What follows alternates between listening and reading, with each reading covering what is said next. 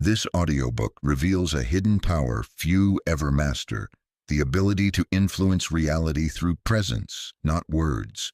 Inside, you'll discover how silence sharpens frequency, stillness rewrites outcomes, and restraint becomes your most magnetic force. If you've ever felt unseen, it's because you haven't yet spoken in silence. In the beginning, there was no voice, no syllables carried across the air, only a presence, a silent field of intelligence that knew itself. Long before humans shaped breath into words, long before tongues learned to twist vibrations into meaning, there was another kind of language. The first language was no sound, it was being. And in that being, the universe responded. In the high deserts of northern Africa, the nomads say that the earth speaks most clearly when the wind is quiet. In their silence, they feel the pulse of the dunes, hear the direction of the water, sense when to walk and when to wait. They do not explain this, they simply know. For thousands of years, their people have listened to the world not through noise, but through awareness. And the world, in return, has guided them faithfully. What they understand is this: sound may carry meaning, but silence carries knowing. There is a reason why the deepest moments in life often come without a single word. The glance between two souls who understand each other, the quiet breath before a breakthrough, the pause in a song that makes the next note divine. The most powerful expressions are not loud, they are clear. And clarity is born in silence. Centuries ago, in a mountain temple cloaked in mist, a young monk named Tenzin asked his master, "Why do the sages speak so little?" The master led him to the edge of a cliff. Below, the valley pulsed with invisible life. The wind shifted. A hawk cried once, then silence. "Listen," said the master, not with his mouth, but with his presence. In that moment, Tenzin understood. There is a deeper conversation always happening, beneath the noise, beneath the thinking mind, and it speaks only to those who have made room for it. This is the silent command. It is not spoken, but it moves mountains. It does not explain, but it rearranges reality. When a person holds an unwavering frequency without needing to describe it, life responds. People feel it. Circumstances bend around it. Energy aligns with it. It is not the declaration that changes the world. It is the quiet certainty behind it. Speak less, and the universe leans in, not because words are bad, but because they are often overused, wasted, spoken too soon, too loud, too often. The real power lies in restraint, in allowing what is not said to carry the message. When you become fluent in this first language, the language of no sound, you begin to command without control, influence without effort, and attract without asking. Today, speak only when it strengthens your frequency. Let your silence be intentional, sacred. And in that space, listen. Listen until you hear the world speaking back, not in words, but in movement, in synchronicity, in effortless unfolding.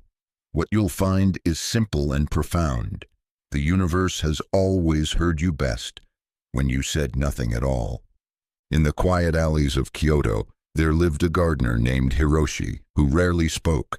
His neighbors whispered about his silence, mistaking it for shyness, perhaps even sorrow.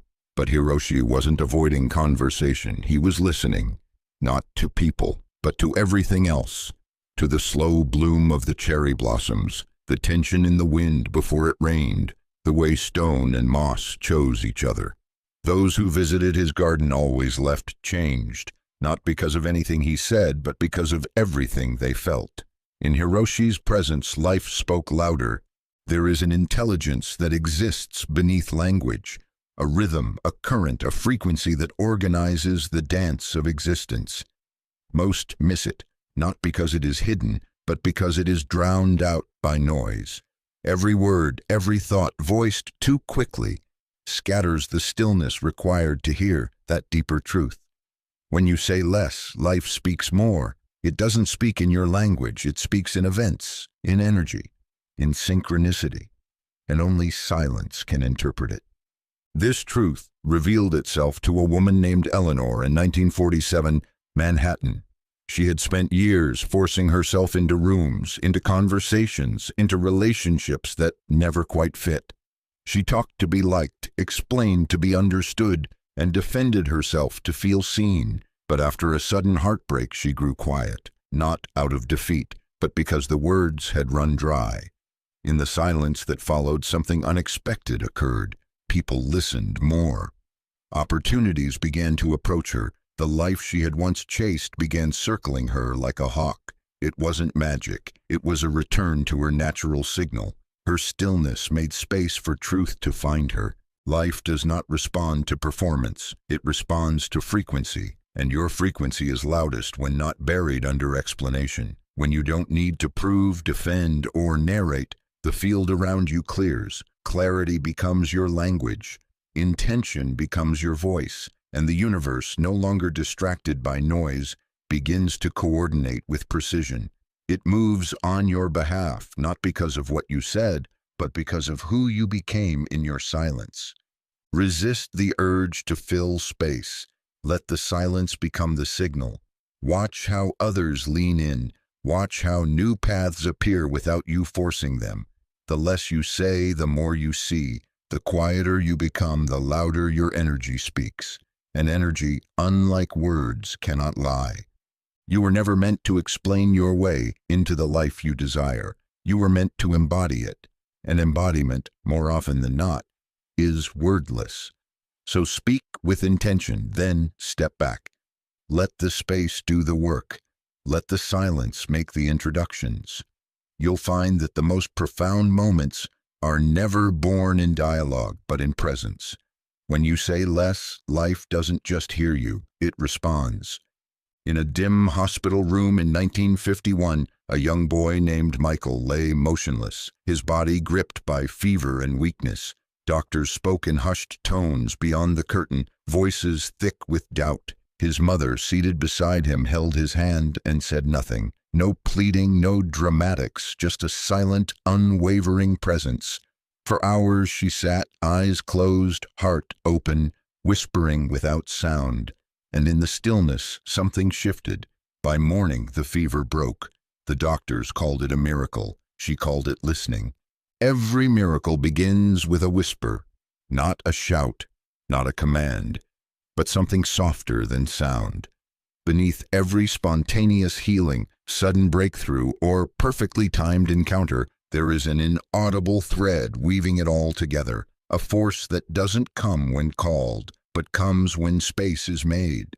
You cannot demand a miracle. You must prepare the field and become still enough to feel its arrival. There is a rhythm the universe follows, a pulse behind the visible. But this rhythm never dances to urgency. It resists the loud. It hides behind noise and reveals itself only in quiet trust. When people pray for transformation, they often scream into the void, hoping volume will summon a response. But the laws of the unseen don't obey desperation. They respond to alignment, to coherence, to the subtle whisper of knowing. In a remote village near the Himalayas, a healer named Devi was known not for her words, but for her gaze.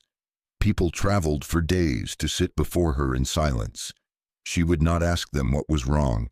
She would not offer advice. She simply listened with her whole being, and people left changed. Their pain softened, their hearts steadied, not because of what she said, but because of what she received in silence. Her presence was tuned to the whisper behind every miracle, the subtle guidance, the exact right timing, the unseen alignment that words often miss. Most miss miracles because they shout over them. They beg too loudly, explain too much, doubt too quickly, but the sacred speaks softly. It will not raise its voice to compete with yours. If you want to hear the whisper, you must quiet the storm. The whisper behind every miracle speaks only when the soul is still, when the heart is open, and when the mind has surrendered its script. Miracles are not random. They are responses, and they don't come because of how loudly you ask, but but how deeply you align. The whisper is always there, waiting. It's the soft nudge that says, turn here, or call now, or wait a little longer. It's the invisible guide behind synchronicity, behind timing so perfect it couldn't be planned. So today, say less, feel more, trust the quiet moments, and when nothing seems to be happening, lean in closer, for it is in that silence that life begins to shift. The miracle has already been whispered. All that remains is your ability to hear it. In the winter of 1943, a woman named Clara sat in the corner of a crowded train car, her presence so still it almost disappeared. She said nothing. She made no grand gestures. Yet, without a word, people made space around her. A soldier moved to offer her his seat. A child stopped crying near her. Even the rhythm of the train seemed to shift when it passed her row. She held no title, no uniform, no power in the way the world defined it. But within her radiated a current, subtle, invisible, unmistakable. It was the frequency of command, not expressed through voice, but carried in presence. There is an energy that speaks before you open your mouth. It arrives first. It sets the tone. It arranges the room long before words are spoken. While most believe leadership begins with declaration, true influence begins with vibration. The universe and everything within it responds not to your sentences, but to the signal you emit beneath them. This is the invisible frequency of command, the unspoken certainty that reshapes what's possible. Consider the story of Thomas Fielding, a school principal in post-war London. He rarely raised his voice. He didn't need to. When he entered a room, chaos settled. When he passed down the hallway, students straightened not out of fear, but reverence. It wasn't discipline he commanded. It was resonance.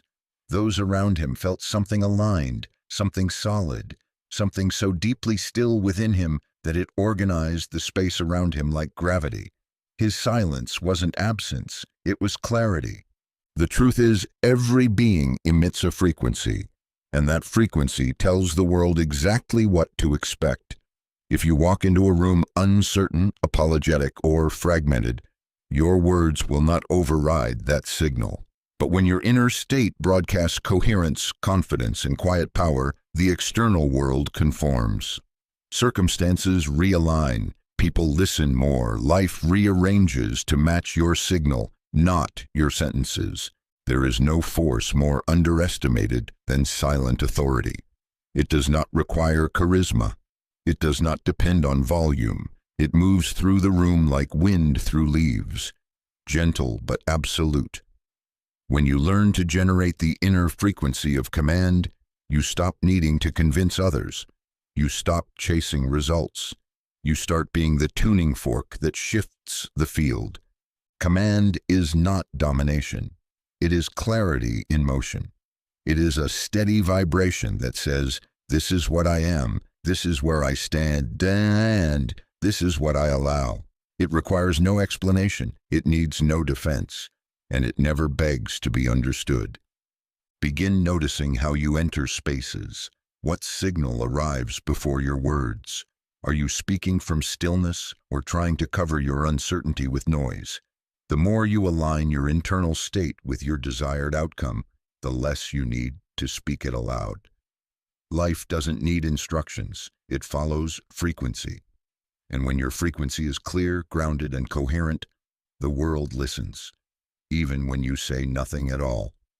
In the foothills of northern Italy during the spring of 1936, a stone mason named Matteo was known for building walls that never cracked, arches that never collapsed, and stairways that felt like poetry underfoot.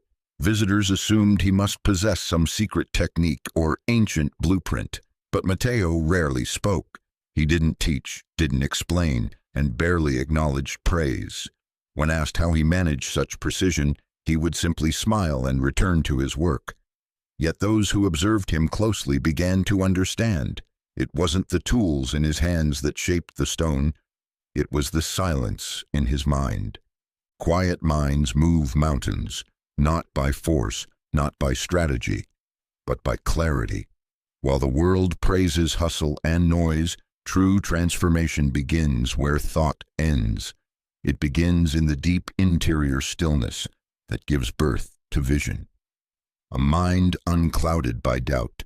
A mind that no longer argues with reality. A mind that doesn't need to speak to know. In a bustling New York newsroom, a young editor named Eleanor learned this truth the hard way. She spent her days jumping between meetings, answering rapid-fire questions, and drowning in a sea of decisions. Every day felt like a battle she couldn't win. Until one morning, after a night of exhaustion that finally broke her, she sat alone at her desk and stopped. No phone, no email, no thinking, just stillness. Something shifted. In that silence, her next steps became obvious. Not forced, not complicated, clear.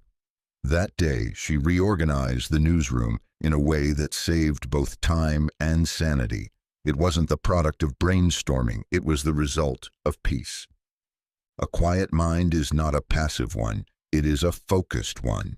Like a still lake that reflects the sky with perfect clarity, a silent mind mirrors the truth of what must be done. It sees through illusion, it moves without confusion, and it acts from wisdom, not reaction. Mountains are not moved by those who scream at them. They yield to those who know the mountain is already moving, who align their breath, their body, and their belief with the rhythm beneath the surface. Noise distracts. Silence directs. Every great invention, every moment of genius, every miracle that seemed impossible began not with a rush of words, but with a stillness that preceded the world. In this culture of constant output, the quiet mind is a rebellion. It refuses to be dragged by urgency or swallowed by chatter. It waits, it watches, and when it acts, it does so with the force of inevitability. Today, choose stillness before strategy. Let your next move rise from silence, not pressure. Breathe before speaking, pause before planning, and in that space, feel the ground shift. The universe listens best to those who don't shout their desires, but radiate the silent certainty that what they carry is already in motion. For it is not the loud who move the world, it is the clear, and clarity only lives in the quiet. In a small cafe on the outskirts of Lisbon in 1942, a man named Samuel visited every Thursday. He rarely ordered more than tea, never brought a book, and spoke only when necessary. Yet, over time, the cafe filled with people who sat closer to him, who lingered longer when he was there. Strangers told him stories unprompted. Children quieted around him. Businessmen who entered tense would somehow leave relaxed. The owner once joked that Samuel was a magnet, but what most never realized was that Samuel's power came not from what he said, but from how completely he listened. Listening is not about waiting for your turn to speak. It is not a pause in noise. It is a presence that alters space. There is a type of listening so profound, so undistracted, that the person speaking feels themselves rise to the surface, as if truly seen for the first time. Most people go through life speaking into half attention, into minds already forming replies.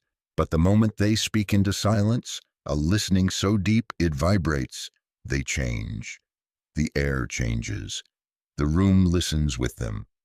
There is a magnetic power in true listening because it is rare. In a world addicted to expression, the one who receives becomes the anchor, the center, the mirror through which others see themselves more clearly. Listening pulls people in, not by force, but by gravity. It creates safety without needing to speak of it. It opens doors without asking for entry. In the cold winter of Berlin, a teacher named Anneliese sat with her students after class, not to instruct, but to hear them. She offered no solutions, no affirmations, no speeches. She simply listened, her gaze soft but unwavering. Those students began to share things they never told anyone. They called her a guide, a counselor, a second mother, but what she had offered was silence. And in that silence, she created transformation. To listen fully is to become invisible in the best way. To disappear so completely that the other person feels held by the vastness of your presence. This is why the great mystics, The great lovers, the great leaders, all listened more than they spoke, because they knew when you truly listen, you draw truth out of others. And when people feel heard, they begin to hear themselves. They begin to heal. Life too speaks when you listen. It's always offering feedback through signs, timing, energy, resistance, ease. But if you are full of sound, full of plans, full of responses, you will miss the message. You will mistake noise for movement and words for connection. So practice listening not just with your ears, but with your whole being. Listen to people. Listen to silence. Listen to life speaking in between moments. The magnetic power of listening is not in what it gets, but in what it gives. And in that giving, everything you seek quietly makes its way back to you. Because the one who listens deeply commands without trying and receives without asking. In the heart of the Swiss Alps, a man named Elias lived alone in a wooden cabin surrounded by snow and silence.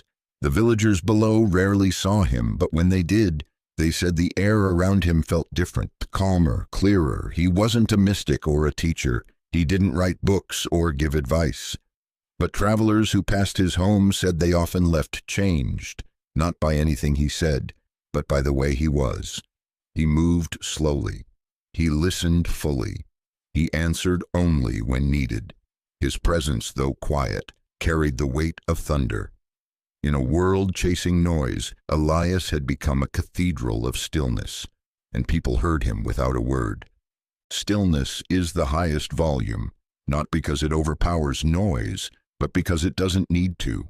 In silence, everything becomes louder. The truth inside you, the signal beneath the static, the knowing that has always waited for space to speak. While the world demands louder campaigns, louder opinions, louder personalities, true influence comes from stillness that doesn't move unless necessary. It does not announce itself. It reveals itself. In 1937, Paris, a dancer named Juliette, became known not for the complexity of her choreography, but for her pauses. She would stand still for long, aching moments on stage, and the audience would lean in, breathless. Those pauses said more than her most intricate movements. They whispered grief, joy, longing, and when she finally moved again, it felt like the world exhaled with her. The critics called it genius, but Juliette said it was simple. The stillness spoke for her. There is a stillness inside every person, but most cover it with action, with proving, with performance. But when you stop filling space with effort, the energy you've buried begins to rise.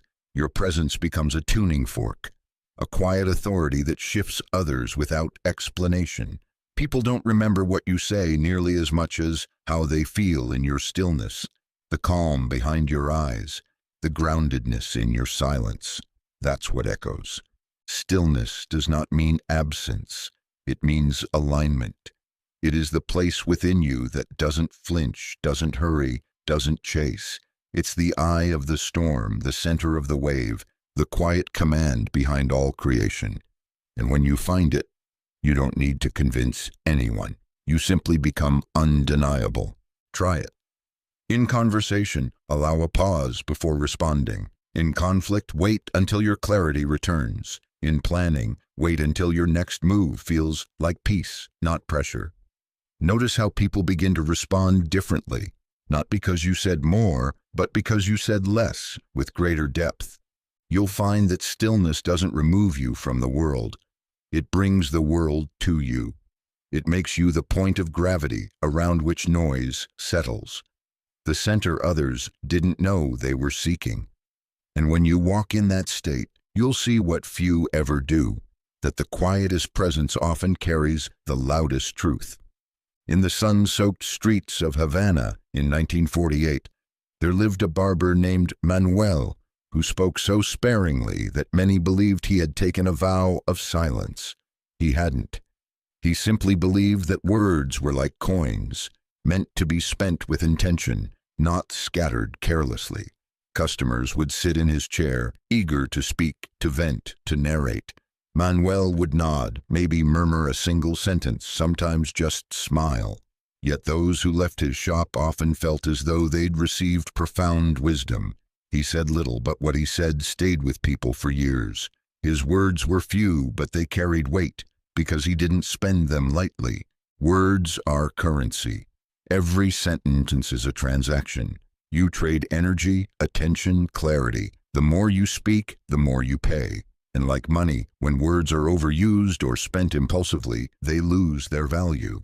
The one who speaks constantly begins to fade into the background, but the one who waits, who speaks with purpose, with calm precision, becomes unforgettable.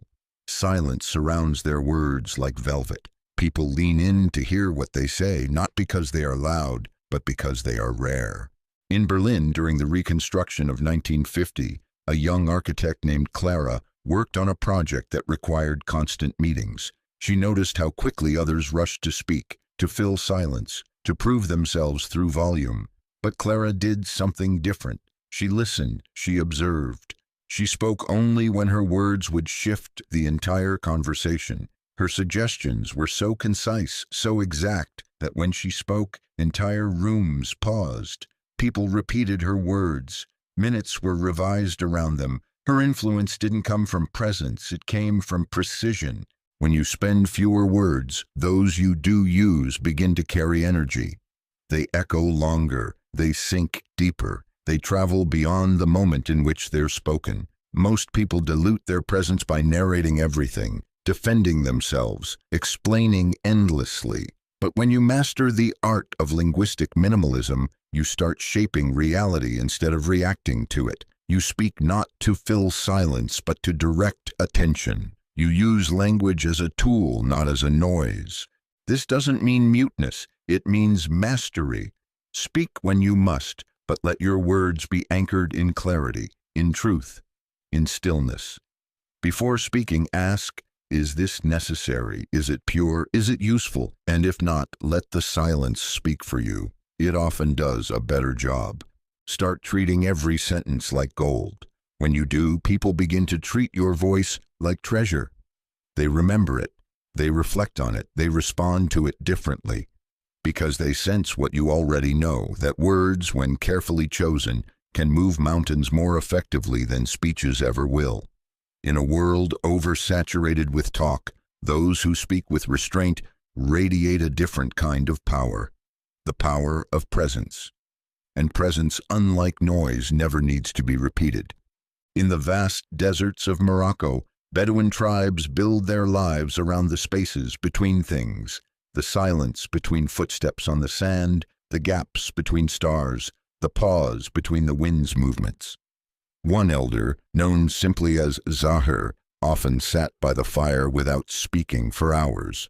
When visitors asked what he was thinking, he would smile and gesture to the horizon. That, he would say softly, is where everything comes from. He didn't mean the dunes, he meant the empty space itself, the silence, the pause, the unseen. It was not a void to him, it was the birthplace of reality. Most people fear emptiness. They rush to fill it with noise, with action, with opinions, with endless activity. But the ancient truth remains. Creation does not emerge from clutter, it emerges from space. The painter begins with a blank canvas, the composer begins with silence, the architect begins with air, and the conscious creator begins with stillness. You are taught that doing makes things happen, that filling time is proof of productivity, that speaking is evidence of knowledge. But in truth, the most powerful movements arise not from noise, but from what surrounds it. A single note becomes music only because of the silence around it. A single intention becomes reality only because of the space that holds it. In 1951, a watchmaker named Ingrid worked in a small shop in Copenhagen. Unlike others, she left long pauses in her process. Before adjusting any gear, she would sit still, observe the rhythm of the watch, feel its pulse. Customers often assumed she was wasting time, but her repairs lasted longer, her clocks ran smoother, and her intuition for tiny imperfections was unmatched. When asked her secret, she replied, I listen to this space between the ticks. That's where the problem lives, and that's where the solution comes from. You see, the world doesn't need more effort. It needs more room. When you allow space to exist between thoughts, between actions, between words, you create the conditions for reality to breathe. Space isn't emptiness. It is potential. It is energy waiting for form, and it always responds to those who are brave enough not to fill it. The reason most people feel stuck is not because nothing is happening. It's because everything is crowded. The mind is crowded. The calendar is crowded. The heart is crowded with unresolved noise. But when you begin to clear space, internally and externally, life rushes in to fill it. Clarity appears. Guidance emerges. Circumstances shift. Today, resist the impulse to overfill. Pause before replying. Breathe before deciding. Let there be space, not as absence, but as invitation. In that space, you'll hear what has been waiting to reach you. In that silence, you'll find direction. And in that emptiness, you'll feel something extraordinary, the quiet stirrings of reality beginning to form around you, not because you forced it, but because you made room for it to arrive. In the hushed forests of northern Finland, a violinist named Leila would wander alone before every concert, walking for hours through the snow-covered trees. She carried no music, spoke to no one, and played no instrument. Yet when she stepped onto the stage, her performances stunned audiences into stillness.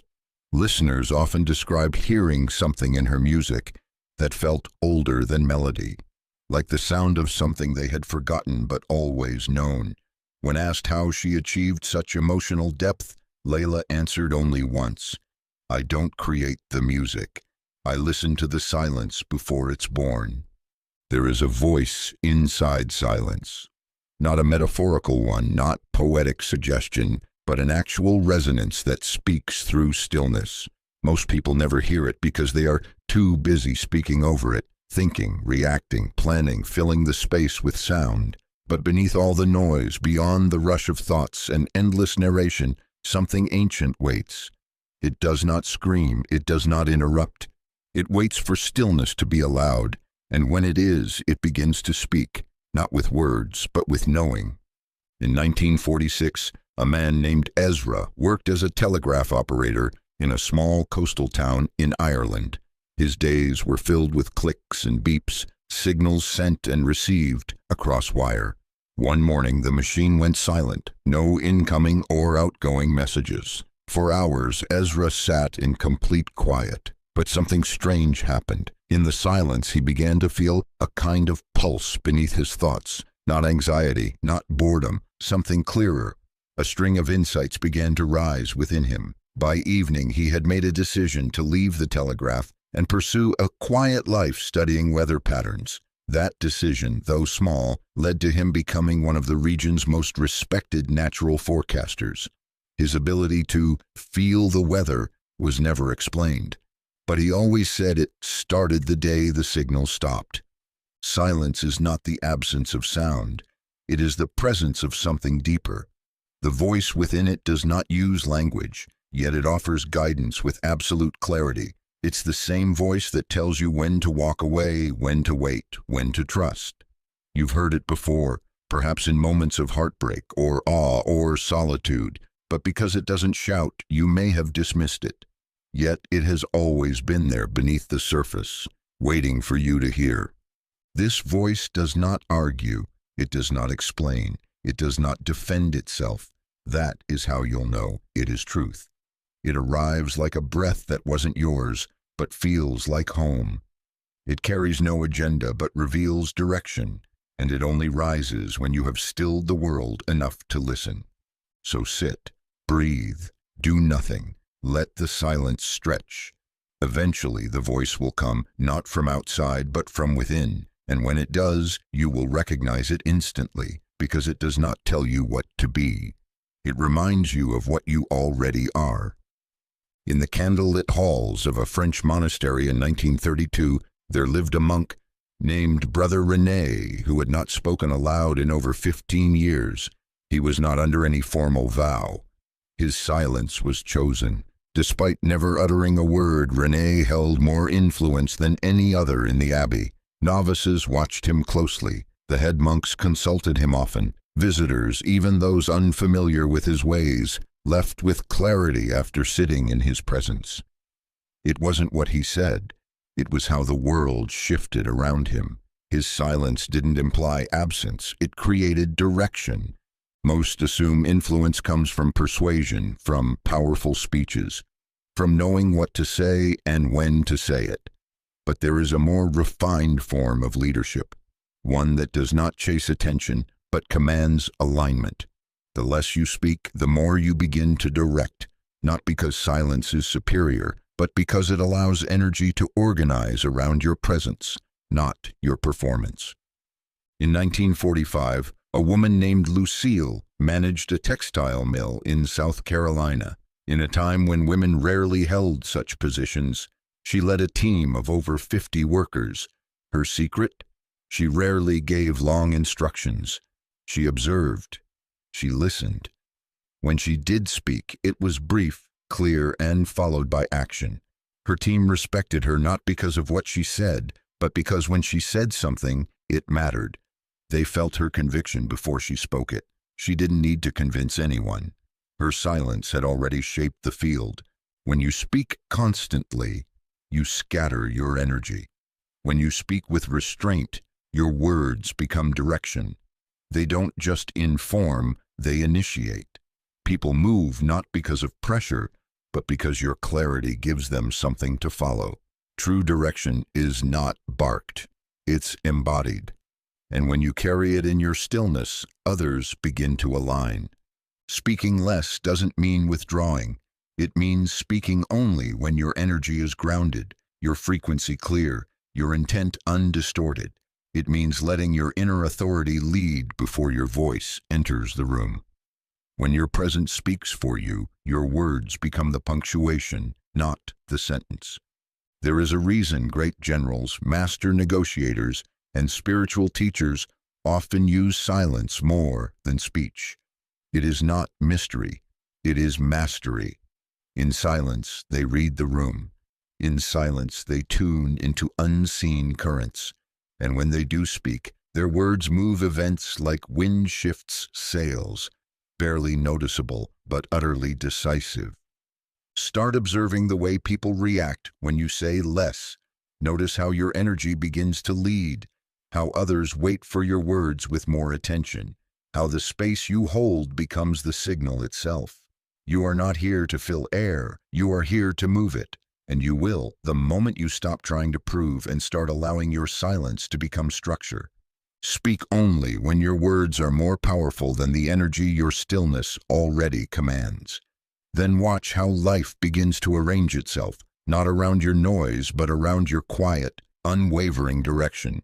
In a university lab in Prague during the winter of 1939, a physicist named Emil Richter spent his nights studying sound.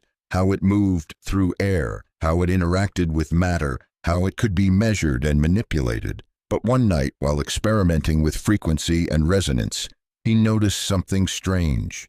A particular tone caused the glass nearby to tremble not through volume, but through something subtler, something that couldn't be traced to the sound waves themselves. It wasn't loud, it wasn't even fully audible, yet the entire room responded. Emil had stumbled onto something he couldn't yet explain, the difference between sound waves and vibration fields. Sound waves are what you hear. They travel through the air, hit your eardrum, and are processed by the mind. But vibration fields are what you feel. They don't need to be heard to have impact. They move not through sound, but through presence. One is mechanical, the other is energetic. And while sound waves fade, vibration fields linger. Think of someone walking into a room before they speak. Sometimes the energy shifts instantly. People straighten, silence falls. Not a word has been spoken, but something has arrived. That is a vibration field. It's not what they say, it's who they are being. Sound waves require effort. They push out into the world. Vibration fields require coherence. They pull the world in. One reaches the ear, the other reaches the heart. This is why you can be moved to tears by someone who says very little, or feel uneasy around someone whose words sound perfect, but whose energy feels fractured. In 1950s Chicago, a therapist named Nora Hamilton became known for her almost uncanny ability to help patients heal without saying much at all. She would sit with them for long stretches of time in near silence, only occasionally asking a question or offering a short reflection, but her presence was unwavering. Patients reported feeling held, seen, even restructured after sessions. Her secret wasn't her speech, it was her vibration field. She didn't try to fix anyone. She simply aligned herself so clearly, so deeply, that others began to entrain to her frequency. This is the same principle behind tuning forks. Strike one fork and place it near another. Soon, the second begins to vibrate without being touched. Not because of direct sound, but because of shared resonance. When you learn to tune yourself, you become that second fork.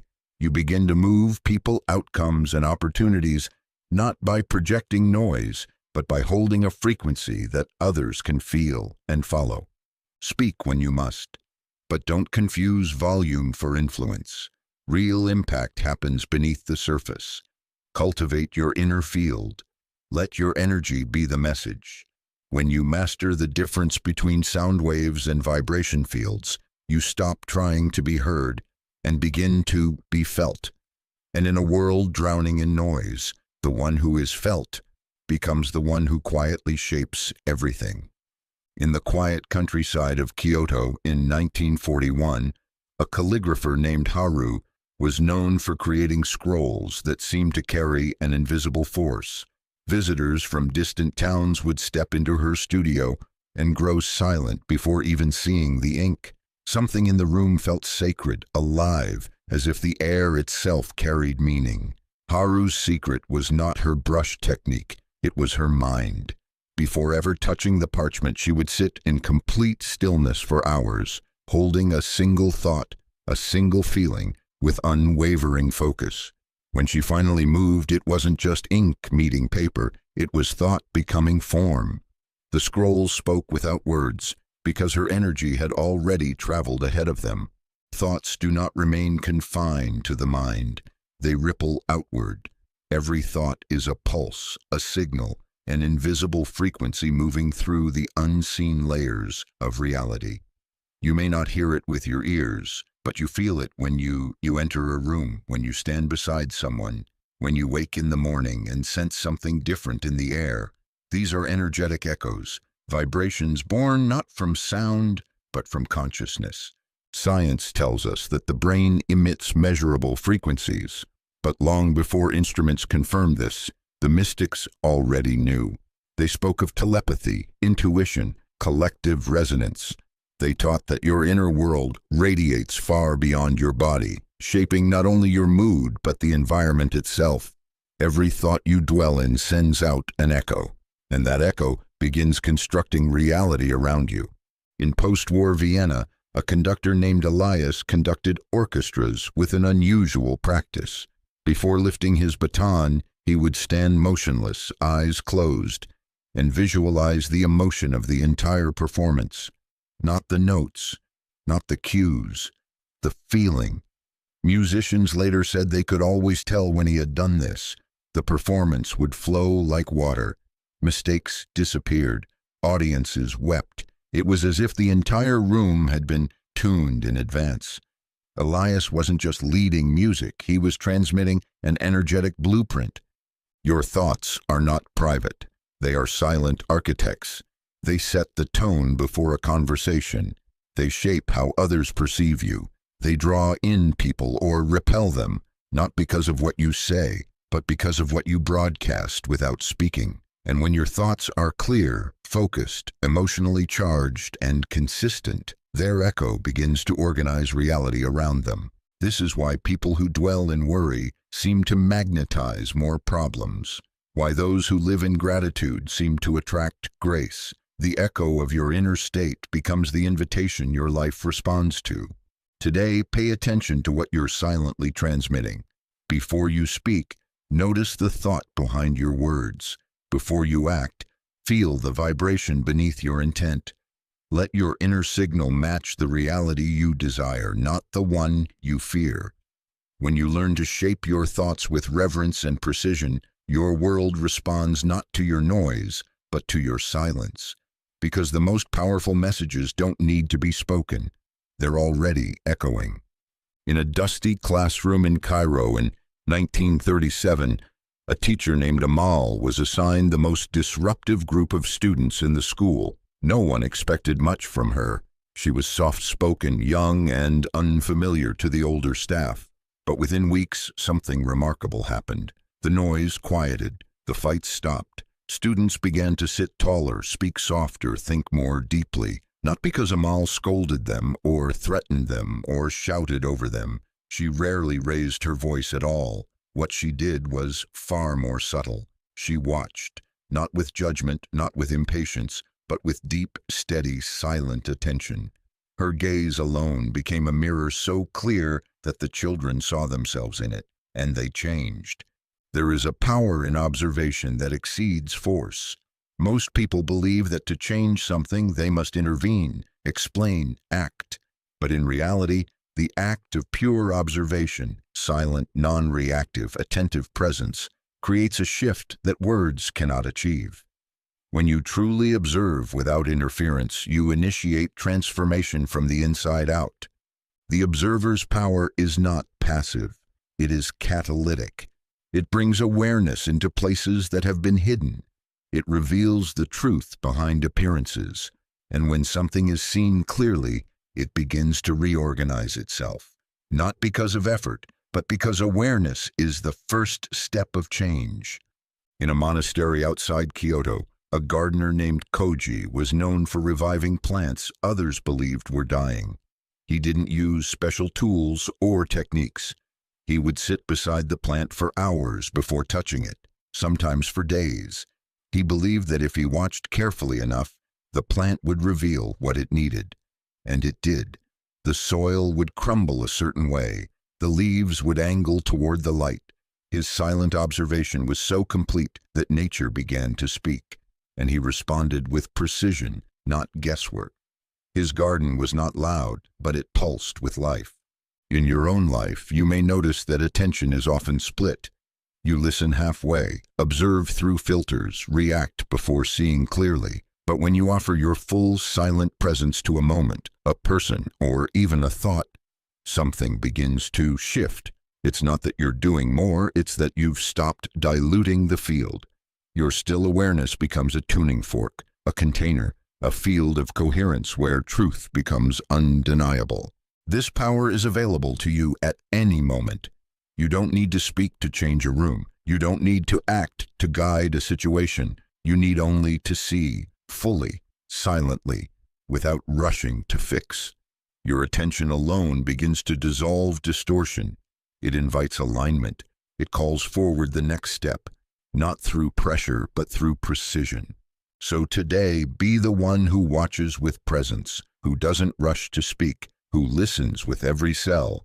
You'll find that your silence carries more influence than your words ever could, and that through the act of pure observation, reality begins to bend, not because you pushed it, but because it was finally seen. In the cobbled streets of Lisbon in 1940, a philosopher named Tiago lived above a bakery that filled the alley with the scent of cinnamon and firewood. He rarely left his apartment, but each evening he would open his window and sit motionless, gazing at the sky. Neighbors often speculated about him. Was he ill? Was he lonely? But those who knew him understood Tiago was listening, not to the birds or the breeze, but to his own mind. He believed that every thought you repeat becomes an echo, bouncing off the walls of your inner world until it builds a structure around you. Over time, that structure becomes your life. Most people do not live in reality. They live inside the reverberation of their own thoughts. A single idea, once spoken or silently held, repeats itself, and each repetition gives it more weight, more shape, more authority. This is the echo chamber of thought. It does not require sound. It does not need an audience. It begins the moment you hold a belief long enough for it to reflect back to you, and then you confuse the echo for the truth. In 1953, a seamstress named Eleanor in Chicago began to tell herself she was unlucky in love. After 2 failed relationships, the thought took root. She didn't say it aloud often, but it hummed beneath every encounter. Every glance that could have become a connection was dismissed. Every conversation was filtered through her quiet resignation. Weeks turned into years, and what had once been a passing thought became a self-fulfilling prophecy. Eleanor lived not in the world, but in the chamber her thoughts had created. What you think does not simply stay inside your mind. It radiates, it loops, it begins to build momentum. Every thought becomes a blueprint, and each repetition is another brick. Before long, you're no longer thinking the thought. The thought is thinking you. This is why silent awareness is so vital. Without it, you don't even notice the chamber. You don't hear the echo. You believe it's reality. But when you get still, truly still, the echoes become noticeable. You hear the repeated phrases, you feel the pattern, and in that moment you gain the power to change it. The mind, like any chamber, can be cleared, but not by shouting over the noise. You clear it through presence, through watching, through the quiet discipline of choosing not to echo back every thought that arises. Not all thoughts are true. Not all beliefs deserve repetition. Silence lets you hear which ones have simply been echoing unchecked. So today, sit in stillness. Listen not to the world outside, but to the world inside. Notice what keeps repeating. Ask yourself if it's true, and then, instead of answering, remain silent. Let the echo fade.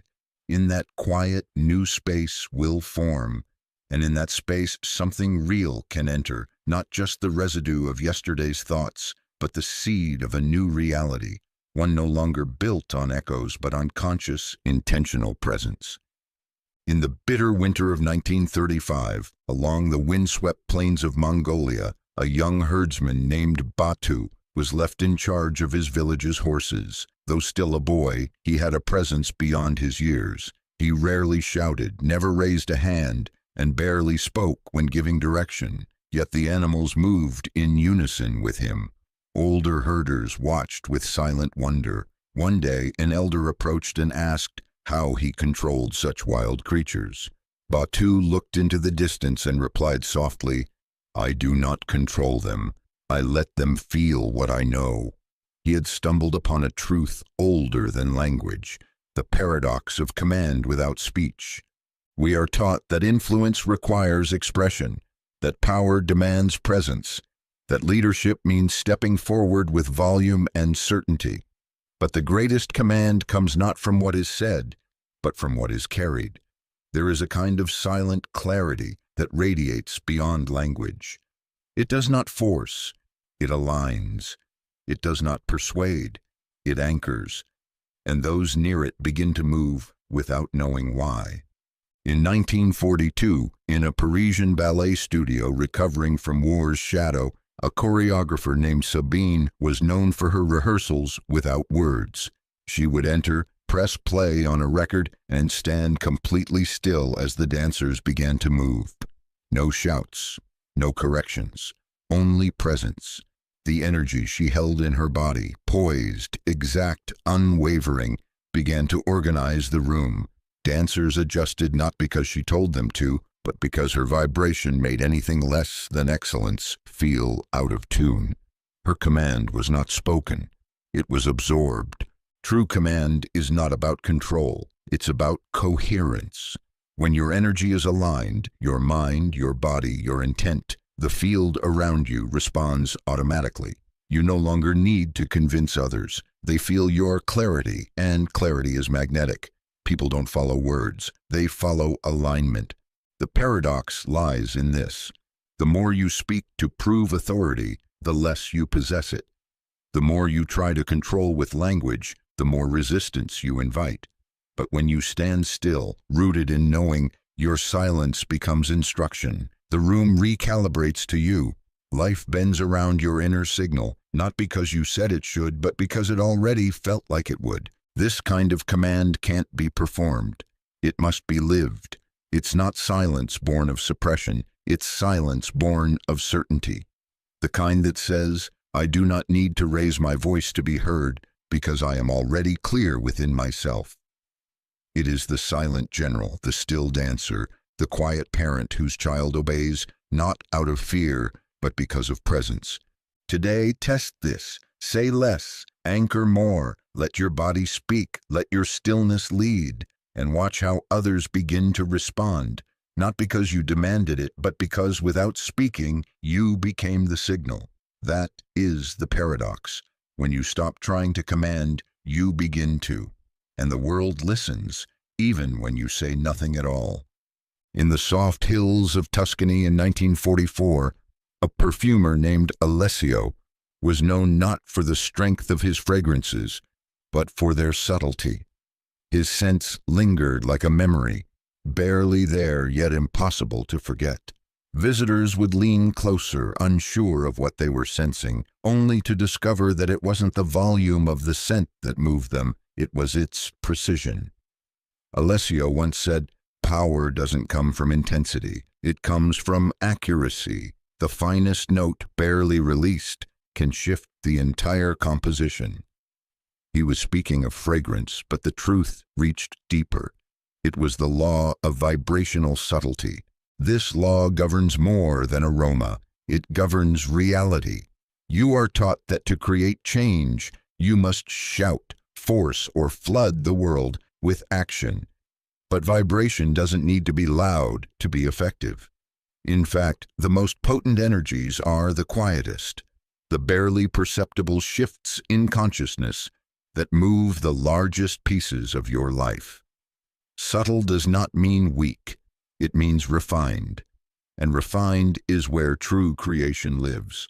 Consider the way water shapes stone, not through force but through persistent, silent motion, or the way a musician tunes an instrument, not by breaking it open, but by making the most delicate adjustment to a single string.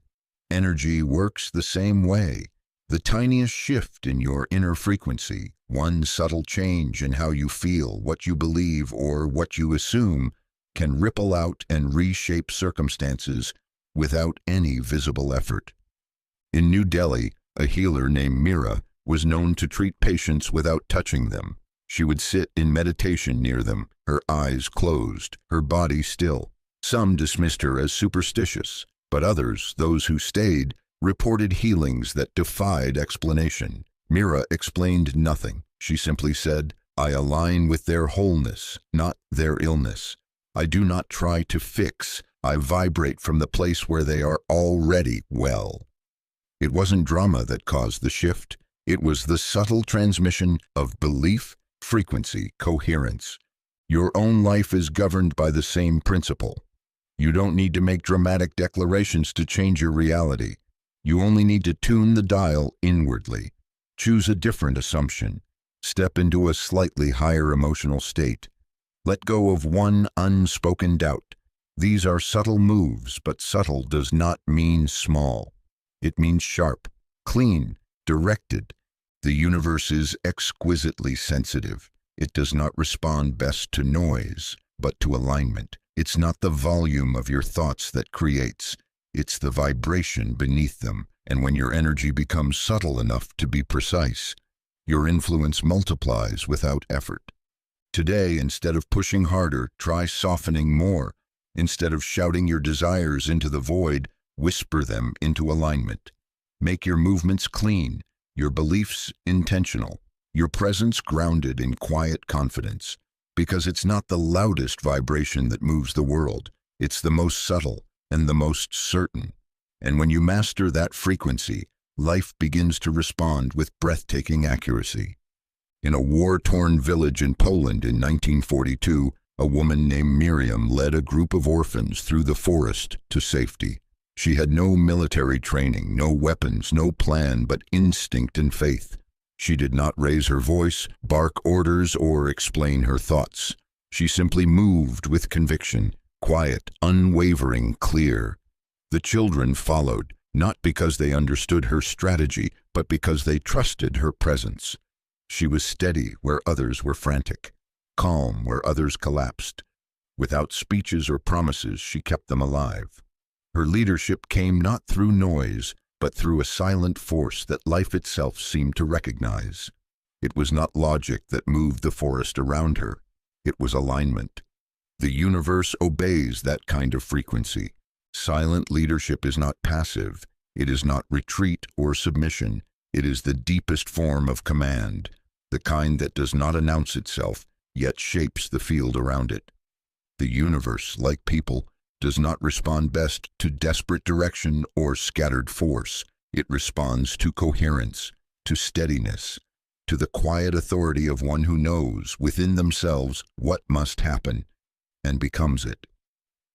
In Tokyo, a craftsman named Kenji repaired ceramics with a technique called kintsugi, where broken pottery is mended with gold. Customers often returned not just for the restored bowls, but for how they felt in his workshop. Kenji spoke rarely, but worked with such care that those around him softened. His presence alone seemed to slow time. People said they made clearer decisions after watching him. They couldn't explain it, but his energy didn't ask to be understood. It simply instructed, quietly, without demand. That, too, was leadership. The universe is not persuaded by volume. It is organized by resonance. When you carry doubt, your world reflects confusion. When you carry chaos, it mirrors instability. But when you walk with stillness, when your inner state is resolved, life begins to align. Not because of what you say, but because of what you are. Silent leaders do not lead with effort. They lead with embodiment. They become the vision before others can see it. They hold a frequency so steady that it begins to draw others into form, not by force, but by gravity. Their words are few, but their influence is wide. People remember how they felt around them, calm, clear, certain. You don't need a title to lead. You don't need to be the loudest voice in the room. The universe is not listening to your volume. It's listening to your vibration, the way you walk, the way you breathe, the way you hold a decision inside your bones. That is what directs reality. That is what nature obeys. So lead today, not with noise, but with presence. Don't try to convince the world. Become the frequency that moves it.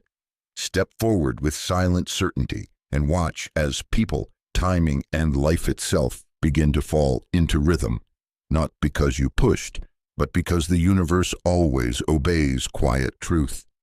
In a small physics lab in Copenhagen in 1930, a young researcher named Anya was running an experiment on subatomic particles. She noticed something strange.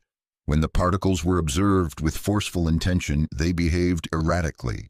But when she let go, simply watching without expectation, the particles began to align in a beautiful and predictable rhythm. Her supervisor dismissed the finding as irrelevant, but Anya knew she had stumbled on something deeper than measurement.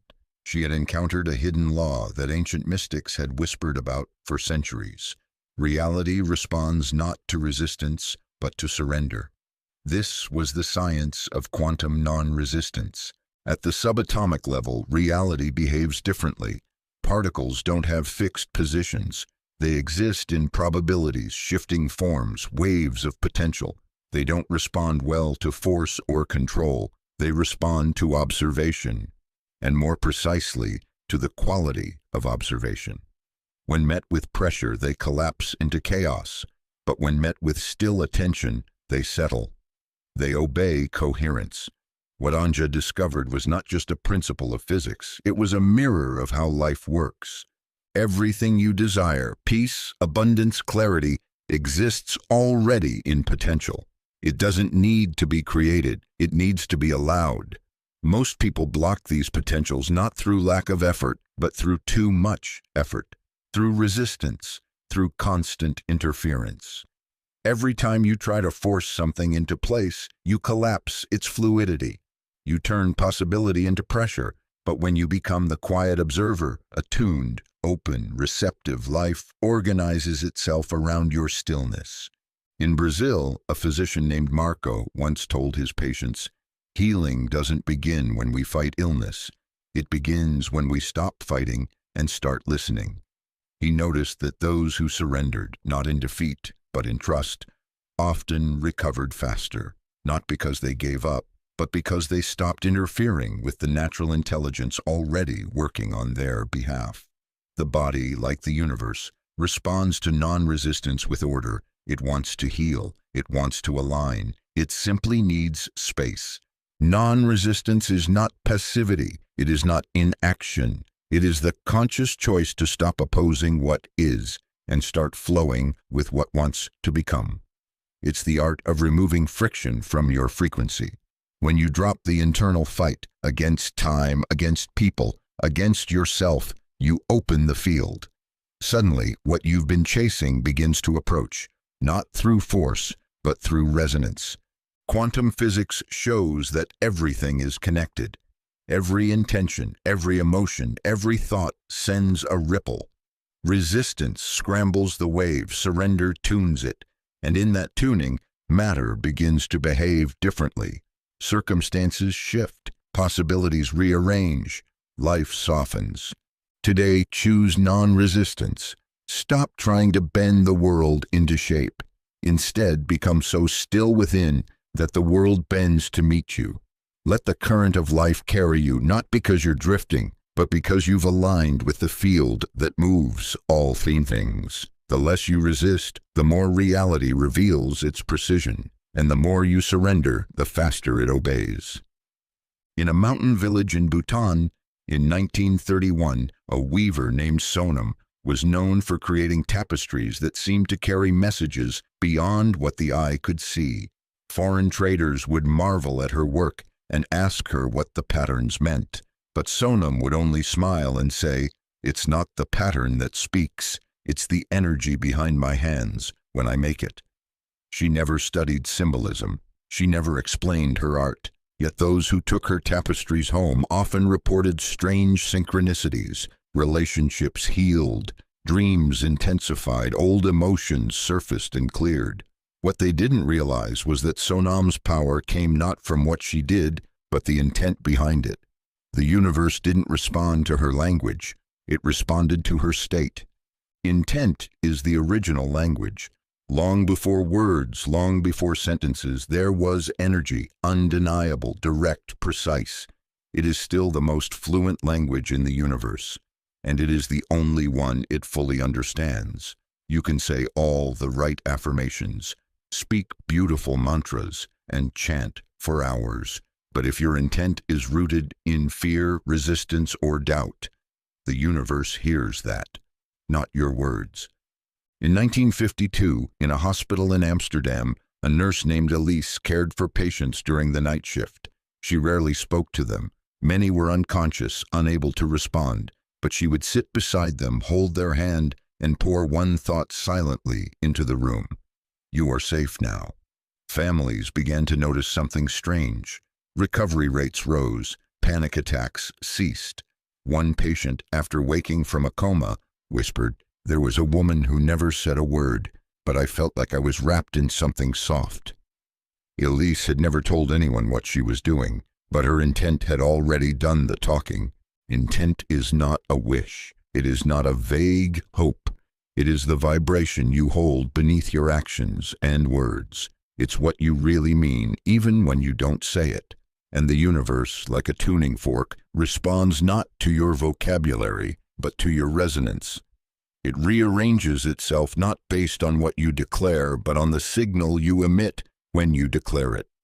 This is why people who say nothing often change everything. Their presence carries intent so clean, so coherent, that the world begins to move. And why others, despite saying all the right things, seem to repel what they seek. Their words are polished, but their energy wavers. If you want to be understood by life, speak with your field. not your mouth. Anchor the feeling of your desired reality in your body. Act not from the words you speak, but from the truth you carry. Trust that nothing sincere goes unnoticed, not by people, and certainly not by the intelligence that weaves the fabric of experience. Today, ask yourself not just what you're saying, but what you're transmitting. Then say less, feel more, and let your intent do what language never could. Speak straight to the heart of reality. In the gardens of Sarnath, in 483 BCE, a group of disciples gathered around the Buddha, filled with questions about suffering, karma, and the path to enlightenment. One young monk, eager and trembling, asked, "Master, what is the final truth?" The Buddha didn't answer. He didn't move. He simply smiled. That moment would be written about for centuries, not for what was said, but for what was not, because that smile was a sentence. It held layers of meaning no string of words could hold. It pierced through the intellect and landed directly in the heart. The silence between question and smile became the answer itself. There are moments when language fractures under the weight of truth. Words are tools, useful for guiding others toward understanding, but they are still surface level, reflections of something deeper. What the Buddha knew and what many have since forgotten is that the highest truths are not spoken. They are embodied. They radiate. They transmit themselves without needing to explain. When the Buddha smiled, it wasn't performance. It was frequency. It was a vibration so calm, so stable, that those around him could feel themselves realign. Some wept. Some laughed. Some sat in stunned silence, not because he told them what to feel, but because his being gave them permission to access what was already within. The smile wasn't an expression. It was a transmission. In 1937, a Zen master named Tetsuya lived in Kyoto and rarely gave formal lectures. Students would travel long distances hoping for wisdom, only to be met with quiet tea ceremonies or walks through moss-covered gardens. When one impatient student finally asked, "Why do you teach us nothing?" Tetsuya turned to him and raised an eyebrow. The room shifted, the air thickened. The student bowed and never asked again. That moment became his turning point, not because of information gained, but because of a presence encountered. True wisdom doesn't need to persuade. It doesn't prove. It reveals itself through stillness, through resonance, through subtle, unwavering alignment. The Buddha's smile was a doorway, one you had to walk through without needing to be convinced. You may notice this in daily life. Someone says everything right, but their energy says otherwise. Another speaks little, but you feel changed just being near them. This is the difference between expression and embodiment, between noise and knowing. Words can carry truth, but they are not truth itself. The clearest truths don't echo through conversation. They settle quietly in the spaces between. The next time you wish to communicate something meaningful, try less expression and more alignment. Don't rush to answer. Don't over-explain. Sit with the question. Let your presence speak. You'll find that the most profound message may rise not from your mouth, but from your stillness. Just like the Buddha, whose smile, simple and silent, still speaks to hearts thousands of years later, reminding us that some truths don't need to be spoken at all. They only need to be felt.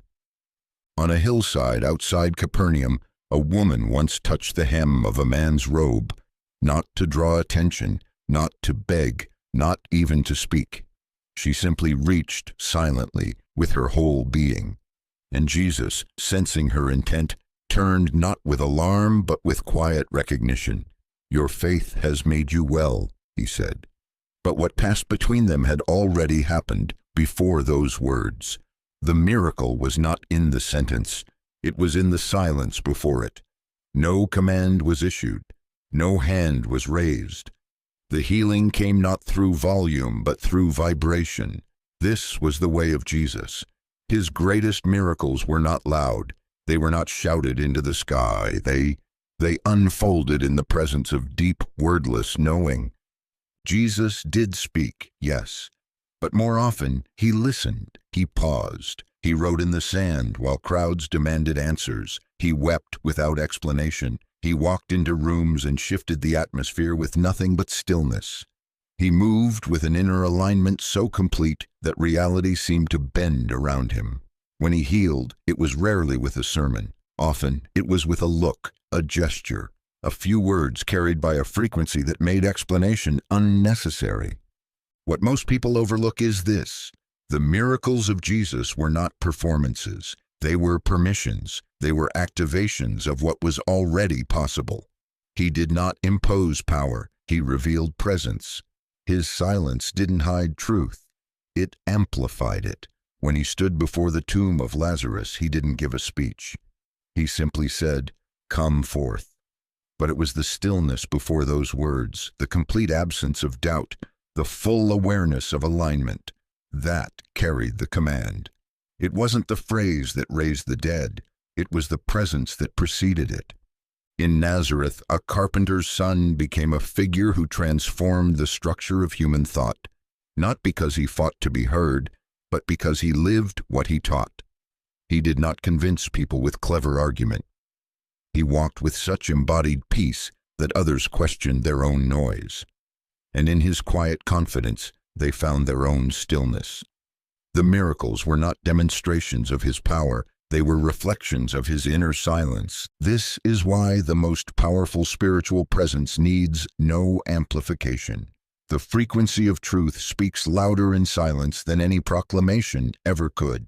The universe recognizes stillness more than speech, and those who master inner quiet become conductors of miracles, not through demand, but through resonance. You do not need to shout to be heard by the divine. You do not need to explain your way into healing or argue your way into alignment. Like Jesus, you need only to carry the frequency of what you know to be true and hold it without wavering. Speak less, align more, stand in the space where no words are needed, and life itself will rise to meet you. For the greatest miracles are not spoken into being. They are recognized in silence by those who know how to listen with their spirit. In the mists of ancient China, long before the printing of sacred texts or the rise of organized doctrine, there lived an old man known only as Lao Tzu. He rode out of the city one day on the back of an ox, carrying nothing but his silence. A gatekeeper, sensing something profound, stopped him and begged for a final teaching before the old sage vanished into the mountains. Lao Tzu obliged, not with a sermon, not with an argument, but with a simple collection of verses known today as the Tao Te Ching. And even then, what he left behind was not instruction, it was a mirror of what cannot be spoken. The Tao teaches without speaking. It is the way beneath the way, the intelligence behind form, the movement behind stillness. It has no shape, yet it shapes everything. It doesn't command, yet all things respond to it. It doesn't argue, but it proves itself through the unfolding of life. The Tao is not something you hear, it's something you feel in the quiet spaces between action, and those who align with it don't need to preach. They become living expressions of it. The power of the Tao is not in explanation, it is in embodiment. A flowing river does not ask permission to move around stone. The wind does not justify its path. The moon does not speak, yet it pulls the ocean with a force no king could match. In nature, all things obey the Tao because they do not resist it, and humans, when they stop grasping, explaining, controlling, can return to that same state of effortless alignment. In 1924, a Japanese gardener named Hiroshi created spaces so peaceful that visitors would weep without knowing why. He said little to his clients. He made no claims about his methods. He simply shaped his gardens to reflect the principle of Wu Wei, action through non-action. Paths bent gently like rivers. Stones seemed placed by the hand of time itself. Birds gathered without fear. Hiroshi's silence was not absence, it was presence. And his work, like the Tao, spoke volumes without saying a word. The Tao whispers through your life constantly. It speaks in how things unfold when you stop forcing them. It teaches through your breath, through your stillness, through the moment you choose peace over control. You don't need to quote Lao Tzu to walk the Tao. You need only to become like water, soft but unstoppable, quiet but reshaping mountains over time. So stop trying to capture life with your words. Let go of needing to explain the mystery. The Tao doesn't need your defense. It only asks for your cooperation. When you live with simplicity, clarity, and trust, you begin to teach without speaking. You lead without demanding, and the world moves with you, not because you have power, but because you've surrendered to the rhythm that moves everything. In the end, the greatest truth is not the one you shout. It is the one you live so purely that nothing more needs to be said. In the sun-scorched sands of the Egyptian desert, in the 4th century, a scattered brotherhood of monks known as the Desert Fathers lived in solitude. They spoke little. They prayed without show. Their lives were stripped to the bone, clay huts, plain bread, and silence so deep it seemed to vibrate.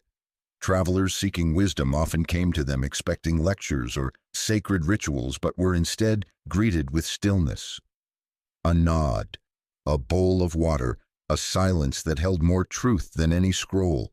Many left frustrated, others wept in understanding, for in their silence the Desert Fathers carried a power that modern noise cannot touch.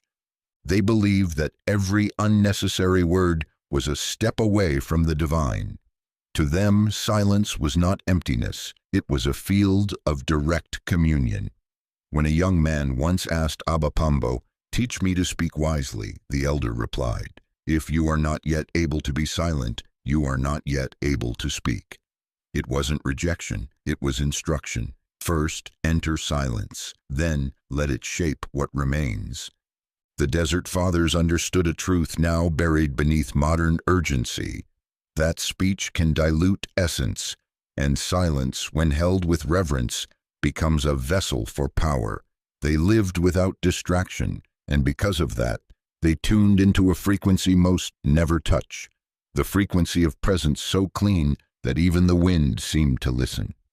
In the monastery of Cyrus, it was said that a certain elder named Arsenius once spent 40 years uttering only one sentence per day, and only when necessary. Yet rulers, priests, and seekers would travel from distant lands just to sit outside his door. They said the atmosphere around him was different, as if the space itself had been reordered. His silence had weight, not because of suppression, but because of intention. Each word became sacred, not through ritual, but through rarity. This is the power of disciplined silence. It purifies, it sharpens, it draws the unseen into clarity. The Desert Fathers didn't withdraw to escape the world. They withdrew to confront it within. And in doing so, they discovered that the truest transformation does not happen in public, but in stillness, in solitude, where nothing exists to perform for, and the soul must finally speak to itself. You don't need a desert to enter this silence. You need only the willingness to stop explaining yourself to a world that has forgotten how to listen. Begin holding your words like gold. Let stillness do the work. When others ask what has changed, offer nothing but your presence. The transformation will speak for itself. For when you honor silence the way the Desert Fathers did, you tap into a reservoir that doesn't run dry. You return to a way of knowing that predates language, and in that return you remember, it's not how much you say that reveals your wisdom, it's how much power your silence holds when you say nothing at all. In 13th century Konya, where the streets hummed with trade and the air smelled of cinnamon and dust, a man named Jalal al-Din Rumi would sometimes fall into silence mid-sentence. His students would lean in, waiting for him to continue, but he wouldn't. He would simply close his eyes, smile slightly, and allow the space between his words to widen until it became its own teaching. These pauses were not empty, they were sacred. Rumi knew something that few poets or mystics had ever mastered so fully that the real poem often lives not in the line itself, but in the silence between them. Rumi's words have echoed across centuries, translated into every major language, revered by lovers, seekers, and mystics alike. But what most forget is that Rumi did not just speak poetry. He transmitted states of being, and those states were carried as much by his silences as his verses. He would often say, "Don't get lost in my words. Find the gap between them. That's where God dances." His pauses were not the end of meaning. They were its doorway. In one gathering, a disciple asked, "Master, why do you stop mid-verse?" Rumi replied, "Because the next truth hasn't arrived yet. I must give it space to enter." He wasn't crafting language, he was channeling it. And silence was part of the transmission. It wasn't absence, it was alignment. When he paused, it gave the listener time to feel the depth of what had just been spoken, and more importantly, to feel themselves. The quiet line between words is a mirror. It reflects your readiness, your resistance, your receptivity. Words can be manipulated, but the silence between them tells the truth. That's why Rumi's poetry often moves people to tears, even when they don't fully understand the language. The rhythm of his silence carries its own message. In modern times, people chase endless expression. Post, speak, explain, repeat. But Rumi's life was a reminder that the divine is not found in constant output. It is found in restraint, in listening, in the sacred breath you take before continuing. He wasn't asking you to read him, he was inviting you to feel what he felt, and he trusted silence to do what language could not. Rumi danced in circles not to entertain, but to empty himself. He wrote not to fill space, but to open it, and each pause in his writing was a moment of stillness so complete that it pulled the reader into the eternal. So when you read his verses, pay attention to the pauses. When you speak, notice the moment before the next thought forms.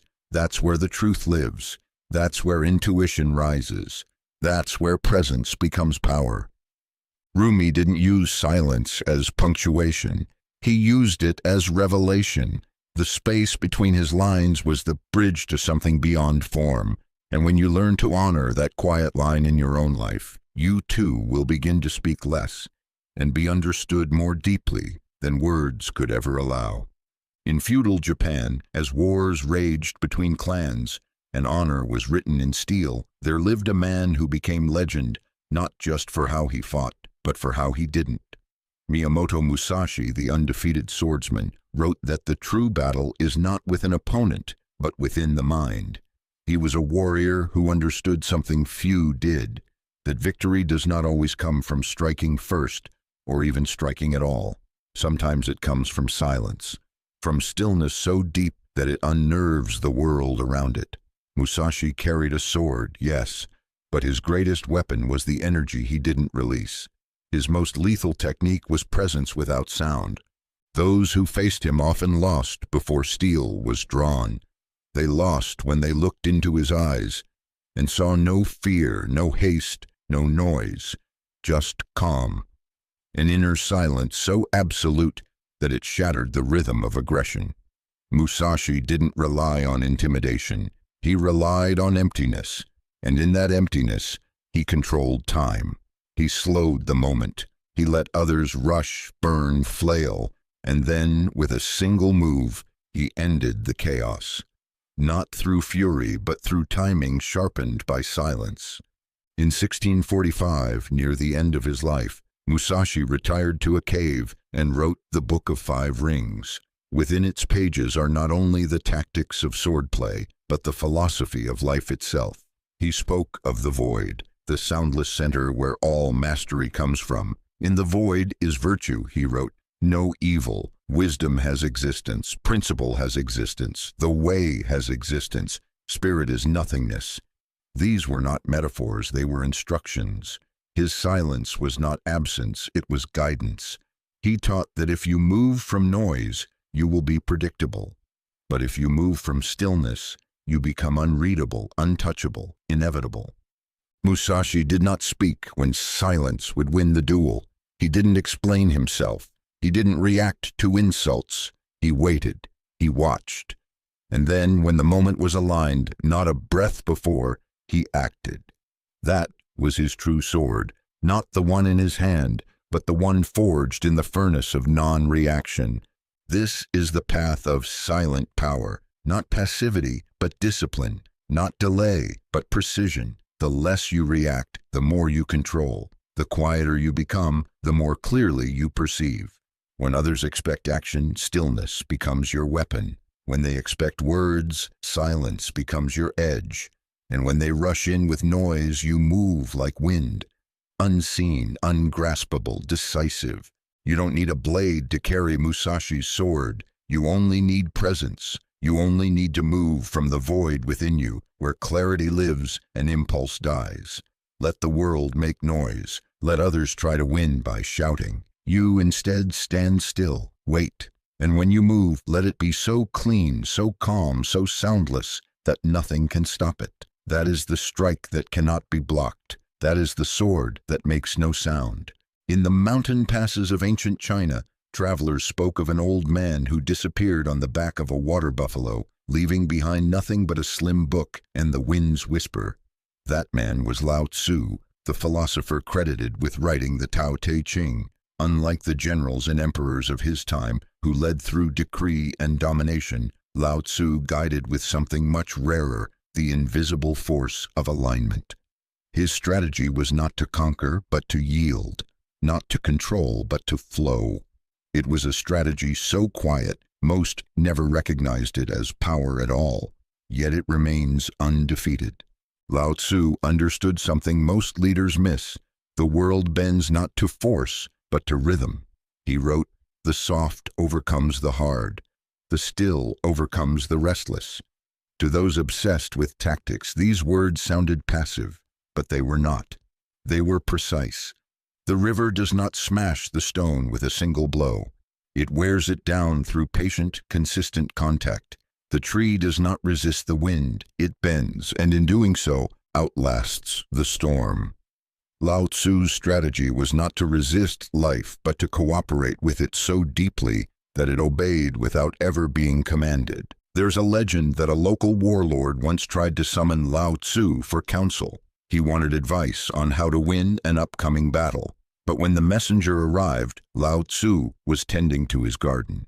He didn't speak of weapons or enemies. He said only, "Plant with the season, harvest with the sun, act when the time is right." The warlord was furious.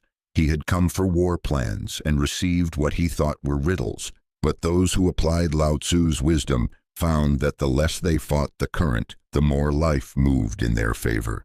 Lao Tzu's quiet strategy teaches us this: the universe already has its own intelligence. When you impose your will too loudly, you disrupt that intelligence. When you move in harmony with it, you become unstoppable.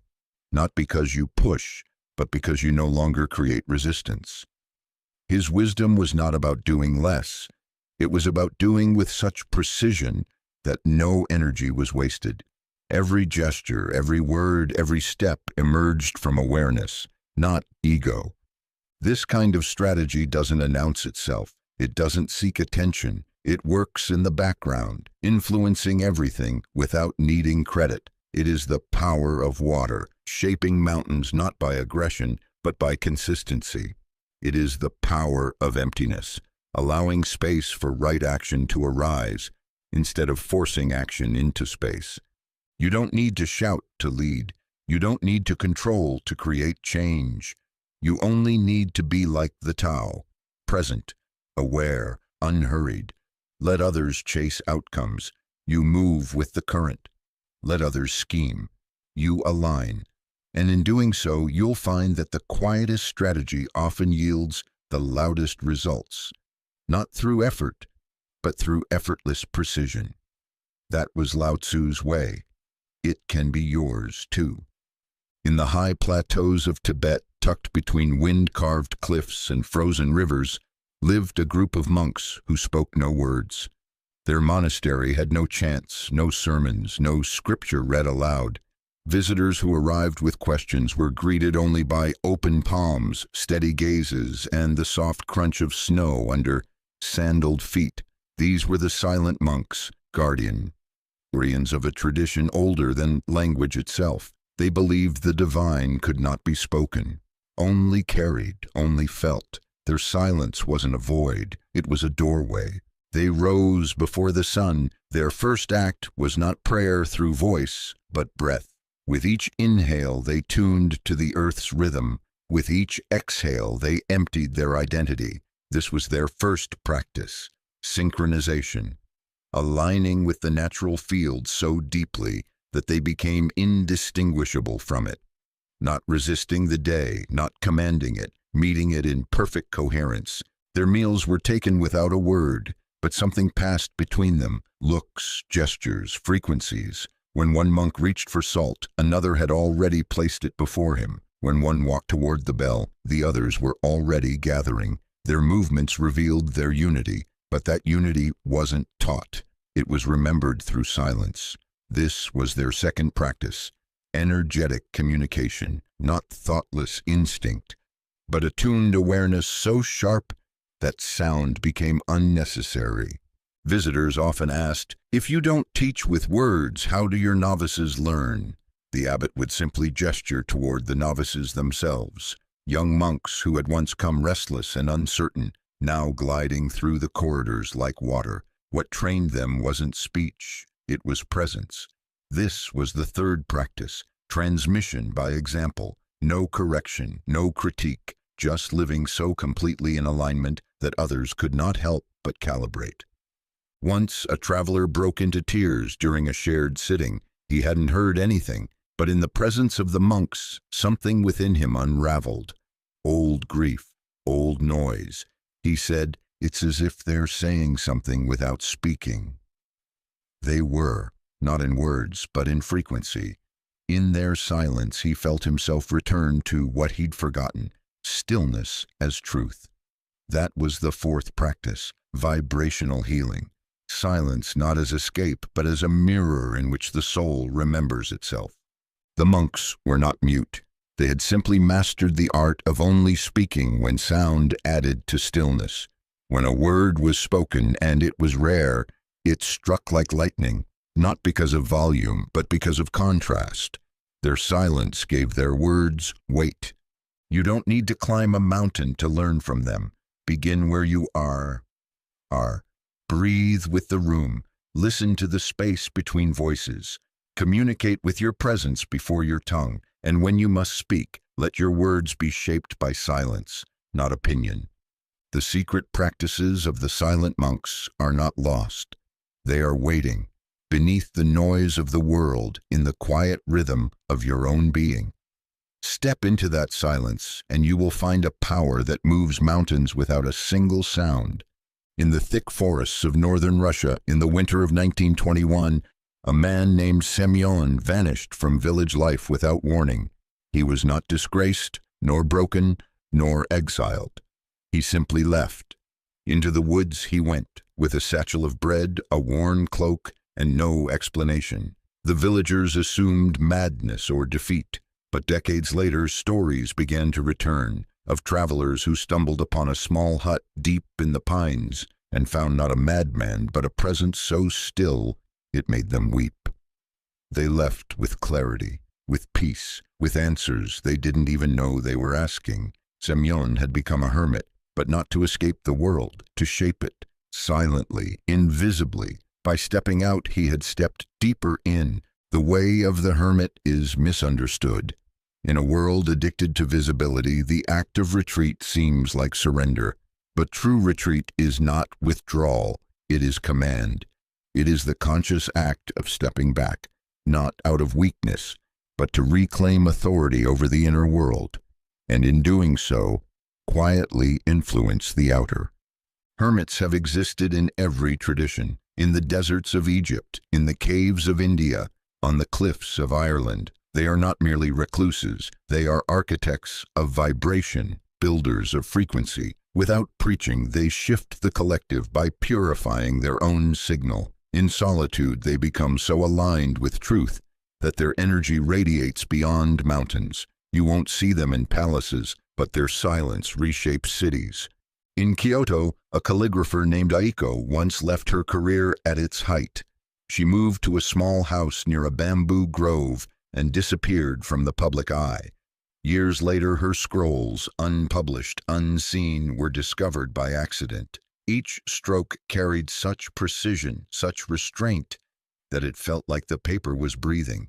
Scholars could not explain the emotional power they held, but those who visited her said that in her stillness she had changed the air, that her retreat was not absence, it was instruction. This is the paradox. When you retreat from noise, you begin to command space. When you stop performing, you start radiating. When you step out of the race, your presence becomes the lighthouse others navigate by, whether they realize it or not. Retreat is not a refusal to engage. It is a return to the source from which all true action arises. When the hermit sits in silence, they are not passive. They are listening, sharpening, creating from the inside out. Their impact is not loud, but it is lasting. In your own life, you may not flee to the woods, but you can retreat for a moment. From the argument, from the performance, from the pressure to always be seen. In that quiet withdrawal, you will feel something rise. A new clarity, a deeper pulse. And with it, the kind of power that cannot be taken, because it was never claimed through force. The hermit leads not by speaking louder, but by vanishing into truth. Follow that path, and the world begins to move around your stillness. In the hills of Galilee, long before textbooks and translations, a teacher stood before a crowd and spoke of seeds, lamps, and lost coins. People came seeking divine answers, hoping for commands from the heavens. Instead, they received stories, short, simple tales, no declarations, no laws etched in stone, just parables and silence. Jesus, like the sages before and after him, didn't speak to instruct the mind. He spoke to stir the soul, and he knew what only the deepest teachers understand. Truth cannot be handed to someone. It must awaken inside them. This is why the masters speak in parables, not to confuse, but to unlock, not to impress, but to provoke inner recognition. A parable is not a fact, it's a mirror. It doesn't shout its meaning. It waits for the listener to become ready. And in the silence that follows, something ancient stirs. Understanding arrives not in the story, but in the pause after it. That pause is not empty. It is the space where truth descends. In 5th century India, a Buddhist teacher named Drona once told his students a story about a man searching for a precious gem while standing on a mountain made entirely of it. The students asked, "Master, is the gem symbolic of the soul?" Drona didn't answer. He simply smiled and left the room. That night, one of the students sat alone and wept. He said, "I've been searching everywhere for something I've never lost." That was the teaching, and it came not through the words, but through the space around them. When the master uses pauses, they are not stumbles, they are the lesson. The silence allows your own mind to echo against itself. It reveals what you believe. It exposes your assumptions. It doesn't force you into the truth. It invites you to see whether you're ready to walk into it. This is the wisdom of restraint.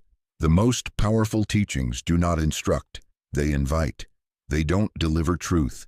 They remove the noise so that truth already within you can rise. That is the difference between knowledge and realization. One is spoken, the other is born in silence. In modern times, where information flows faster than thought, this method seems strange, inefficient even. But the masters aren't trying to teach your intellect. They are waiting for your frequency to shift. Because transformation doesn't happen through information, it happens through awareness. So the next time you hear a story that doesn't give you a clear answer, pause. Don't rush to decode it. Let it work on you. Let it open a door inside you that you didn't know was there. And when someone speaks and then pauses, don't rush to fill the silence. Listen to what rises within it. The masters speak in parables and pauses, not because they lack answers, but because they honor the one place where truth actually lives, not in their words, but in your awakening. In a government office in post-war Berlin, a clerk named Liesel became the subject of quiet fascination. Her colleagues noticed something strange. Whenever someone attempted to belittle her, pressure her, or twist a conversation in their favor, she wouldn't argue. She wouldn't defend. She would simply look at them, calm and quiet, letting their words land like pebbles against a mountain. Manipulators grew uncomfortable around her. Their usual tricks, guilt, urgency, flattery, aggression fell flat, not because she exposed them, but because she didn't react. Her silence made their games collapse under their own weight. Without fuel, manipulation burns out. Manipulators thrive on engagement. Their power depends on your response, your need to explain, defend, or appease. They provoke emotion to shift control, but silence is an interruption they cannot script. It breaks their rhythm. It forces them to face their own echo. When you stop responding, they're left to wrestle with the hollowness of their tactics. In that stillness, they begin to reveal themselves, not through your investigation, but through their unraveling. There is an old story of a monk who was once accused by a merchant of theft. The monk said nothing. He bowed and walked away. The villagers were confused. "Why didn't you defend yourself?" they asked. The monk replied, "A lie needs conflict to grow. I gave it none." Days later, the merchant returned, ashamed and trembling, admitting the truth. He had lied. He had hoped to provoke the monk into anger and public resistance. But the monk's silence created a mirror too clear to escape. Silence is not weakness, it's awareness. It sees the trap and chooses not to step into it. Manipulators bait you with emotion, but silence changes the terms. It says, "I will not play your game." And in doing so, it protects your energy while exposing their intent.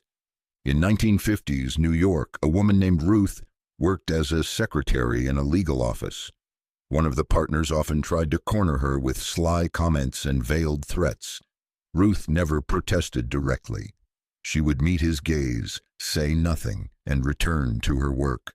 Eventually, the man grew erratic. He complained that she was disrespecting him, but the truth was, her silence forced him to face something he didn't want to see, his own need for control. The firm noticed. He was removed. Ruth never raised her voice once. Silence confuses manipulators because it reflects instead of reacts. They don't know how to move without your resistance. They don't know how to hold power without your fear. And when you remain silent, not in fear but in clarity, you become immovable. They expect a wall to push against, but you offer sky. So the next time someone tries to manipulate you, pause. Don't explain. Don't resist. Just observe. Let your stillness become the boundary. Let your silence reveal the game, and watch how quickly their power dissolves when met with nothing but presence.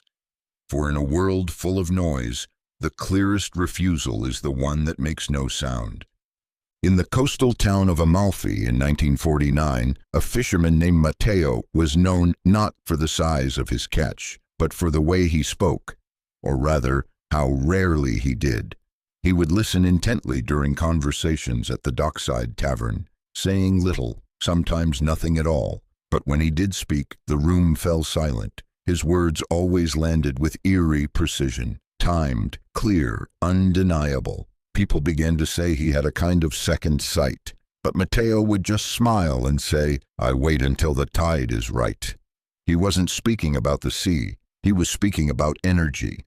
Most people speak to fill space, to manage discomfort, to prove something. But not all moments are meant to be spoken into. Not all silences are meant to be broken. There's a rhythm to communication, an unseen current that flows beneath words. When you speak in harmony with that current, your words move things. But when you speak out of sync, even truth falls flat. It's not just what you say, it's when you say it. and more importantly, who you are when you say it. There is a frequency to every moment. Sometimes it's an invitation. Sometimes it's a closed door.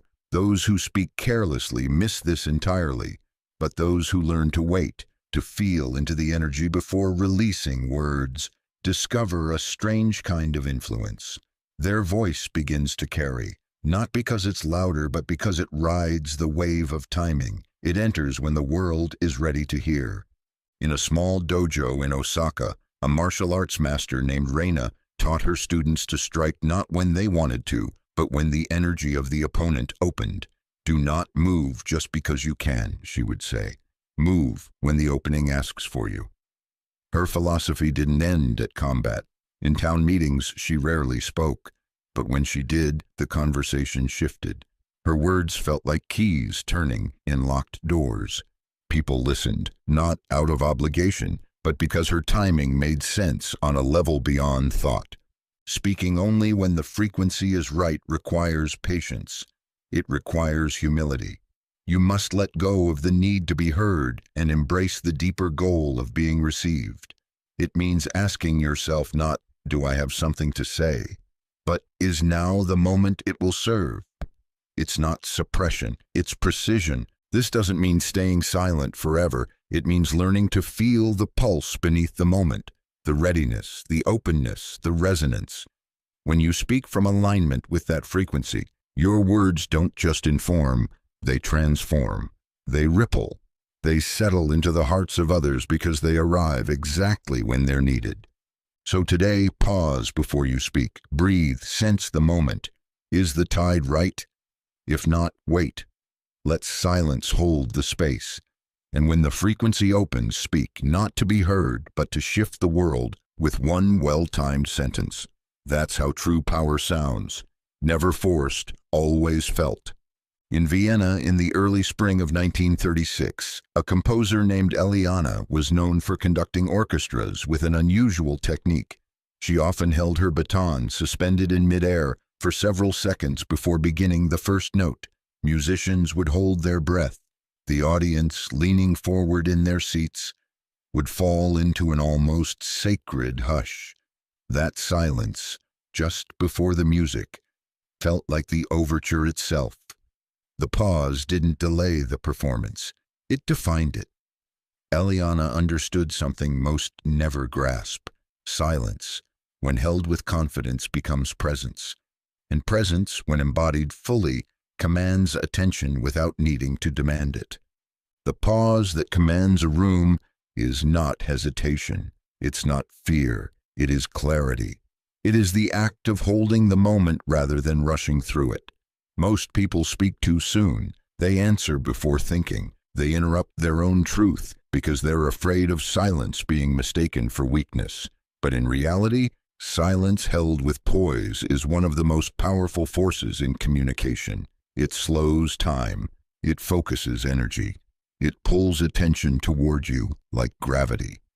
In a courtroom in Paris in 1951, a young lawyer named Marcel stood to deliver his closing statement. He walked slowly to the center, placed both hands on the edge of the podium, and said nothing for 10 full seconds. The room, once restless, grew still. Jurors shifted forward in their chairs, not because of what he had said, but because of what he hadn't. Then, in a voice calm and measured, he began. Every word after that pause carried weight. His silence had carved out the space for his message to land. A well-placed pause does more than create tension. It creates reverence. It tells the room, this moment matters. When you pause with intention, you take control of the rhythm. You show that you are not scrambling to catch up with your words. You are leading them. The room, sensing your composure, begins to match your pace. They listen because you have made space for listening. But to pause effectively, you must be rooted. You cannot pause from insecurity. You must pause from presence. Your stillness must not ask for permission. It must grant it. You are not delaying. You are tuning the field. And when you resume speaking, the room follows, not out of obligation, but because they are already with you. Practice this in your daily life. The next time someone asks you a question, don't rush to answer. Let the silence open the space. Feel your response before offering it. When entering a room, resist the urge to fill it immediately. Walk in slowly. Let your breath settle. Let your presence speak first. The pause that commands a room is not about power over others. It's about full embodiment of the moment. And when you hold that space with confidence, people listen. Not because you're loud, but because you've become the silence that demands nothing and yet receives everything. In a smoky back room of a London tailor shop in 1954, a man named Ellis was closing the biggest deal of his life. The buyer across from him rattled off numbers, incentives, deadlines, filling the space with urgency. Ellis simply sat, his fingertips pressed lightly together, his gaze calm. He didn't nod, he didn't frown, he said nothing. The buyer, growing nervous in the silence, lowered the price. Still, Ellis said nothing. A few moments later, the buyer offered better terms. Only then did Ellis speak. Briefly, clearly, and only to accept. He left with twice the value he had expected, not because he argued well, but because he mastered the art of saying nothing. Negotiation is often portrayed as a battle of persuasion. Who can speak more convincingly? Who can dominate the conversation? Who can talk their way to advantage? But in truth, the most powerful negotiators are not the ones who say the most. They are the ones who know when not to speak at all. Silence, when held with confidence, is a pressure no word can match. It creates space. And in that space, the other person begins to fill in the gaps, often revealing more than they intended or offering more than they needed to. The power of saying nothing in negotiation comes from what silence implies. It says, I don't need to convince you. It says, I am already clear.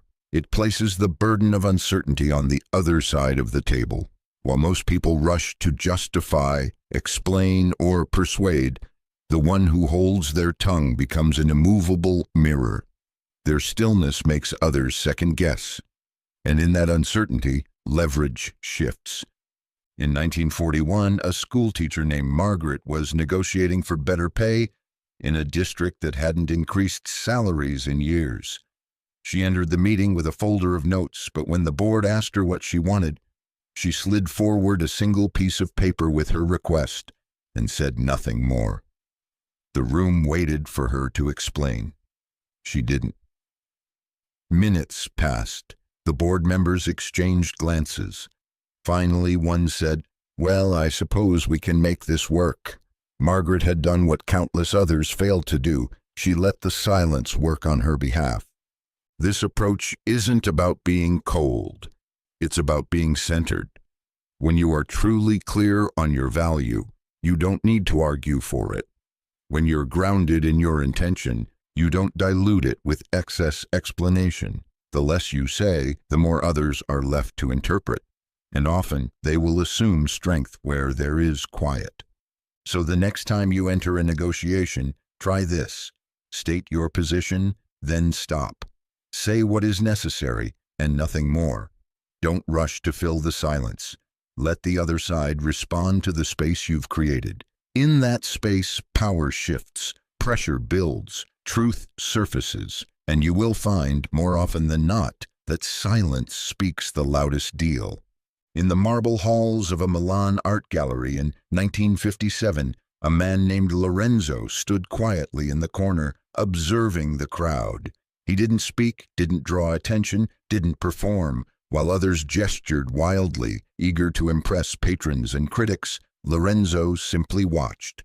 Yet by the end of the evening, nearly every conversation circled back to him. People whispered about his composure, speculated about his influence, and asked who he was. He hadn't said more than a few words all night, but the room moved around him as if pulled by gravity. This is the silent alpha effect, true dominance without volume.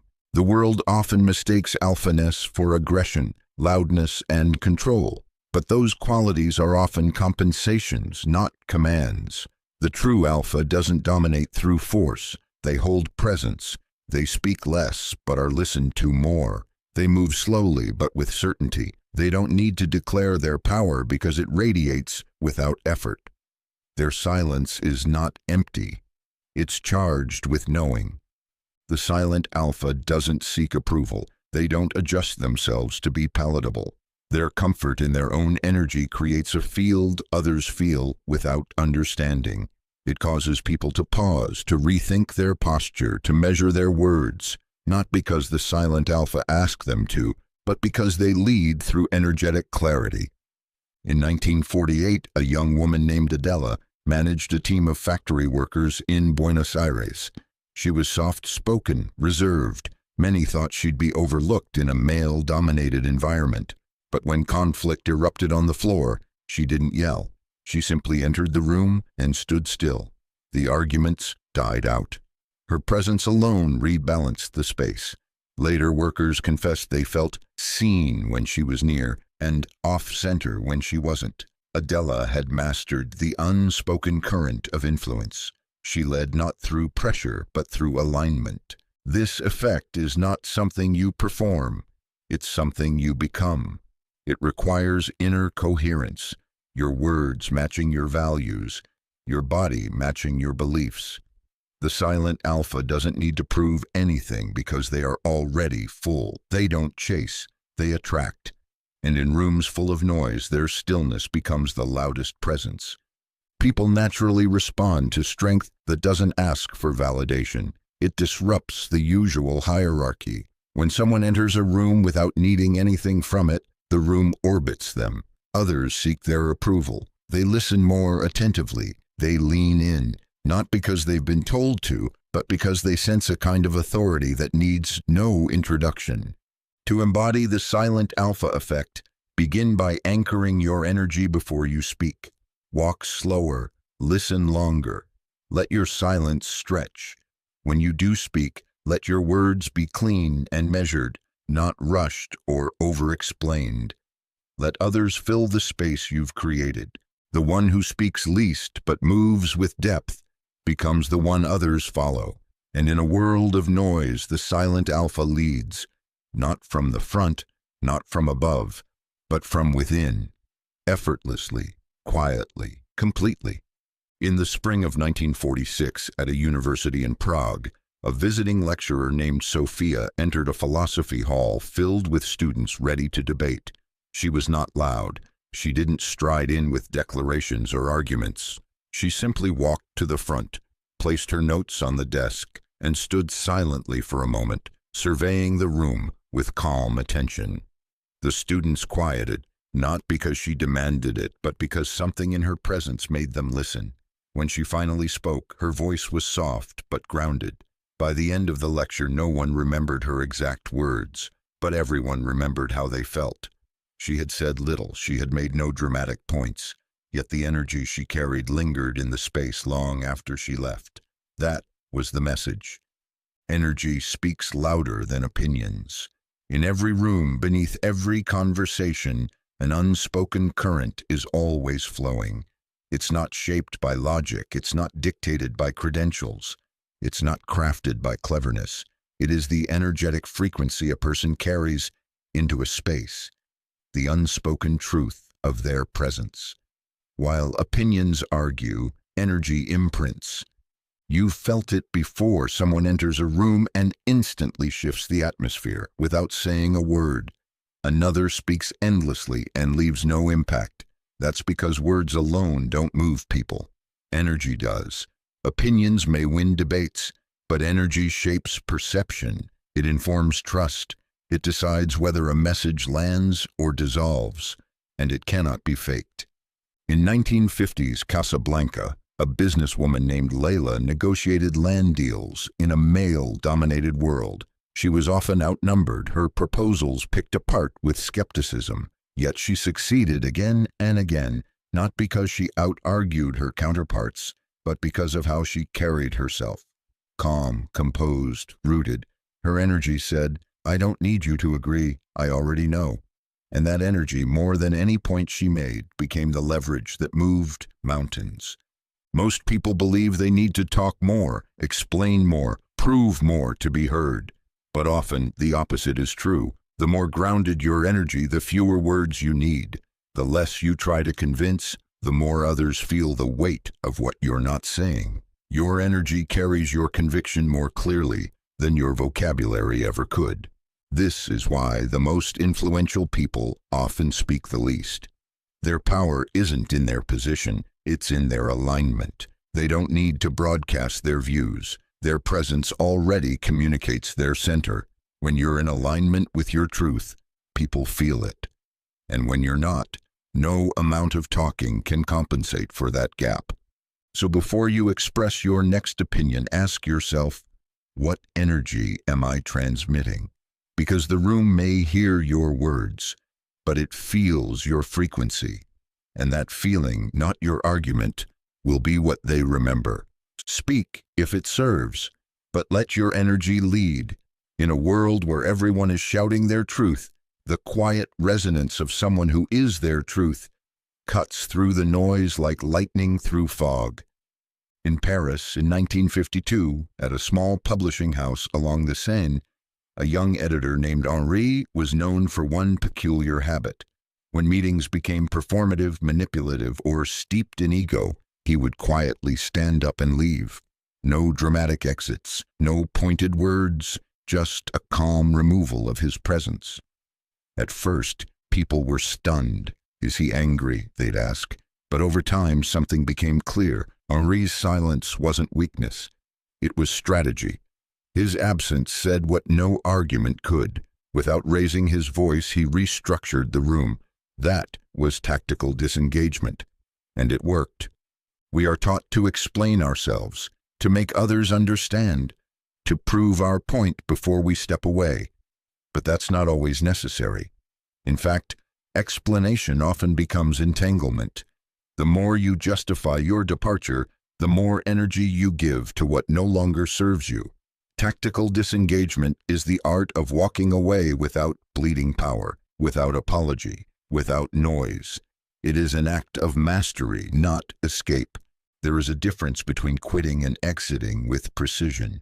Quitting is reactive. It comes from frustration, fear, or fatigue. Tactical disengagement is proactive. It comes from clarity, from knowing that staying is no longer aligned, and explaining would only anchor you deeper in what you've already outgrown. In 1940s Mumbai, a woman named Priya ran a textile business. She often found herself caught in endless negotiations with suppliers who sought to manipulate terms with charm and confusion. One day, in the middle of a particularly convoluted pitch, she smiled, stood up, and thanked the room. No confrontation, no debate, just a clean exit. Days later, those same suppliers returned, offering better terms and newfound respect. Priya hadn't argued. She had shifted the dynamic by refusing to stay in a room where clarity was not respected. Silence in departure leaves a deeper imprint than any closing speech. It forces others to sit with their own echo. They fill the space with their own interpretations, often more powerful than anything you could have said. That's the paradox. By saying nothing, you say everything. You don't exit with drama, you exit with direction. But to walk away without explanation, you must be internally anchored. You must know that your value is not up for debate, that your boundary doesn't require a footnote. This kind of disengagement doesn't come from wounded pride, it comes from energetic precision, from the understanding that your presence is currency, and you no longer wish to invest it there. Practice this. The next time a conversation turns into a maze or a space becomes too noisy to hear yourself think, try leaving without commentary. Let the silence wrap around your exit. Watch how the room reacts, not out of manipulation, but out of sovereignty. You don't need permission to leave what misaligns. You don't need to defend your clarity. Tactical disengagement is not retreat, it's command. And in a world obsessed with explaining itself, the one who walks away in silence often holds the final word. In the cobblestone streets of Lisbon in 1950, there lived a retired judge named Thomas. Though he no longer wore a robe or held a gavel, people still came to him, not for verdicts but for truth, not his but their own. He would sit with them in the garden behind his home, offering nothing more than a chair, tea, and his quiet attention. He asked no probing questions. He offered no counsel. He simply listened. And in that silence, something extraordinary would happen. People began to speak what they had never said aloud before. Secrets, confessions, realizations. It was as if his stillness made space for something hidden to rise, not because he demanded the truth, but because he didn't interfere with it. Silence can be more than restraint. When used with intention, it becomes a mirror, one that reflects others back to themselves. Most people fill silence out of discomfort, rushing to manage the tension. But if you hold that space with presence without needing to fix or interrupt, something begins to unfold. Words that were trapped beneath the surface start to rise, not because you pulled them out, but because you stopped blocking them. When you stay quiet with someone, not to withhold, but to witness, they begin to feel their own edges. They begin to hear their own contradictions, and they begin, often without realizing it, to seek alignment with themselves. The silence does what advice cannot. It invites truth from within rather than imposing it from without. In 1943, during a peace negotiation in northern Italy, a woman named Louisa was placed at the table between two opposing commanders. She wasn't there as a strategist. She was there as a neutral voice. But instead of trying to mediate with forceful logic, she listened. When both sides argued and shouted, she said nothing. She watched. She allowed the room to breathe. And in the pauses that followed, something cracked open. The noise lost its momentum. The men began to hear their own absurdities, not because she silenced them, but because she allowed silence to stretch long enough for truth to surface. People don't always need to be told what is true. They need a space safe enough to realize it themselves. And often, words get in the way of that realization. When someone is speaking from defense or confusion, your silence becomes an offering, not of agreement, but of reflection. It says, "I'm here, I'm listening, keep going," and eventually, if you remain grounded, they'll cross a threshold within their own words. They'll hear themselves, and in that moment, they'll speak not to convince, but to uncover. You can practice this in everyday conversations. The next time someone opens up to you, don't rush to respond. Let the silence grow roots. Nod, breathe, stay soft. Watch how their words change shape. Watch how, in your stillness, their truth becomes clearer.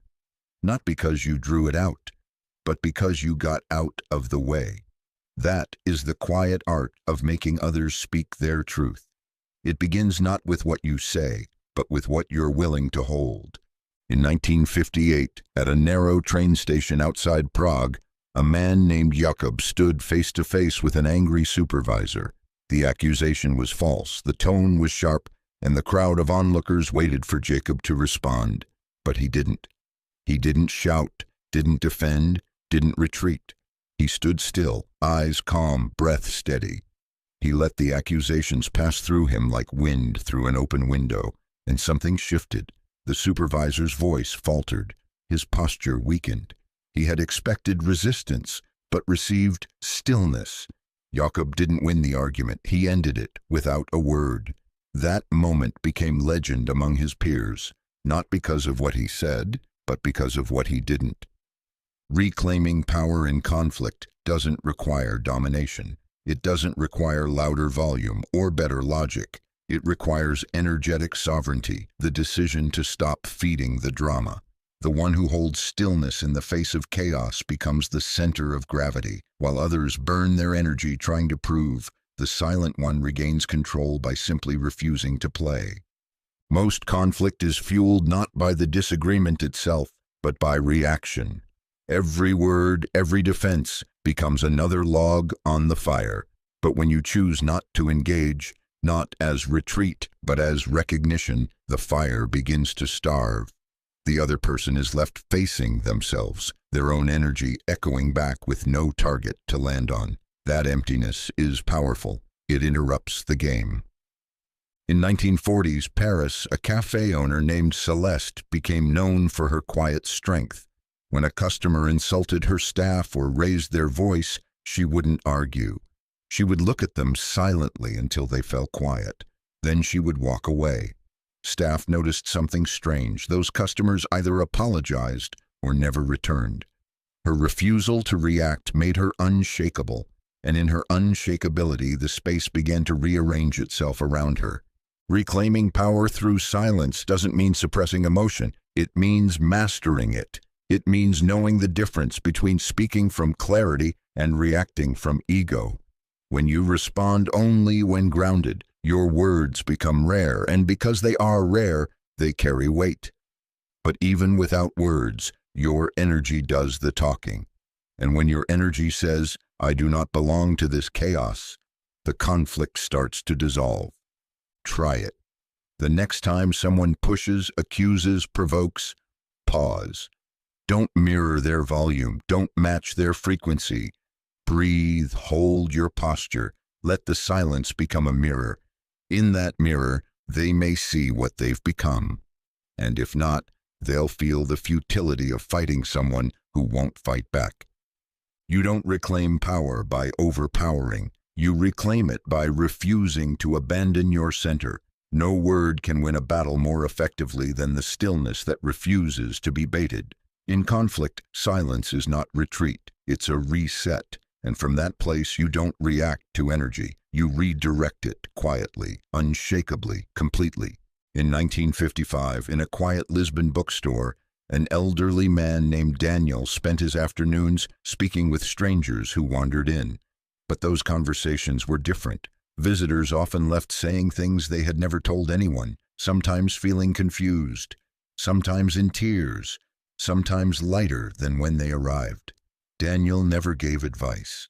He rarely even shared his opinion. He asked questions, and then he waited. And in the space of his listening, people began to see themselves more clearly. The conversation, they said, felt like looking into a mirror. Daniel didn't give answers. He simply held the silence long enough for others to find their own. There's a rare kind of presence that transforms a conversation from a back and forth into a revelation. Most people listen in order to respond. They wait for their turn, rehearsing what they'll say next, inserting advice, pushing conclusions.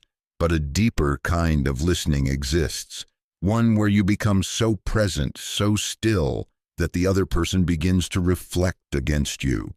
They start to hear their own beliefs more clearly. They begin to question their own contradictions. They realize what they've been avoiding. You don't need to analyze them. You only need to be still enough to let the truth rise. Turning conversations into mirrors is not about manipulation. It's about resonance. It's about holding a space so energetically clear that people can feel themselves inside it. Just like a physical mirror reflects without bias, your presence becomes a non-judging surface. The ego doesn't feel attacked, so the deeper self begins to emerge. And when it does, transformation happens, not through your words, but through their own awakening. In 1942, in a Zen temple near Kyoto, a young monk named Hiroshi trained under a master who rarely spoke. During their walks, Hiroshi would talk about his doubts, his fears, his confusion. The master would simply walk beside him, occasionally offering a glance, a pause, a breath. One day, Hiroshi asked, "Why don't you ever answer my questions?" The master replied, "Because you don't need answers. You need a place where you can hear yourself think." That was the teaching. Not words, space. When you remove your need to be right, helpful, or impressive, your presence becomes a mirror. And in that mirror, people discover themselves. They begin to untangle their stories, not because you pulled them apart, but because the clarity of your silence invited something deeper to unfold. Practice this. In your next conversation, resist the urge to fix, to teach, to be clever. Listen with your entire body. Hold the space. Let your stillness do the reflecting. You'll begin to notice that people will tell you more, go deeper, and arrive at insights they wouldn't reach on their own. Because sometimes the most powerful thing you can offer Another person is not advice. It's a mirror made of your silence. One that doesn't show them who you are, but who they are beneath all the noise. In a seaside town in Ireland in 1947, a widowed woman named Neve lived in a small cottage at the edge of the cliffs. She rarely spoke of her past, never cried in front of others, and kept her voice soft even when others raised theirs. Yet the townspeople often found themselves drawn to her presence. Children would sit beside her for hours, asking no questions. Neighbors would confide in her without knowing why. She wasn't a counselor nor a mystic. She simply carried something in her silence, an unshaken stillness, a depth that didn't need to be shown. Her heart was strong, not because it had never broken, but because it had broken and learned how to hold silence without bitterness. That silence, more than any words, became her power. There is a kind of strength that doesn't express itself through speeches or declarations. It doesn't demand to be seen, validated, or defended.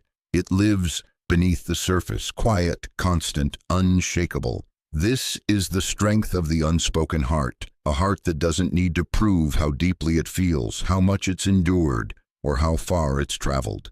It simply is. In the modern world, strength is often measured by expression.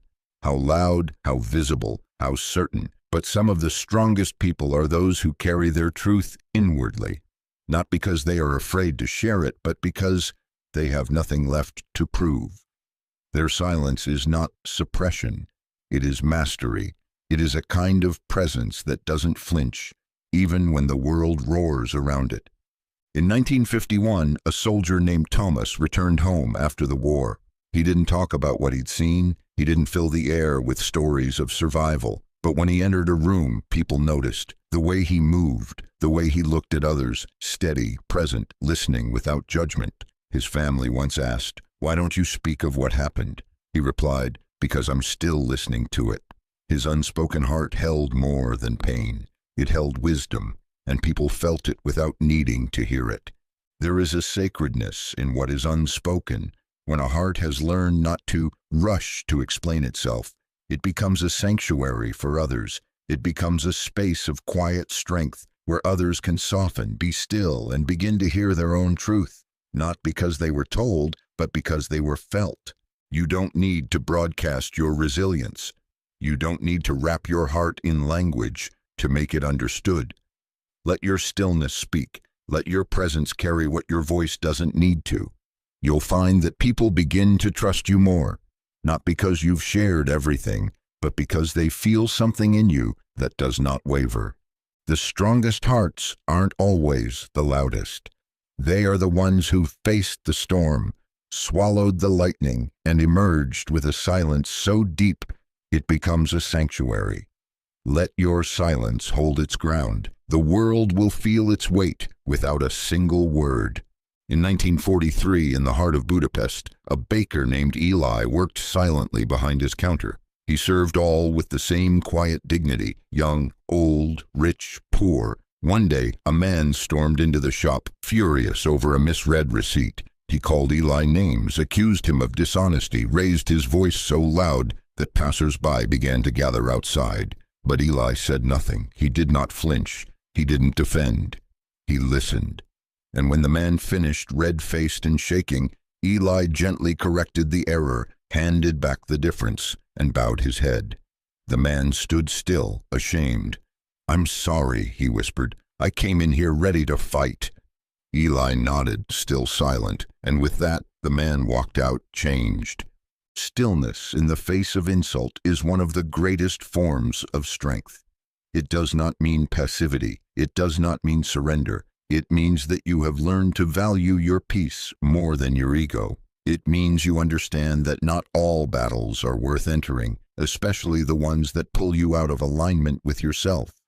Insults are hooks. They are crafted to provoke, to drag you into a reactive state where clarity is clouded and energy is lost. The moment you take the bait, arguing, defending, retaliating, you have already stepped into someone else's arena. But when you meet insult with stillness, you remain sovereign. You become the mirror that reveals the other person's distortion.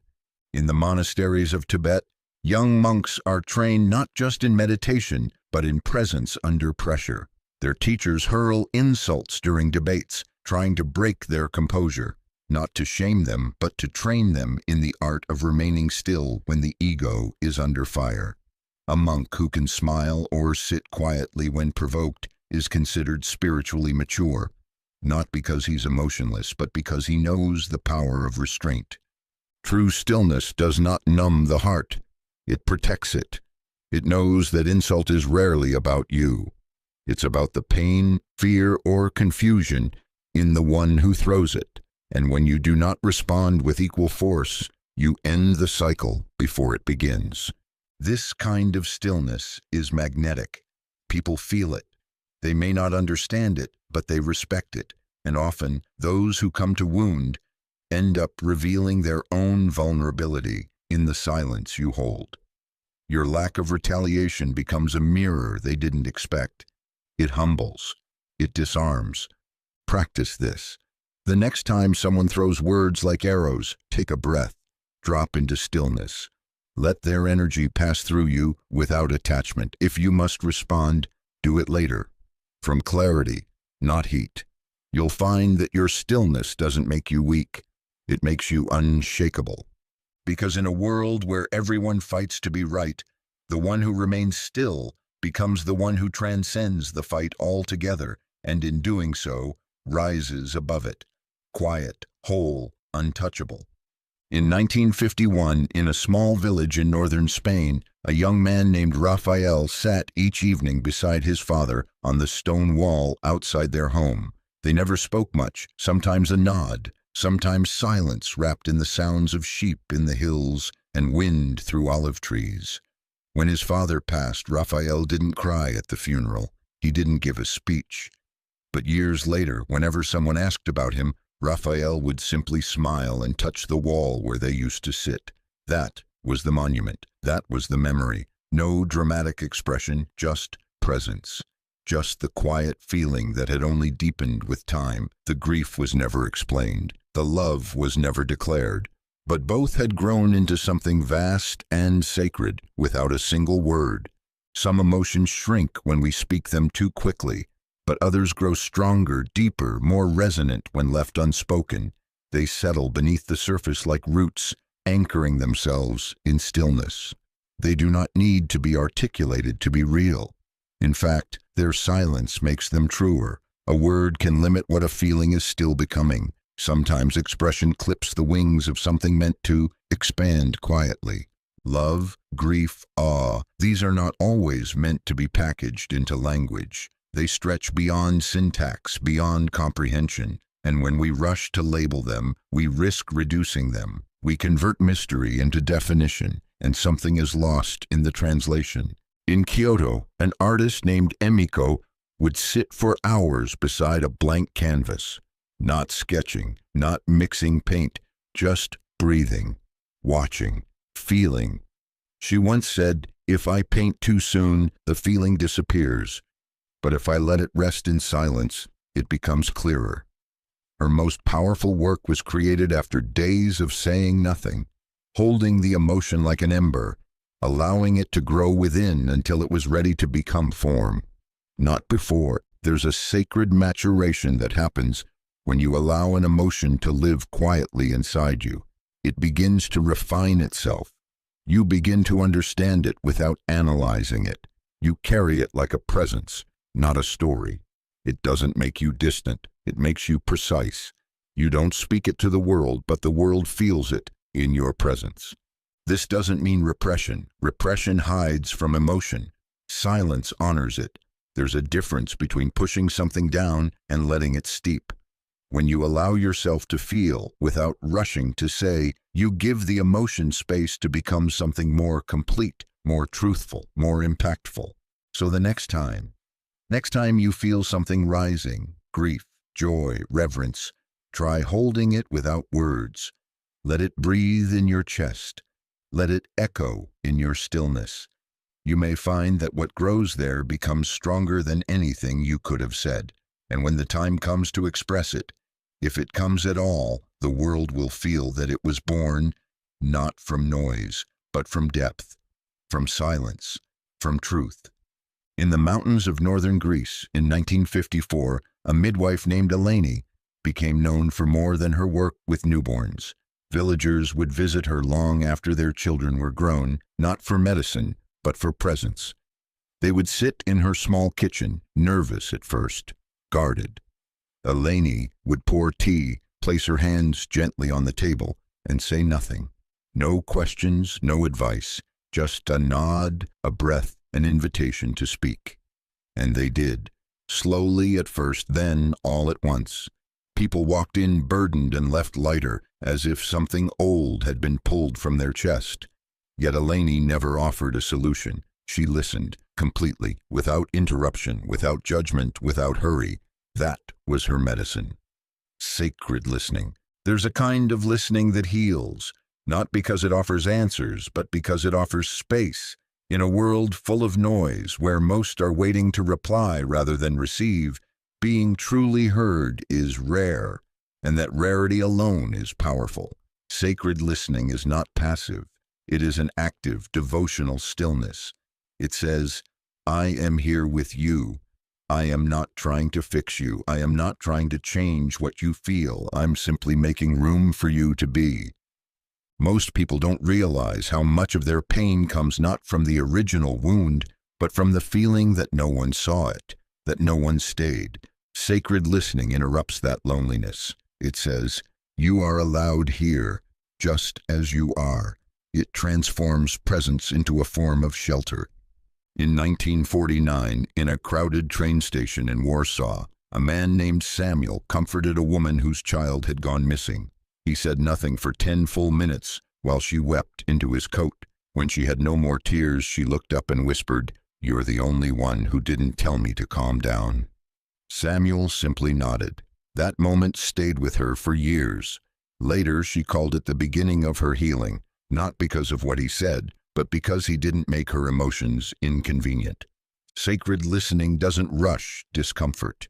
It doesn't flinch when pain speaks. It sits beside the ache and says, I'm not leaving. It honors the speaker's pace. It allows silence to be part of the conversation.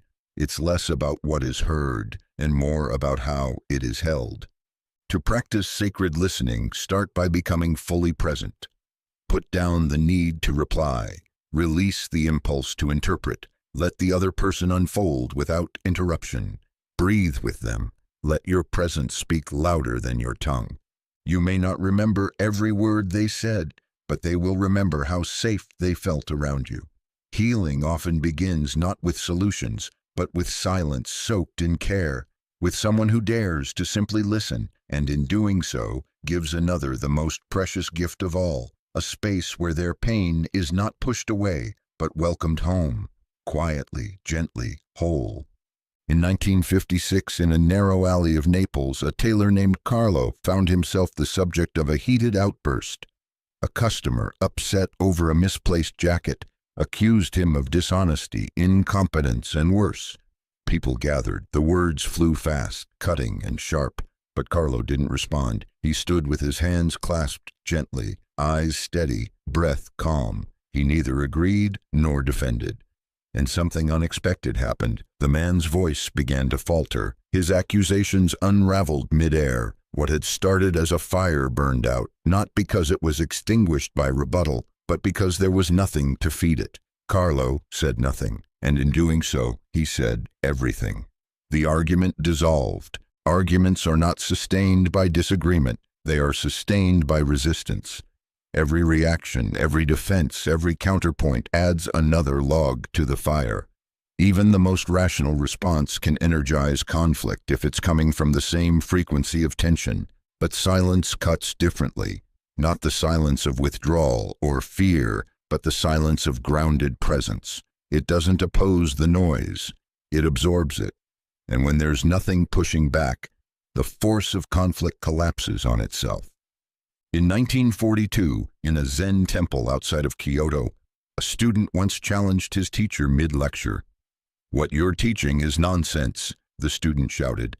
The teacher paused, met his eyes, and returned to sipping his tea. Minutes passed. No answer, no reaction. The student's face turned red, then pale, then quiet. After the lecture, he bowed to the teacher. "Thank you," he whispered. The silence had revealed something no argument could, the emptiness of his own resistance. When you meet an argument with silence, you shift the frequency. You step out of the storm instead of wrestling inside it. That shift is disarming. It creates a mirror instead of a battlefield. The other person hears their own words more clearly. Their emotion loses its momentum. And in that stillness, something deeper has room to rise. Maybe clarity, maybe regret, maybe nothing at all. But always, the pattern is broken. This isn't about avoiding truth. It's about choosing peace over performance. Silence doesn't mean you're agreeing. It means you're no longer reacting. And sometimes that's where the real power lives. Not in speaking your mind, but in holding your center. Try this. The next time conflict arises, pause. Don't rush to fill the gap. Let the silence breathe. Let the other voice echo and fade. You may find that the argument loses its shape without your resistance holding it up. You may find that clarity lands when noise is no longer needed. Most arguments don't need to be won. They need to be outgrown. And silence, held with strength, is often the first step. Because when you no longer need to be right, you reclaim your peace. And in that peace, the loudest voices lose their grip. Not through defeat, but through dissolution. Quietly, completely, without a fight. In the spring of 1950, in a quiet monastery outside Florence, a young novice named Luca was struggling with pride. Every time he was corrected by an elder, he felt his chest tighten. Every conversation felt like a battlefield, a place to prove his value. One afternoon, during a communal task, he snapped at another monk over a minor mistake. The room fell silent. The older monk looked at him gently and said nothing. Luca waited for a response, for correction, for confrontation, but none came. The moment passed, and the room returned to its rhythm. But within Luca, something broke open. He had spoken from ego, but without anyone to push against. His words echoed back at him, empty. And it was in that silence, not the rebuke, that his awareness deepened. There's a powerful discipline in letting the ego speak first, and then letting it echo alone. Not every impulse needs to be challenged. Not every argument needs a counterpoint. Sometimes the most effective mirror is stillness. When someone speaks from ego, what they seek is engagement, a spark to ignite a fire. But when the match meets no fuel, the flame dies on its own. The ego thrives on response. It needs to be noticed, to be defended, to be acknowledged. When it's met with silence, it becomes exposed, not to others, but to the one speaking. They begin to hear the dissonance in their own words. They feel the gap between what they said and what they meant. And in that pause, something wiser has a chance to surface. In a small village in Greece, a teacher named Ioannis would sit quietly when students challenged him. One young man accused him of being outdated, too passive, too slow. Ioannis didn't defend himself. He simply nodded.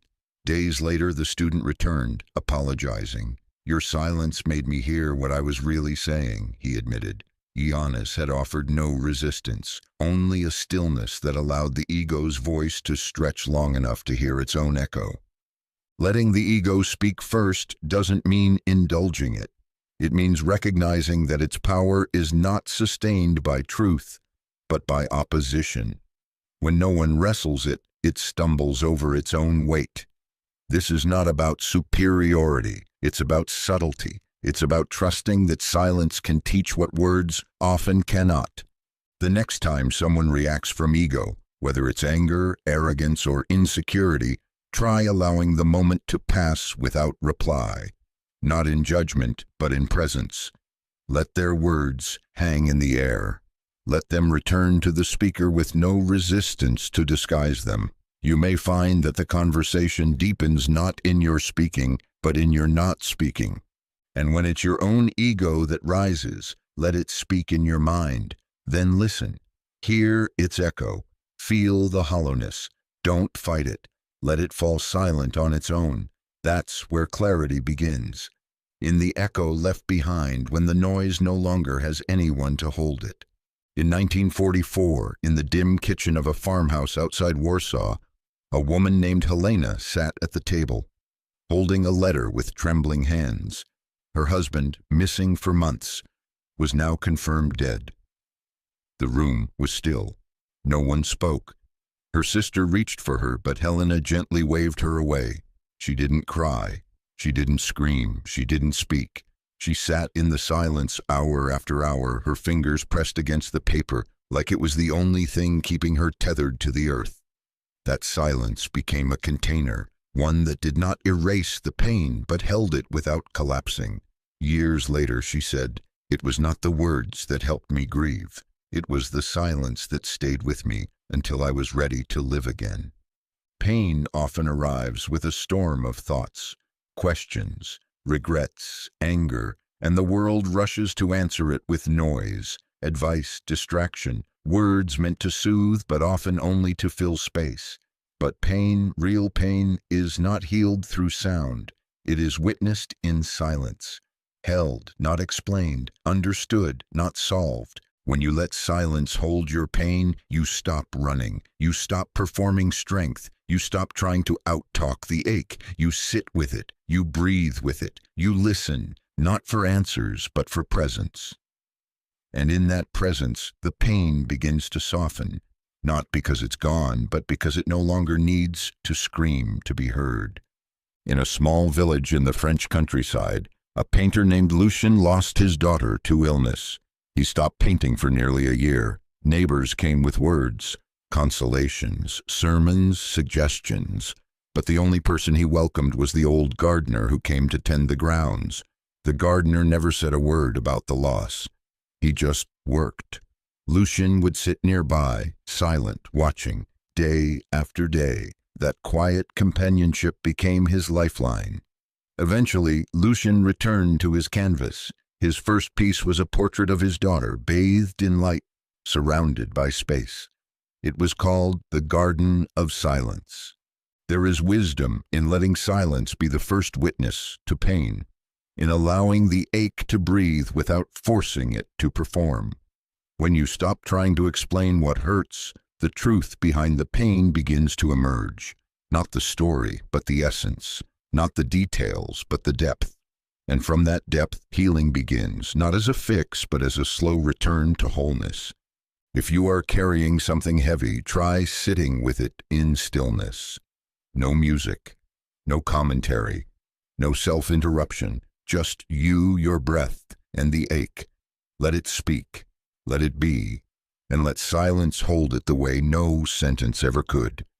Because sometimes the most sacred thing you can do with pain is not to analyze it, label it, or rush it away, but to honor it with your quiet, and let the silence carry what the heart cannot yet say.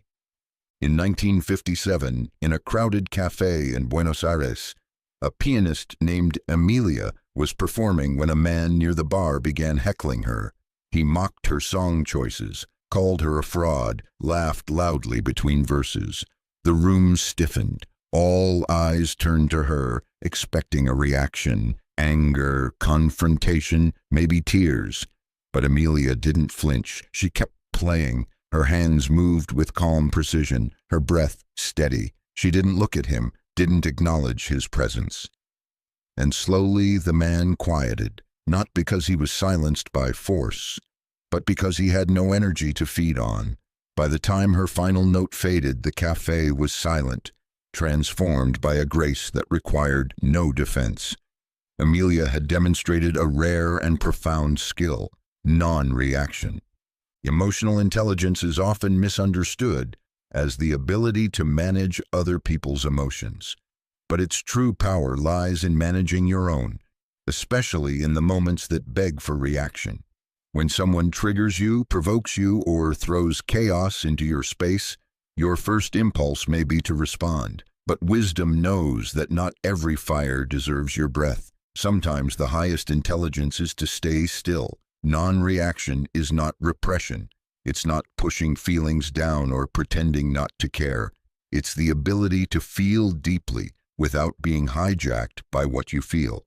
It's the space between stimulus and response where awareness lives.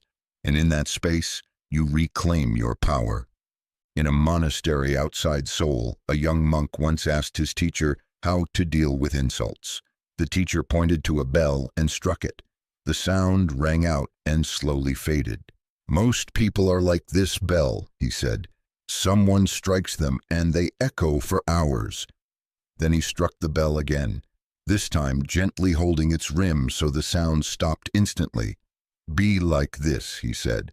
"Let nothing disturb your center." Non-reaction doesn't mean you don't feel hurt, anger, or sadness. It means you don't let those emotions drive your next move. You observe them, you allow them, but you don't act from them. This is emotional sovereignty, the ability to choose your response, rather than surrender it to impulse or ego. You'll find that when you stop reacting, situations begin to clarify on their own. People reveal themselves more quickly. Arguments lose their steam. Manipulations fall apart. And often, the very person trying to provoke you ends up exposed, not by what you said, but by what you didn't. Practice this in small ways. When someone interrupts you, pauses awkwardly, or makes a passive remark, breathe. Don't fill the space. Let the silence do what words can't. The maturity of your stillness will say more than any reaction ever could. Because in a world that equates volume with strength, the one who stays quiet, steady, and unmoved becomes a pillar. Non-reaction isn't weakness, it's mastery. It's the calm within chaos, the center that doesn't waver, the silent signal that says, "I see everything, and I choose peace." In 1952, in a quiet library in Prague, a writer named Annika was known for her long, silent hours at the same window seat. She had no typewriter, no stack of crumpled drafts, just a small leather notebook and a cup of black coffee that always went cold. What made her different wasn't her process, but her patience. She would sit for hours, writing nothing, simply listening to the rhythm of her thoughts, until one single clear sentence would arrive. Then she would write, not in a rush, not in fragments, line by line, with no erasures. "I wait," she once told a friend, "until I stop interrupting myself." It wasn't discipline in the traditional sense. It was devotion to inner stillness. Most people don't realize how often they interrupt themselves. A quiet insight arises, and instantly the mind rushes in, doubting it, editing it, comparing it to something someone else once said. A feeling of peace appears, and the ego floods in with distraction. We sabotage our clarity not through noise from the outside world, but by how quickly we disconnect from our own inner guidance. To not interrupt yourself is to learn the art of continuity, the ability to stay with a thought long enough for it to become something real, to feel an emotion long enough for it to reveal its root, to follow an intuitive nudge without drowning it in logic before it can lead you anywhere. Silence plays a key role in this, not just the silence of your surroundings, but the silence inside, the space between your thoughts, where clarity lives before it's named.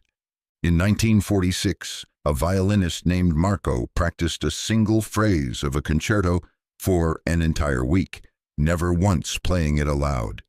He would stand in front of his instrument, breathe with the imagined motion, feel the notes inside his body. When asked why he didn't just play it, he said, "Because the sound will only come through clearly if I stop cutting across the silence it wants to emerge from."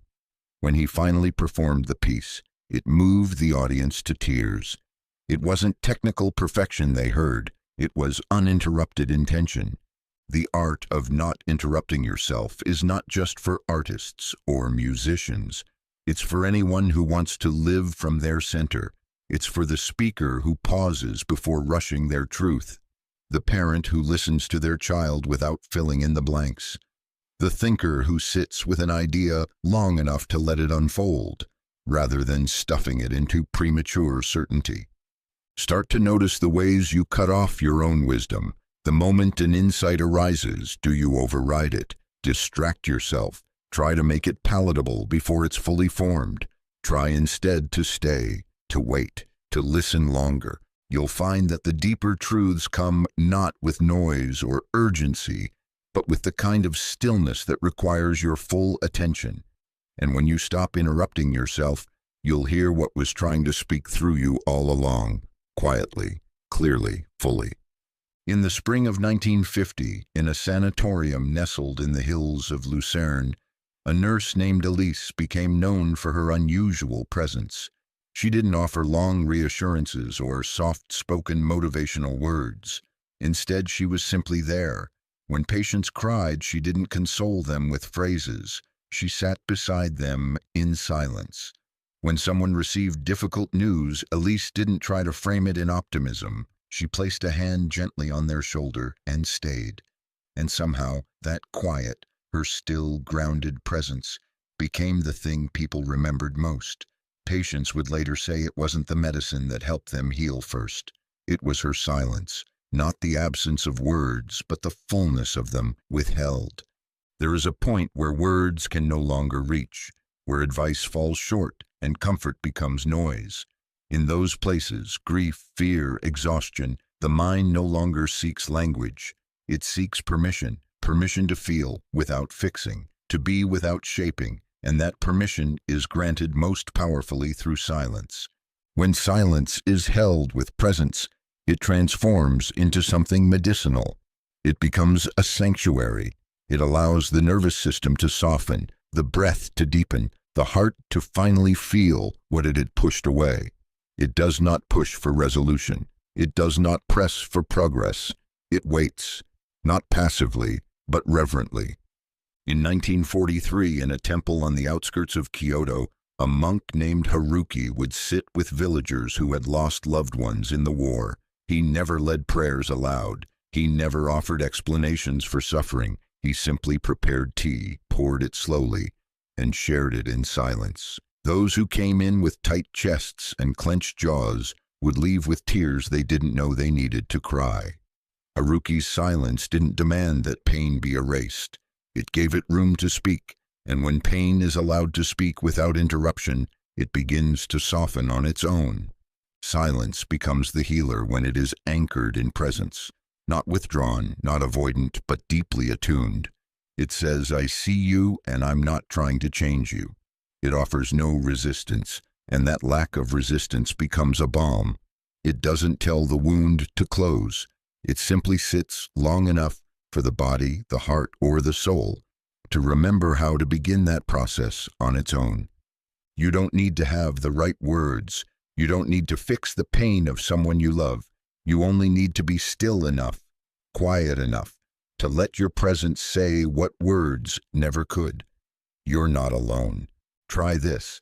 When someone is hurting, be with them before you speak. Let the silence do the holding. Let the quiet do the comforting. You'll find that healing often begins not in the advice you give, but in the sacred stillness you're willing to offer. Because when silence is given without fear, it becomes more than absence. It becomes an invitation, a soft, wordless reminder that even in the deepest pain there is something in us, quiet, ancient, whole, that knows how to heal. In 1953, in a quiet studio overlooking the Seine, a sculptor named Marcel would sit for hours before touching a single piece of clay. He'd light a single candle, close his eyes, and fall into stillness so complete that it seemed the room itself stopped breathing. He didn't call it meditation. He didn't call it prayer. He simply said, "I wait until I can hear something that isn't mine." What emerged from that silence were forms he never sketched, shapes he couldn't explain, works that critics would later call haunting, dreamlike, and profound. Marcel had discovered something few ever learn, that silence is not an empty room, it's a doorway, and when entered with awareness, it opens into the vast, unseen world within. The subconscious mind does not speak in language. It speaks in image, rhythm, sensation, and it cannot be accessed through the surface noise of thought. It waits beneath the chatter. It lives below the planning, the reacting, the narrating. And silence True, undistracted, intentional silence is how we begin to feel its presence. When you enter silence, you don't shut the mind off. You sink beneath it. You allow the still waters of the subconscious to rise up and show you what's been hidden, not because it was out of reach, but because it was drowned out.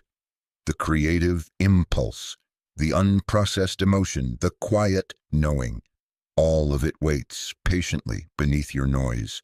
In a monastery near Seoul, monks practice hours of seated silence, not as discipline, but as navigation. They speak of descending into themselves, not through effort, but through stillness. They describe it like diving beneath turbulent waves. At first, the noise thrashes, but eventually you break through. You reach a depth where things move more slowly, more meaningfully, where symbols appear, where forgotten memories whisper, where the subconscious begins to speak. This silence isn't passive. It's alive. It's the field in which insight emerges without being forced. The more you try to pull something from the subconscious, the more it recedes. But when you create space without demand, without urgency, it reveals itself. Sometimes through a feeling in your body, sometimes through a dream, sometimes through a sentence you've never heard before, suddenly echoing in your own mind. In this way, silence becomes a mirror, not for the world, but for yourself. It shows you the fears you've buried, the truths you've ignored, the creativity you've silenced, and it does so not to shame you, but to invite you home. Try this. Instead of asking your mind for answers, sit with your question in silence. Breathe. Wait. Don't try to solve. Just allow. You may be surprised what surfaces, not from logic, but from depth. Because the most important things you'll ever know about yourself aren't shouted from the surface. They rise in stillness from a place below thought. And silence is the key that opens that door, not outward, but inward, into the realm where the real story begins. In the summer of 1951, in the vineyards of southern France, a woman named Sabine worked alone, tending to her vines with a devotion that seemed more like prayer than labor. Neighbors often remarked on her silence. She rarely joined town gatherings, spoke little at the market, and answered questions with the fewest words possible. But despite her quiet nature, something about her life moved with extraordinary precision. Her crops thrived, her animals were calm, and she always seemed to be in the right place at the right time. When asked how she managed to live with such effortless grace, she replied, "I just listen more than I speak. That way, I don't get in the way." Sabine had discovered a hidden truth. The less you say, the faster you align. Not because words are wrong, but because too many of them can scatter your energy. Every explanation, every defense, every unnecessary thought voiced into the world creates friction between your inner knowing and your outer expression. The more you speak from doubt, the more doubt you begin to believe. The more you explain your truth, the more diluted it becomes. But when you speak less, you preserve the signal. You keep the frequency clean. Alignment is not a performance. It's a state of resonance between who you are and how you move through the world. It doesn't require external validation. It doesn't ask for confirmation. It simply is. And silence becomes the tuning fork. It helps you feel where you are off, not by pointing it out, but by giving you the stillness to notice. In 1945, a jazz pianist named Lionel was asked why he spent so much time in solitude before performances. He said, "Because when I talk too much, my hands forget what they already know." The more he explained his music, the more disconnected he became from it. But when he allowed himself to fall into silence, his hands aligned with something deeper than memory, something that didn't need to be spoken to be played. Words can be medicine, but they can also be a mask. They can hide the very clarity we're trying to reach. When we fill space with constant noise, justifying our choices, narrating our intentions, second-guessing our inner guidance, we drift further from ourselves. Silence, on the other hand, draws us back, quickly, completely. If you want to realign with truth, try speaking less. Let the silence show you where your energy is scattered. Let it show you what's real. Often, the moment you stop explaining yourself is the moment you remember who you actually are. And when you remember, alignment doesn't require effort. It becomes natural, like breath, like gravity. So hold your words, not out of fear, but out of respect for your energy, for your clarity, for your path. You'll find that the less you speak, the faster everything else begins to fall into place. Not through control, not through strategy, but through silence that sharpens the signal until all that remains is truth. Still, clear, aligned. In the spring of 1948, in a quiet hotel lobby in Vienna, a woman named Clara sat alone with a notebook and a cup of tea. She wasn't glamorous, she wasn't loud, and she didn't try to catch anyone's attention. Yet throughout the afternoon, people approached her, asking for directions, striking up conversations, seeking advice without knowing why. One man even assumed she was the owner of the hotel and asked for her approval on a renovation plan. Clara smiled and gently corrected him, but she knew why they came. It was the same reason things had always seemed to move toward her without chasing.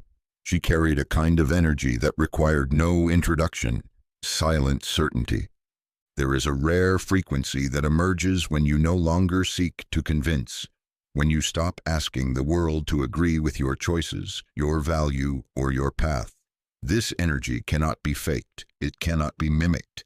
It only arises when your internal alignment becomes so complete that your very presence speaks louder than your words. That's when attraction begins, not just in relationships, but in opportunities, insights, and synchronicities. Because life moves toward coherence, and silent certainty is the clearest signal of all. Most people try to attract by expression, by saying the right things, doing the right things, being seen in the right places. But this often stems from an unconscious need to be chosen. And when you need to be chosen, your energy leaks. It bends. It reaches. But when you know you've already chosen yourself, when your certainty lives in your bones rather than in your sentences, everything begins to rearrange around that. In 1950s Buenos Aires, a tailor named Emilio never advertised. He didn't negotiate. He barely spoke during fittings, yet his shop was always full, his waiting list always growing. Customers said they felt different in his presence, more composed, more trusting. Emilio didn't promise quality. He simply radiated it, and people felt that before he ever picked up a needle. Silent certainty doesn't demand attention. It receives it. It doesn't need to announce intentions. It becomes them. And that energy is magnetic, not because it is flashy, but because it is settled. It doesn't pull, it draws. To cultivate this, you must go inward.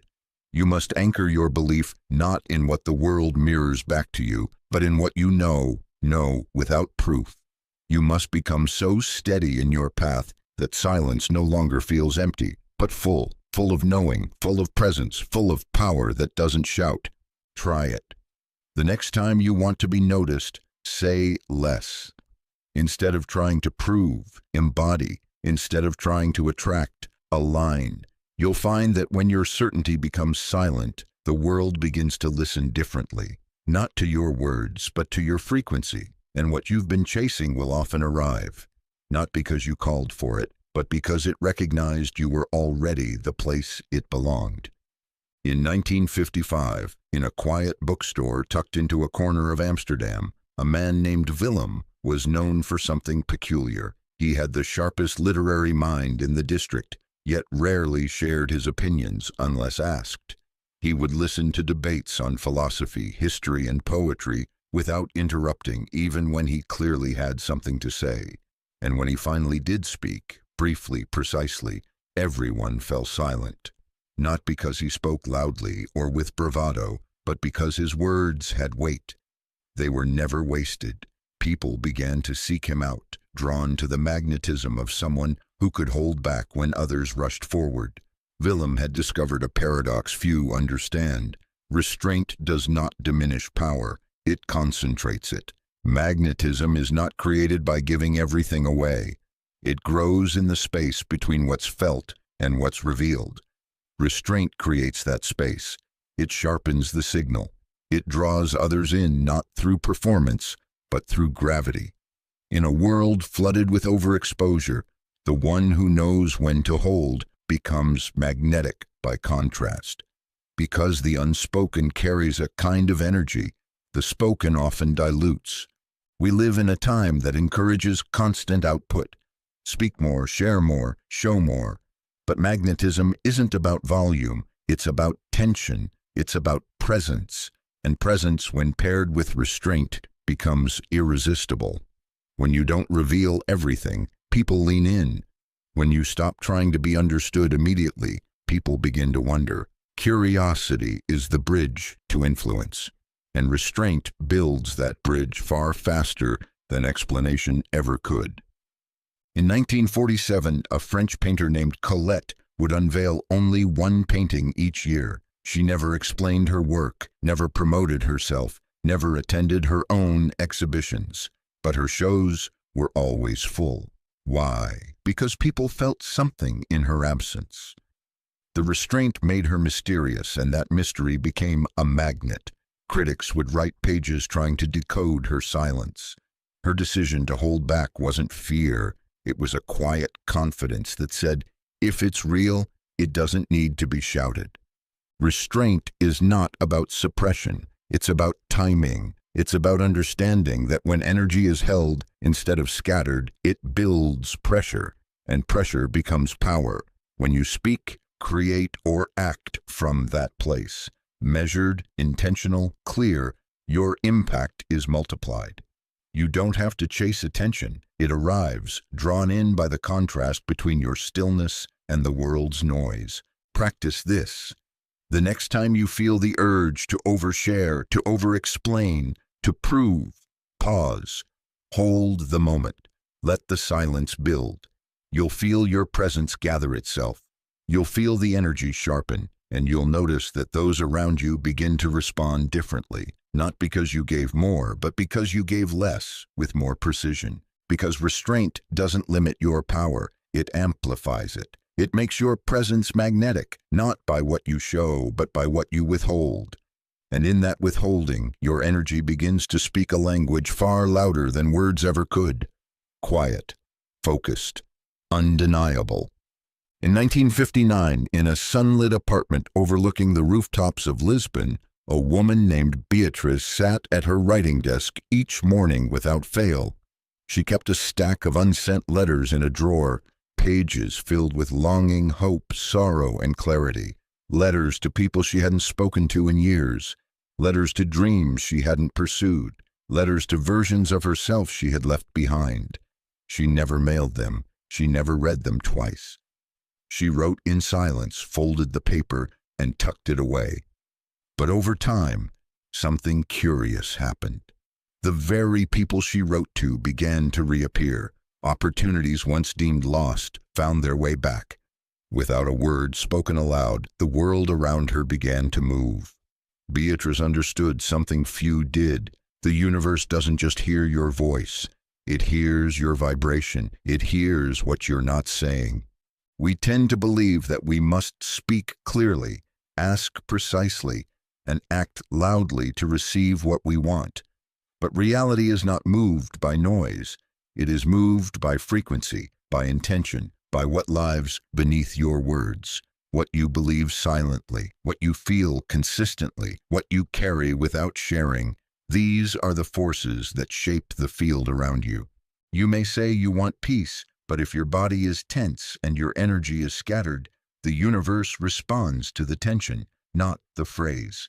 You may say you want love, but if beneath your words lives fear or unworthiness, the signal becomes mixed.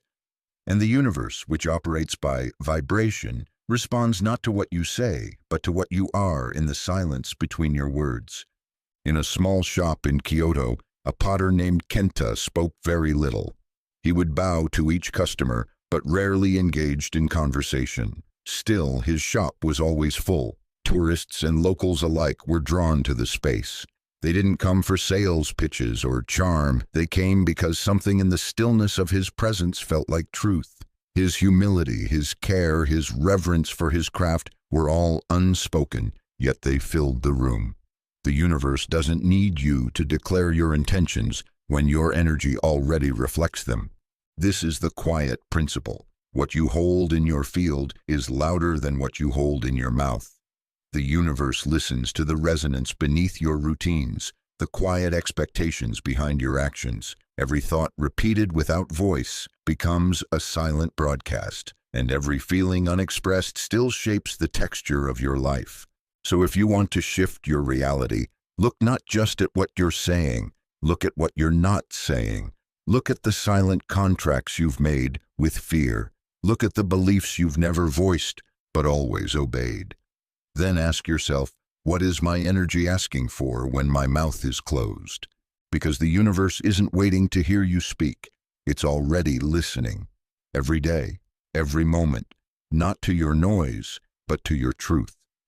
In the summer of 1954, on the banks of a quiet lake in Finland, an aging violinist named Lena sat with her instrument resting across her lap. She had once played to full concert halls in Vienna and Paris, but she hadn't performed in years. On this particular day, she didn't practice. She didn't tune. She didn't lift her bow. She just sat, her eyes on the still surface of the water, the violin cradled gently like a sleeping child. A neighbor watching from afar would later say that the image stayed with him, that Lena wasn't playing the music anymore. She was the music, even in her silence. And in that stillness, something invisible moved. Lena had stopped trying. She had surrendered, and the beauty that followed required no sound. Stillness is often misunderstood as idleness, but true stillness, deep, deliberate, conscious, requires more courage than motion. It is the act of releasing control, of allowing life to rearrange itself without your interference. It is not defeat. It is devotion, a silent agreement with the unknown, a wordless bow to something wiser than your strategy. We live in a culture that glorifies movement, hustle, answers, action. But there comes a point when more doing only scatters the signal, when more effort adds resistance instead of removing it. Stillness is what remains when you've done all you can and choose to trust instead of tighten. It is the opposite of resignation. It is the posture of trust. In the hills of northern India, a farmer named Ravi faced a year of drought. His neighbors dug deeper wells, planted new crops, and tried every trick to salvage the season. But Ravi waited. He watched the skies. He walked his land every morning in silence. "I will plant when the soil tells me," he said. People thought he was foolish, but when the rains came early, Ravi's land was ready. The others scrambled. He harvested first, not because he worked harder, but because he waited better. Stillness as surrender does not mean doing nothing. It means doing only what aligns and letting go of what doesn't. It means being quiet enough to hear when it's time to move, and wise enough not to move before then. In that space, things often unfold without your effort. Synchronicities appear. Clarity rises. What once seemed stuck begins to shift, not because you forced it, but because you stopped holding it so tightly. The next time you're tempted to act from urgency, pause, breathe. Ask, is this motion coming from trust or from fear? Then sit in stillness, not to escape the moment, but to meet it fully. You may find that what felt like a standstill was actually a sacred pause, a reset, a quiet invitation from life asking you to stop pushing and start receiving. Because when you surrender through stillness, you don't lose control. You release what was never yours to hold, and in that release, you make space for something far greater to arrive. Gently, naturally, on time. In 1958, in a quiet neighborhood in Copenhagen, a watchmaker named Erik spent his evenings sketching blueprints for a new kind of timepiece, one powered by motion rather than winding. He never spoke of it, not to his wife, not to his colleagues, not out of secrecy, but reverence. "The moment I speak of it," he once said, "it begins to harden into something smaller than it is." So he imagined in silence. For 2 years he drew, refined, and adjusted. Then one morning he completed it. No announcement, no doubt, only action. And when the prototype was unveiled, it worked perfectly on the first try. Eric had quietly created what others failed to build aloud. His imagination had been left untouched by outside noise, and because of that, it stayed pure. There is a power in silent imagination that spoken resistance cannot match. Most people feel the urge to share their dreams too early, looking for approval, validation, or reassurance. But in doing so, they often invite resistance into the space where faith is still forming. Opinions pour in, doubts echo louder, the seed begins to rot before it can root. What could have been expansive becomes cautious. What began as vision becomes debate. Imagination thrives in quiet soil. It grows best when left undisturbed. There's a sacred alchemy that occurs when you allow a dream to take shape inside you before shaping it outside. When you sit with an idea, feel it, walk with it, live in its atmosphere without narrating it aloud, you keep its frequency clean. You allow it to mature. You build resonance before response. Spoken resistance, on the other hand, arises the moment a dream brushes against fear, yours or someone else's. The moment you say, "I think I want to try," the world may reply with, "But what if you fail?" And often those words don't come from cruelty, but from the limits others have accepted as their own. You're not only defending your vision, you're now translating it to minds that were never meant to carry it. In a village outside Rome, a woman named Livia spent years baking small, intricate cakes with designs inspired by Renaissance cathedrals. When asked why she didn't open a shop sooner, she said, "I was waiting until it felt real enough that no opinion could talk me out of it." When she did open, it was a success, not because of clever marketing, but because the vision had grown so clear within her that it could finally speak for itself.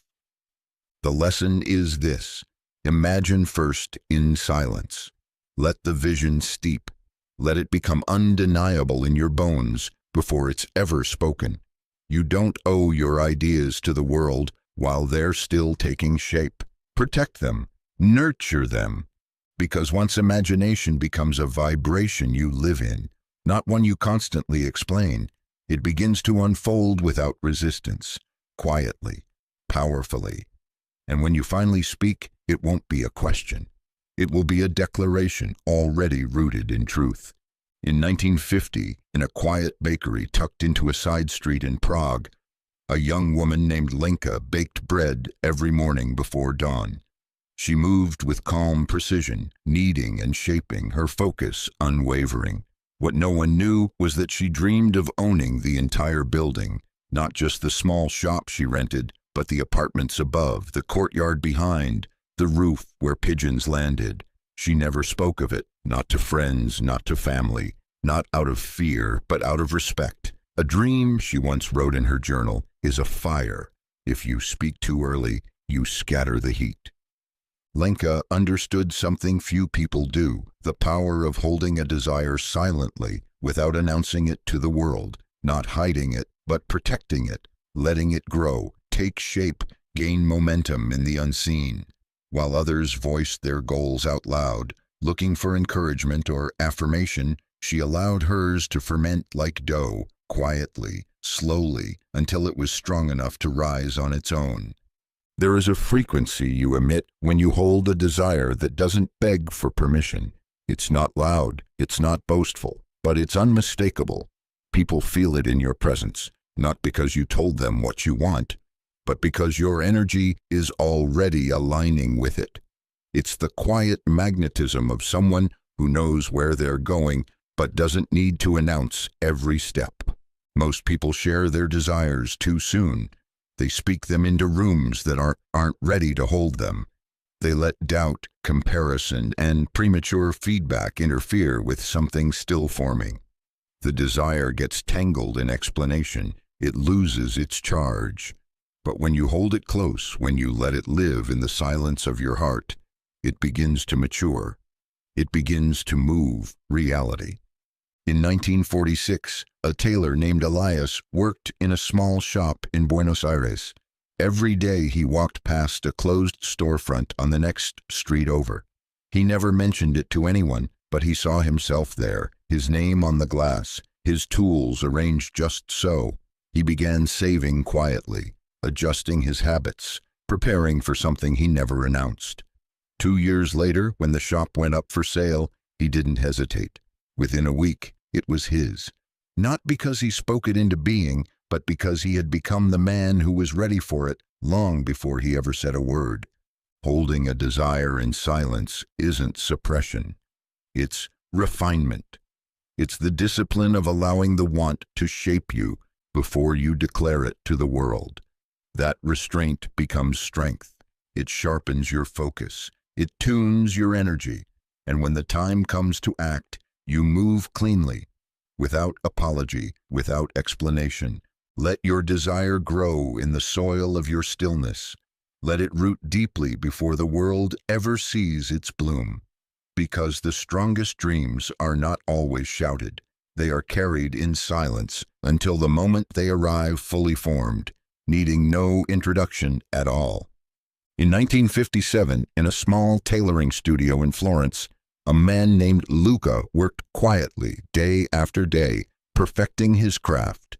He never told anyone what he hoped to build, but every morning he arrived early, dressed impeccably, moving with the precision and calm of someone who already owned the finest atelier in the city. He didn't talk about his vision. He lived it, thread by thread, customer by customer, moment by moment, and within a few years, without fanfare or announcement, his name became synonymous with elegance. He had not described the outcome. He had become it. Long before the world noticed, Luca had stepped into the version of himself that no longer needed to explain. Most people speak of what they want as if it's somewhere far away. They describe the outcome, plan for it, hope for it. But there's a different path, quieter, more powerful. It begins not with articulation, but embodiment. When you become the outcome first, the world aligns to reflect what you already are. Becoming the outcome means tuning your energy to match the destination now. Before the recognition, before the proof, before anyone else believes. It means walking as the person who already holds the result. Speaking, choosing, dressing, creating from that state, not out of performance, but out of alignment. When you shift into that identity internally, everything external begins to reorganize itself to match it. In 1953, in New York City, a young writer named Miriam sat in the back of a crowded cafe every morning. She didn't have a book deal. She didn't know any publishers. But she wrote every day as if her name was already on the shelves. She carried herself like an author, not with arrogance, but with quiet conviction. She said nothing about her dream, but it pulsed through everything she did. 2 years later, she walked into that same cafe and saw someone reading her first published novel. The gap between her and the outcome had vanished because she had already crossed it from the inside out. Describing your dream without embodying it can sometimes push it further away. It signals to life that you are still separate from what you seek. But when you become it, language becomes secondary. The energy does the speaking. This isn't pretending, it's remembering. It's shifting from "one day I will be" to "this is already who I am." That change in frequency is quiet but magnetic. It doesn't beg, it doesn't chase, it draws. Try this. Instead of announcing your next chapter, start living it. Let your actions speak the identity. Let your posture reflect the outcome. You don't need to explain where you're headed if your presence already carries the destination. Because when you become the outcome first, the need to describe it fades. You're no longer proving, you're simply being. And the world will meet you there without needing to be told why. In 1951, in a quiet cottage on the coast of Cornwall, A man named Edward spent his mornings staring out the window at the sea. He was a sculptor, but he hadn't touched clay in weeks. His neighbors assumed he was blocked, but Edward wasn't waiting for inspiration. He was listening for something beyond ideas. "There's always a silence," he once wrote in his journal, "between the thought of the form and the forming of it. That space is where the truth arrives." He was describing something few notice: the silent, sacred pause between thought and thing. The space where vision becomes reality, not through noise, but through alignment. We often assume that the moment a thought is born, it should become action. That imagination must immediately be converted into doing. But between the idea and its manifestation, there is a gap. And that gap is not a delay, it's a womb, a quiet, potent space where thought settles into frequency and begins to take shape, not in haste, but in harmony. The silence between thought and thing is subtle. Most rush through it, filling it with doubt, with strategy, with anxious doing.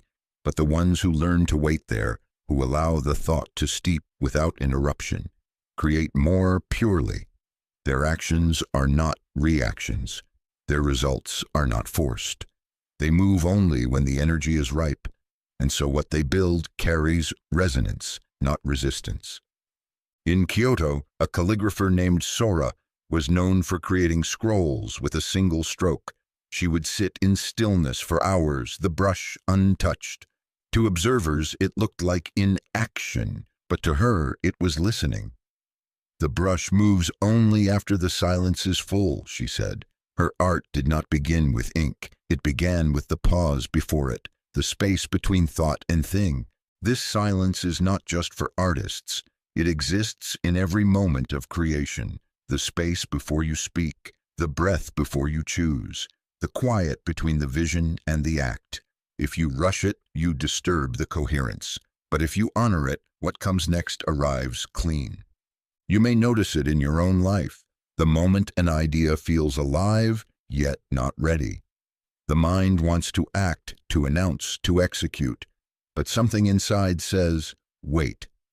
That's the silence calling. That's the field aligning. And the more you respect it, the clearer your path becomes. Try this. The next time a desire arises, don't move immediately. Sit with it. Feel its shape without touching it. Let it grow in the silence between what is and what will be.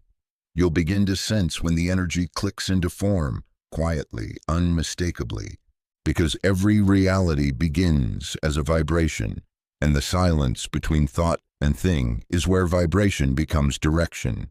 When you honor that space, you stop chasing your future and start receiving it, one quiet alignment at a time. In the autumn of 1950, in the Andalusian hills of Spain, a retired architect named Mateo spent his days building stone circles on his land. He didn't sell them, he didn't explain them. They weren't for function or fame. "I'm just listening to the shape of the quiet," he once told a curious traveler. Each stone, placed with patient precision, followed no blueprint, only instinct. And yet, standing inside those circles, people felt something unexplainable. Calm, clarity, a sense of being held by something greater. Mateo understood what few ever consider, that silence, when shaped with care, has structure. It has form, it has rhythm, it has geometry. There is a sacred order to silence, an architecture beneath the absence of sound that holds just as much as any word. We think of silence as empty, but it is not. It is patterned, layered, alive with symmetry and proportion, like the spiral of a shell or the unfolding of a fern. It moves inward and outward at once. It organizes thought, it calibrates energy, and when entered with awareness, it realigns you, not chaotically, but precisely. Most people step into silence without knowing how to sit with it. They fidget, they rush to fill it. But silence is not just the lack of noise. It is the language of harmony, and like sacred geometry, it carries intelligence beyond logic. In silence, things fall into place, not by force, but by returning to their natural order. In a monastery near Florence, the monks would sit for hours in quiet meditation within circular stone chambers. The rooms were built with precise acoustics, not to amplify sound, but to magnify stillness. The silence inside felt different, deeper, denser, as if the space itself had learned how to hold the silence without losing its shape. Visitors often wept upon entering. They couldn't explain it, but their bodies recognized what their minds could not. That silence has a structure, and when you step into it with reverence, it begins to rebuild you. The sacred geometry of silence is not something you impose. It's something you surrender to. It asks you to slow down, to feel the subtle shapes of your inner world reforming. Thoughts untangle, emotions resettle, attention sharpens, not because you force them into order, but because silence restores their natural balance. Try this. When your life feels scattered, don't add more noise. Don't rush to fix. Sit in stillness as if stepping into a cathedral made of breath. Let the silence shape you. Let it spiral through your mind, clearing the clutter. Let it draw lines where there were only fragments. You'll begin to notice that clarity doesn't arrive in pieces. It arrives in patterns. Because silence, like sacred geometry, is not static. It moves, it aligns, it knows. And when you allow yourself to be held within its design, you don't just find peace, you find precision. You remember that the quiet isn't empty, it's perfectly built. And within its perfect proportions, everything begins to return to where it belongs. In 1952, in a remote temple in the Himalayas, a monk named Tenzin was known not for his chanting voice, but for his silence. While others recited mantras aloud, he sat quietly, lips unmoving, eyes closed, body still. Visitors assumed he was simply meditating, but those who sat near him long enough reported something strange, a soft humming, not from his throat, but from the space around him, as if the air itself carried a tone. "He's not saying anything," one visitor whispered, "but I can feel it." The head monk later explained, he listens to the inner sound, the vibration of no thing, and in doing so, he becomes the sound itself. We often think of vibration as something physical, something audible, but before sound is heard, it is felt. Before a word is spoken, a wave of energy begins. And at the deepest level of silence, there is still vibration, a pulse so subtle it cannot be measured, only experienced. It is the vibration of no thing, not emptiness, not absence, but the frequency beneath all form. This inner sound is not born from the body. It does not require vocal cords or movement. It arises when the mind quiets and the being begins to hum with awareness itself. It is the sound of consciousness, before it becomes thought, before it becomes language. It cannot be forced. It can only be allowed. In 1946, a cellist named Margot in Vienna lost her ability to play due to injury. For months, she sat in silence, devastated. But over time, something curious happened. She began to hear music internally, compositions she'd never written, harmonies more intricate than anything she had played before. There was no external sound, yet the vibration was so clear, so alive, that she could transcribe it exactly. When musicians later performed her new works, they wept. The music had come not from memory, but from silence, from the vibration of no thing that had found her only when she stopped reaching for sound. The inner sound is not imagination. It is not hallucination. It is the quiet current that moves through all life, waiting to be felt. Artists, healers, and mystics have tapped into it for centuries, not by effort, but by entering deep states of stillness. When you listen to it, it tunes you. It realigns your inner field. You begin to vibrate not with your emotions, but with something far older, far purer. To hear this sound, you must become still, not just in body, but in intention. Stop asking for answers. Stop trying to create. Sit as if the universe itself were breathing through you. Eventually you will feel it, a tone, a rhythm, a hum without source. That is the vibration of no thing, and it holds everything. Because beneath every song, every word, every thought, there is this silent pulse, the inner sound. It cannot be taught, it cannot be spoken, but once felt, it changes you. You remember that even in silence you are not alone. You are being sung from within.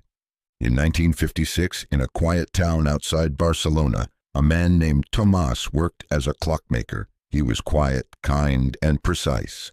But what most didn't know was that Tomàs had a dream, not for clocks, but for architecture. In the evenings, after the shop closed, he would draw blueprints by candlelight, grand designs, spirals, domes, bridges over invisible rivers. He never showed them to anyone, not because he was ashamed, but because the dream was still ripening. A dream, he once told a neighbor, is like a bird that hasn't landed yet. If you speak too soon, it flies away. Tomàs understood the delicate power of dreaming without telling the dream. In a world that rushes to share everything, plans, goals, desires, there is a quiet potency in keeping something sacred, unspoken, protected, not out of secrecy, but reverence. Some dreams are not meant to be shared while they are still forming. They are still gathering shape, energy, direction, and the act of speaking them too early can scatter their momentum before they've rooted into your being. There's an unseen geometry to vision.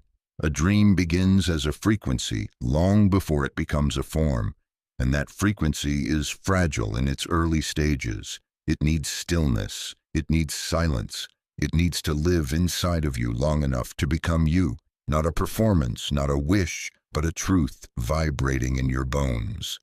In Paris in 1949, a seamstress named Geneviève stitched gowns for aristocrats by day and quietly designed her own collection at night. She didn't tell her family. She didn't post notices. She simply created, stored each dress away in a cedar trunk, and waited. One spring, a prominent designer stumbled upon her sketches by accident and asked where she had been hiding. "I wasn't hiding," she said. "I was becoming." Her dream didn't need to be announced. It needed to be embodied, and when the time was right, it spoke for itself. When you tell your dream too soon, it invites the energy of others. Opinions, projections, doubts, even well-meaning voices can distort the purity of what's forming. But when you keep it within, the dream sharpens. It reveals what it truly is, not what others want to make of it. This doesn't mean secrecy forever. It means timing. It means trusting that the dream will ask to be seen when it's ready, not when your ego craves recognition, but when your spirit is fully aligned with what it's becoming. Try this. Let your next dream grow without narration. Don't explain it. Don't ask for permission. Feed it with action, not announcement. Let it grow in the shadows like a seed that pushes through soil toward the sun. Because some dreams aren't meant to be spoken until they've become too real to deny, until they live in your breath, your walk, your choices, until the world sees them, not because you told it to, but because your very being begins to reflect what was once invisible, quiet, sacred, true. In the winter of 1954, in a quiet cabin tucked deep in the Black Forest of Germany, a woman named Anneliese cleared out a single room. She removed the furniture, pulled down the curtains, swept the floor bare. She didn't replace anything. No paintings, no chairs. Just an empty room lit by a single candle. Every morning she would sit cross-legged in that space, eyes closed, doing nothing. Visitors were puzzled. "What's the point of a room with nothing in it?" they would ask. She would only smile. "That's exactly the point," she'd say. "It's where things come from." For Anneliese, that room wasn't emptiness. It was invitation, a sacred space, a void prepared to receive. Most people fear emptiness. They rush to fill silence with sound, space with clutter, time with distraction. But in the oldest teachings, the void is not absence. It is origin. It is the fertile field before the seed, the still lake before the ripple, the silence before the song. Creation does not arise from fullness. It arises from space made ready to hold it. Sacred space. In ancient Egypt, the goddess of the night sky, Nut, was not worshipped for what she gave, but for what she held. She was the great container, the infinite void that allowed stars to form. This idea echoes across time, the divine feminine, the womb of the cosmos, the blank canvas, not passive, but potent, not empty, but sacredly open. In 1951, a poet in Buenos Aires named Mateo burned an entire manuscript, not out of frustration, but devotion. It was cluttering the room where my real work needed to grow, he said. In the months that followed, he wrote a collection that later won national acclaim, but he never published the first drafts again. They were noise, he explained. I had to make space for the truth. We often mistake activity for alignment. We chase ideas, plans, goals, forgetting that nothing new can enter a space that is already packed with noise. But when you clear a physical room, a mental loop, or even an emotional attachment, something subtle begins to shift. Energy reorganizes. Intuition sharpens. Possibility stirs. The void doesn't create for you. It waits for your readiness. It asks, can you hold still long enough to receive without chasing? Can you make space without filling it too soon? Most cannot. They rush to replace, to fix, to fill.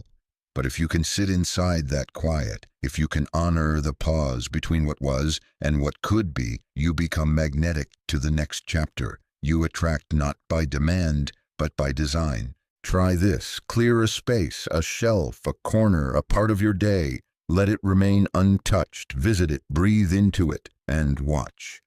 Slowly, subtly, something will begin to enter, not from effort, but from invitation. Because the void is not emptiness. It is readiness, sacred, still, and full of unseen potential. And when you honor it, creation begins, not with noise, but with space, not with force, but with surrender. In 1955, in a monastery high in the Swiss Alps, a monk named Elias was known for his long hours spent in the chapel. Unlike the others, he never spoke his prayers aloud. No chants echoed from his lips. No whispered pleas or recited scripture. He simply sat still, hands resting on his chest, eyes closed, his breath slow and deep. Many assumed he was meditating, but Elias once said to a visitor, "I pray in feeling, I pray in vibration. The words come after." His devotion was not found in the movement of his mouth, but in the resonance of his being. And somehow, in his silence, those around him began to soften, to feel comfort, to feel heard without ever having spoken. There is a kind of prayer that doesn't require words. It doesn't beg or plead. It doesn't follow a script. It rises from the body like heat, from the heart like breath. It's the silent pulse of truth, directed with intention but unspoken. These are prayers of vibration, transmission sent not through language but through frequency. They do not travel through sound waves. They ripple outward from your being, landing where they need to, understood by a universe that never required speech to listen. We often think of prayer as verbal, something spoken into the sky, but the deepest prayers are quieter. They're not sentences, they're signals, not crafted, not polished, just honest, steady, felt. A mother standing over her sleeping child, heart overflowing. A man walking alone into the woods, grief heavy but without shape. A stranger pressing their hand against a stranger's back at a funeral. None of these prayers were said aloud, yet all were received. In a village in rural Japan, a woman named Yumi would tend to her garden in silence. Each morning she touched the soil with reverence, breathing into her hands before planting. She said little, but the vegetables thrived. Neighbors asked her secret. She replied, "I pray as I move. The earth feels my thank you." Her crops fed dozens through hard seasons, not because she asked for blessings, but because she became one. Prayer without words is not less powerful. It is more precise. It bypasses the confusion of language, the gap between what you say and what you mean. It speaks directly from essence. When your heart aligns with your intention, Your whole body becomes a transmitter, a living antenna sending signals through the quiet, tuning reality with emotion alone. Try this. The next time you feel the need to ask, to call, to reach, don't rush to speak. Sit. Feel the desire in your chest. Let it expand through your breath, your skin, your presence. Say nothing. Just mean it fully. You'll find that the prayer begins to move, not through volume, but through vibration, because the universe listens more to your frequency than your vocabulary. And when you pray without words, you're not asking for something to happen. You're aligning with the truth that it already is, quietly, powerfully, completely. In 1952, in a quiet cottage on the edge of Lake Como, a woman named Isabella kept a journal unlike any other. There were no words in it, no entries dated or titled. Instead, each page was filled with soft charcoal lines, spirals, shapes, dots, broken patterns. Some pages were entirely blank except for a single smudge. To visitors, it looked like a sketchbook left unfinished. But to Isabella, it was her most sacred ritual. "These pages hear what I cannot say," she once explained. "They hold what I can't yet understand." And in that silent practice, something remarkable happened. She changed, not suddenly but gradually. Her choices grew clearer, her emotions steadied, her life unfolded with a quiet rhythm that mirrored the pages she had once drawn without knowing why. Most people journal to make sense of their thoughts, to give form to the chaos, but not all truths live in language. Some feelings are too complex, too tender, too ancient to fit into sentences. Nonverbal journaling gives them space. It allows the inner world to speak in its native tongue through movement, image, texture, symbol, not to be read but to be felt. There is a silent intelligence in the body that knows before the mind can explain. A spiral drawn in a moment of grief may say more than 1,000 words. A single line across a page may carry the weight of a decision not yet made. These expressions don't demand interpretation. They don't need to be understood. They need only to be witnessed. In 1949, a pianist named Adrian stopped playing music for nearly a year after the death of his father. He couldn't bear to hear the keys, but each morning he sat with an empty sheet of staff paper and drew silent notes, shapes that followed no real composition, just curves, pauses, clustered dots. After months of this silent scorekeeping, he returned to the piano. The first piece he played brought his wife to tears. He hadn't written it. He had become it. Through pages that never spoke a word. Nonverbal journaling is not art for display. It's not about making something beautiful. It's about giving form to what lives in shadow. It creates a bridge between the felt and the known, between what you don't yet understand and what already understands you. Try this. Next time you feel heavy, unclear, or overwhelmed, don't write it out. Let your hand move without language. Scribble, draw shapes, press down hard or soft. Close your eyes and see what wants to appear. The page will hold it. No explanation needed, because sometimes the soul doesn't want to be read. It wants to be moved. And when you allow your inner world to speak in silence, you'll find that healing doesn't always come through clarity. Sometimes it comes through contact, through the power of letting your body say what your mouth cannot, quietly, freely, fully. In the early mornings of 1951, on the shores of Lake Geneva, a man named Henri would walk barefoot into the tall grass behind his home. He carried no book, no prayer beads, no agenda. He would stand still, close his eyes, and breathe, slowly, rhythmically, as though each breath was part of a conversation. He never said a word, yet those who knew him swore he had a kind of peace that you could feel when he entered a room. "I speak to God," he once said, "but not with my voice, only through breath." Henri had discovered what the mystics across centuries knew, that breath is not just survival, it is sacred. And when given full attention, it becomes communion. There is a silence more profound than the absence of words.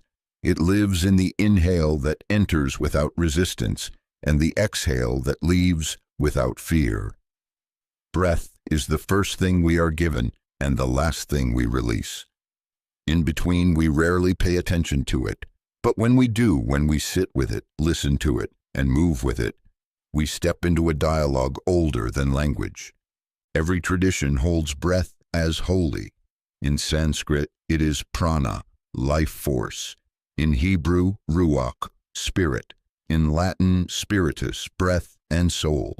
Breath is the bridge between the seen and unseen. It is how spirit enters the body and how awareness returns to itself.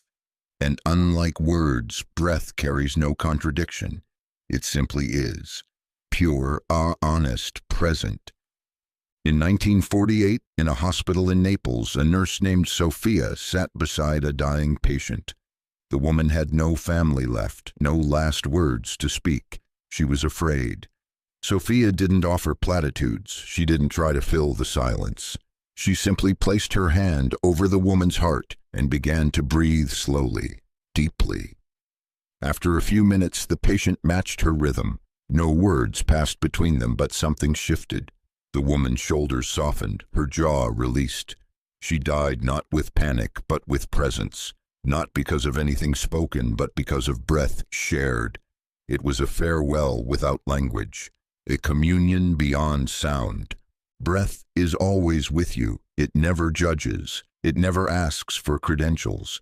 It doesn't care what you've done or failed to do. It meets you exactly where you are. And when you give it your full attention, you return to yourself. Not the self constructed by identity, but the self that was here before the noise began. Try this. Sit alone, place your hand on your heart, and breathe, not to control, not to perform, simply to listen. Feel the inhale as a gift, the exhale as release. Do this until the thoughts slow, until the silence inside the breath becomes louder than the voice in your mind, because in that space, communion begins, not with anyone else, but with life itself. And in that quiet exchange, you are reminded that you were never disconnected. You had simply forgotten to listen. In 1953, in a quiet village near Salzburg, a blind man named Elias became known for something remarkable.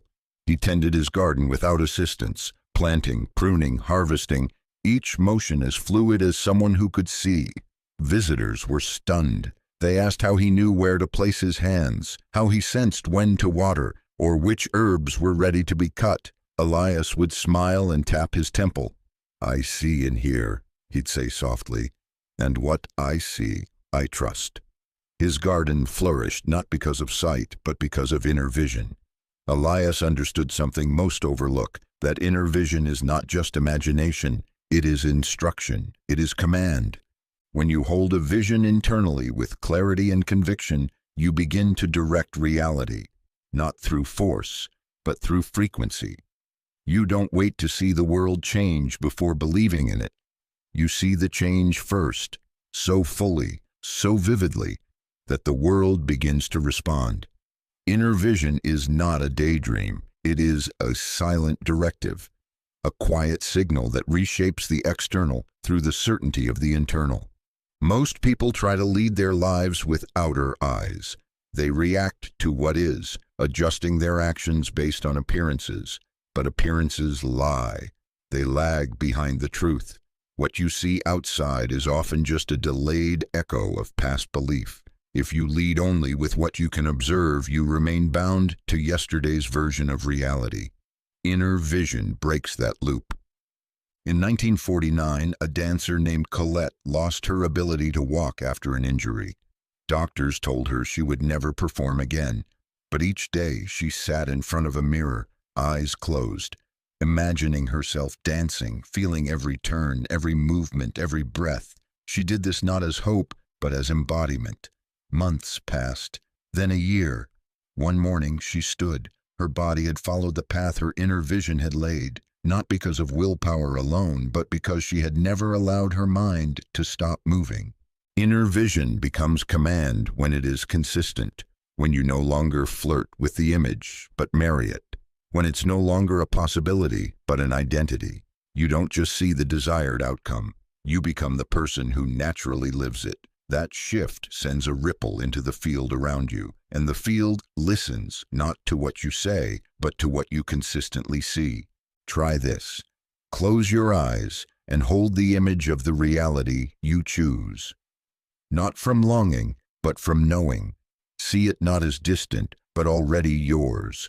Walk through its rooms, feel its air, breathe it in, then go about your day, not chasing it, but moving as if the command has already been received, because it has.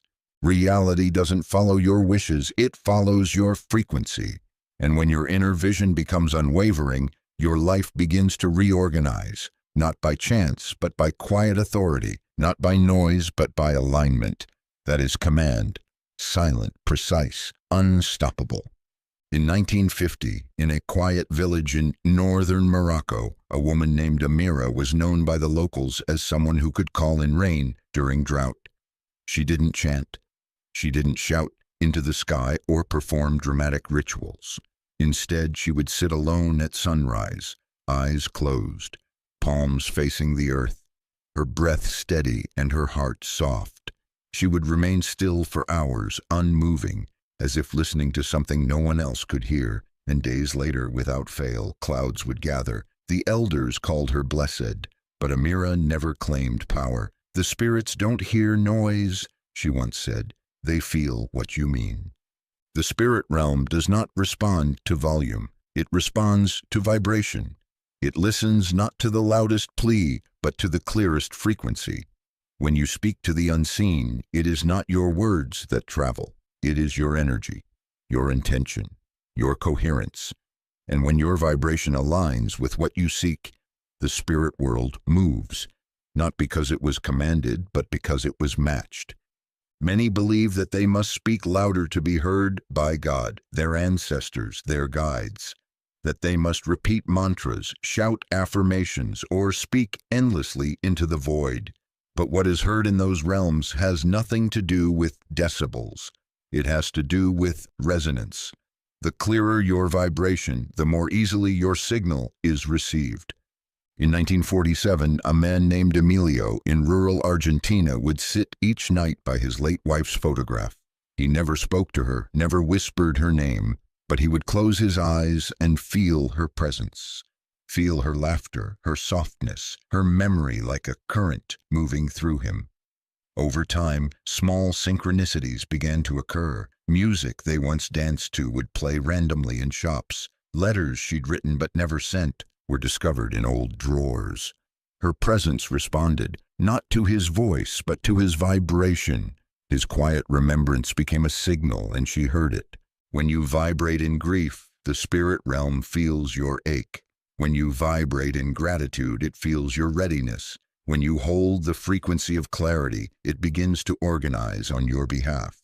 You do not need to explain. You do not need to perform. You need only to feel truth so fully that it radiates beyond the veil. The unseen is subtle. It doesn't speak in volume. It speaks in signs, in intuition, in timing. You will know you've been heard not by a booming response, but by the gentle unfolding of answers that arrive in perfect silence. Try this. Instead of asking with words, ask with stillness. Sit in the vibration of what you seek. Feel it so fully that it moves through you like breath. Then watch, not for the noise, but for the ripple. That is the answer. Because in the spirit realm, nothing is louder than alignment. And when your vibration is true, it is heard across all dimensions without you ever needing to say a word. In 1951, in a quiet mountain town in northern Italy, a tailor named Matteo began each morning the same way. Before touching a needle or speaking to a customer, he would open the windows, light a small candle on his work table, and sit in stillness for exactly 10 minutes. No mantras, no prayer, no thoughts of business. Just stillness. His hands rested on his lap, his breath slow, his awareness anchored in his body. "I align with the day," he once said to a curious apprentice, "and the day aligns with me." Over time, Mateo's shop became known not just for the quality of its suits, but for the strange sense of ease that seemed to follow anyone who wore them. His presence had shifted something, but the change didn't come from effort. It came from silent alignment. Reality doesn't respond to noise. It responds to order, to internal coherence. And rituals, when practiced without words, without theatrics, become tuning forks for that coherence. Silent rituals do not demand outcomes. They invite resonance. They're not about controlling life, but about aligning with its deeper rhythm.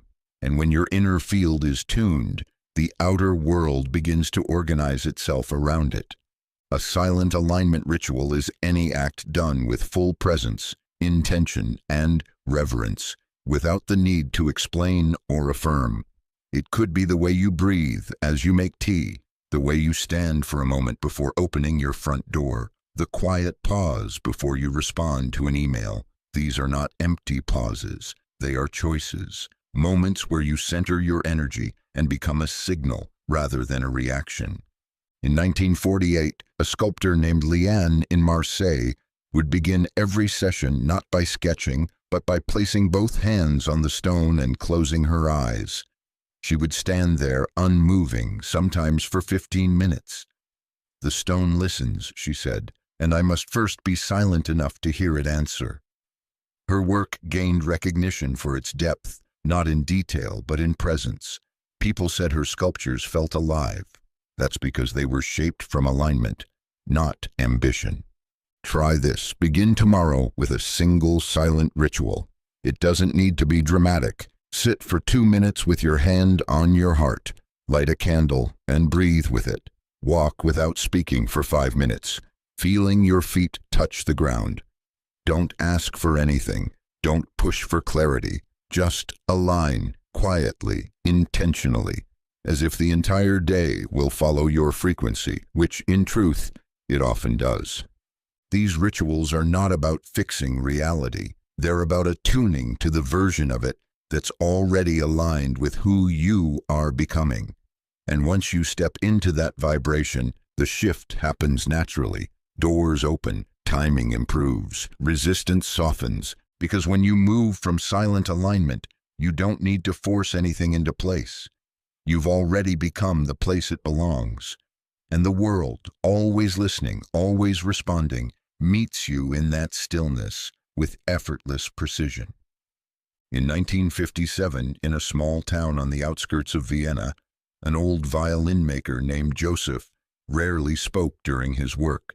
Customers would come in with questions, concerns, or simply to marvel at the craftsmanship hanging along the walls, and Joseph would nod, smile, and listen, never interrupting, never explaining. What struck people most wasn't his silence, but the way they felt around him. They said it was as if he already understood them without needing to ask. One visitor wrote in his journal, "He didn't say a word, and yet I left feeling more seen than I've felt in years." Joseph had discovered a quiet truth most miss, that you are heard most deeply when you say nothing at all. There's a presence that grows in the absence of words. When someone stops trying to be understood, when they stop speaking just to fill space or defend their position, a different kind of signal emerges, clean, grounded, magnetic.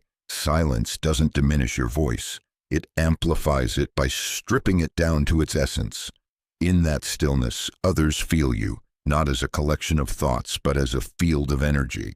And that is often more eloquent than anything you could say. Most people equate communication with sound. They believe being heard means speaking more clearly, more often, more confidently. But sometimes, the most profound transmissions happen in the quiet, in the way you enter a room, in the way you hold your breath instead of reacting, in the stillness you offer someone when they're unraveling. Words can inform, silence transforms. In 1949, a woman named Rosa sat by her sister's hospital bed for 3 days without speaking. Her sister, too weak to talk, would occasionally open her eyes and reach out. Rosa never filled the air with reassurances or platitudes. She simply sat, holding her sister's hand, breathing in sync. The nurses said Rosa's presence brought more comfort than the medicine. She wasn't trying to be heard, but her silence was louder than words. It said, "I'm here. I see you. I don't need anything from you." This kind of presence can't be faked. It arises only when you're no longer trying to prove, impress, or explain. When your being becomes your message. When the space you hold becomes the offering. Try this. The next time you're in conversation, practice saying less. Instead of jumping in with advice or opinion, simply listen. Watch how people begin to soften. Notice how the space between your words becomes more powerful than the words themselves. When you stop needing to be heard, others start to feel you more clearly. Because in a world drowning in noise, the deepest kind of recognition happens in silence. Not because you forced someone to hear you, but because you no longer blocked your truth with unnecessary sound.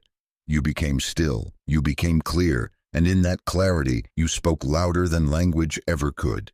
In 1954, in a dusty village outside Cairo, a boy named Sami would often watch the elders gather under a fig tree in the late afternoon. They sat in weathered chairs, sipping tea, occasionally speaking. One man, Mahmoud, rarely said anything at all, yet whenever he did lean forward to speak, often just a sentence or two, the entire circle would grow still. There was no need for volume or performance. His words held gravity. When asked why Mahmoud spoke so little, one of the elders smiled and said, "Because he sees further than the rest of us, and those who see clearly don't need many words."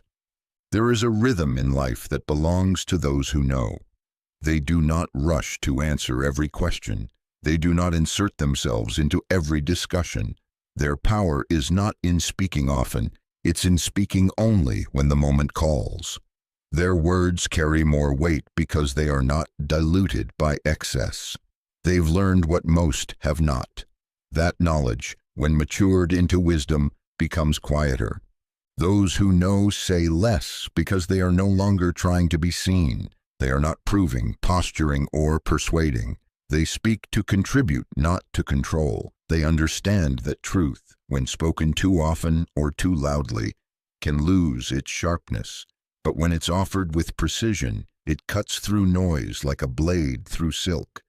In 1950s Paris, a philosopher named Juliette taught weekly salons, but her lectures were famously brief. She would speak for no more than 10 minutes, then spend the rest of the time in silence as her students discussed. When asked why she didn't lead more of the conversation, she replied, "I trust that truth needs less guidance than we think. The more I talk, the more I interrupt what's already trying to rise." Her presence alone became the instruction. Her restraint made her magnetic. Silence, for those who know, is not absence. It is observation. They listen longer. They wait for timing. They recognize that rushing to speak often means speaking from reaction, not insight. And so, they speak with precision, not to fill space, but to open it. This doesn't mean withholding your truth. It means distilling it, allowing your energy to speak first, your presence to set the tone, and your words to arrive only when they're needed, not when you feel pressure to deliver them. Try this.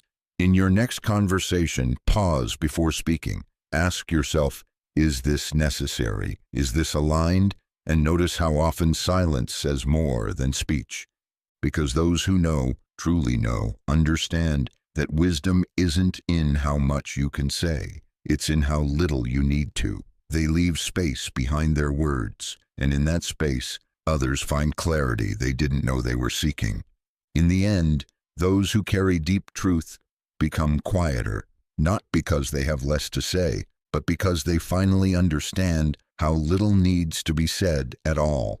In 1955, in a small town near the Black Sea, a man named Lev worked as the groundskeeper of a local monastery. He wasn't a monk, nor a teacher, nor a priest. He rarely spoke, kept to himself, and moved through the grounds with quiet efficiency.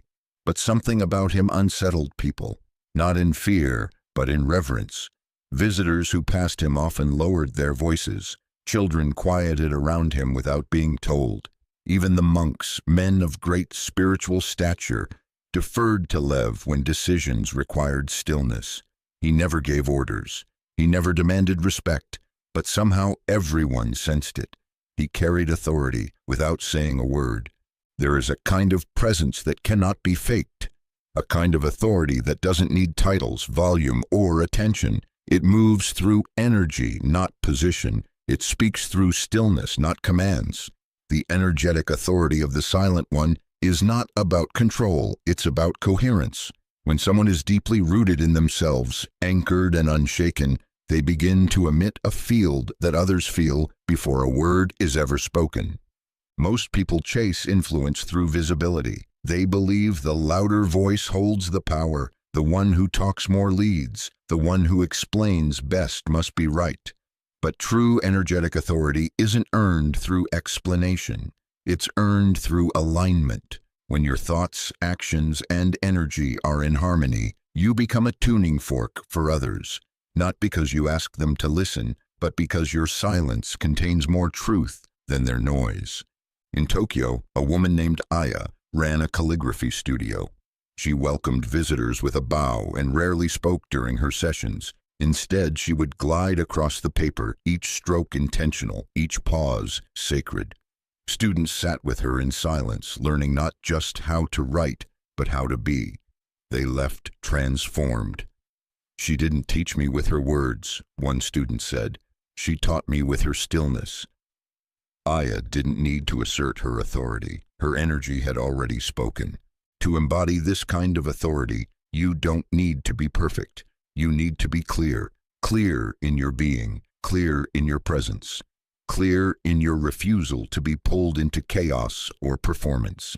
Silence becomes powerful when it's filled with stability, not tension.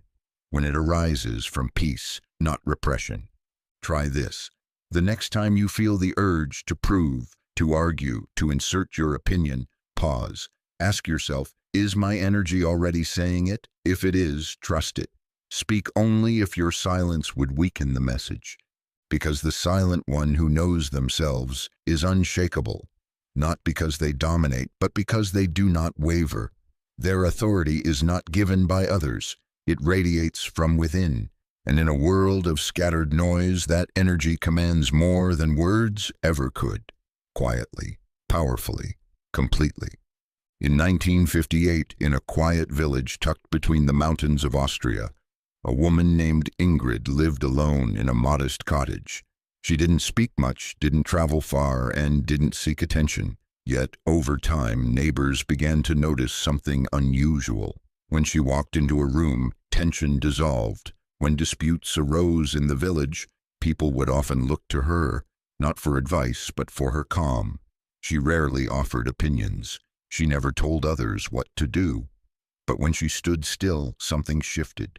It was as if the space around her recalibrated. Things settled, ideas surfaced, and without a word, decisions became clear. The villagers didn't understand it, but they honored it.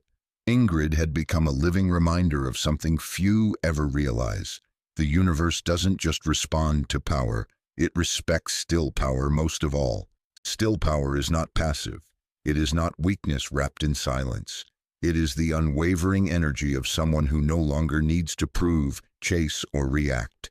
It is the quiet, anchored force that influences without interference. While loud power demands, still power attracts. It doesn't need a stage, it is the center. The universe, at its most fundamental level, is built on resonance. Energy moves in waves. Frequencies interact. Chaos disrupts. Coherence aligns. And when you become still, when you enter a place of inner coherence, everything around you begins to respond. Not because you manipulated it, but because you matched it. You became the tuning fork, the signal, the field. In 1951, in New York, a man named Elias worked as a librarian.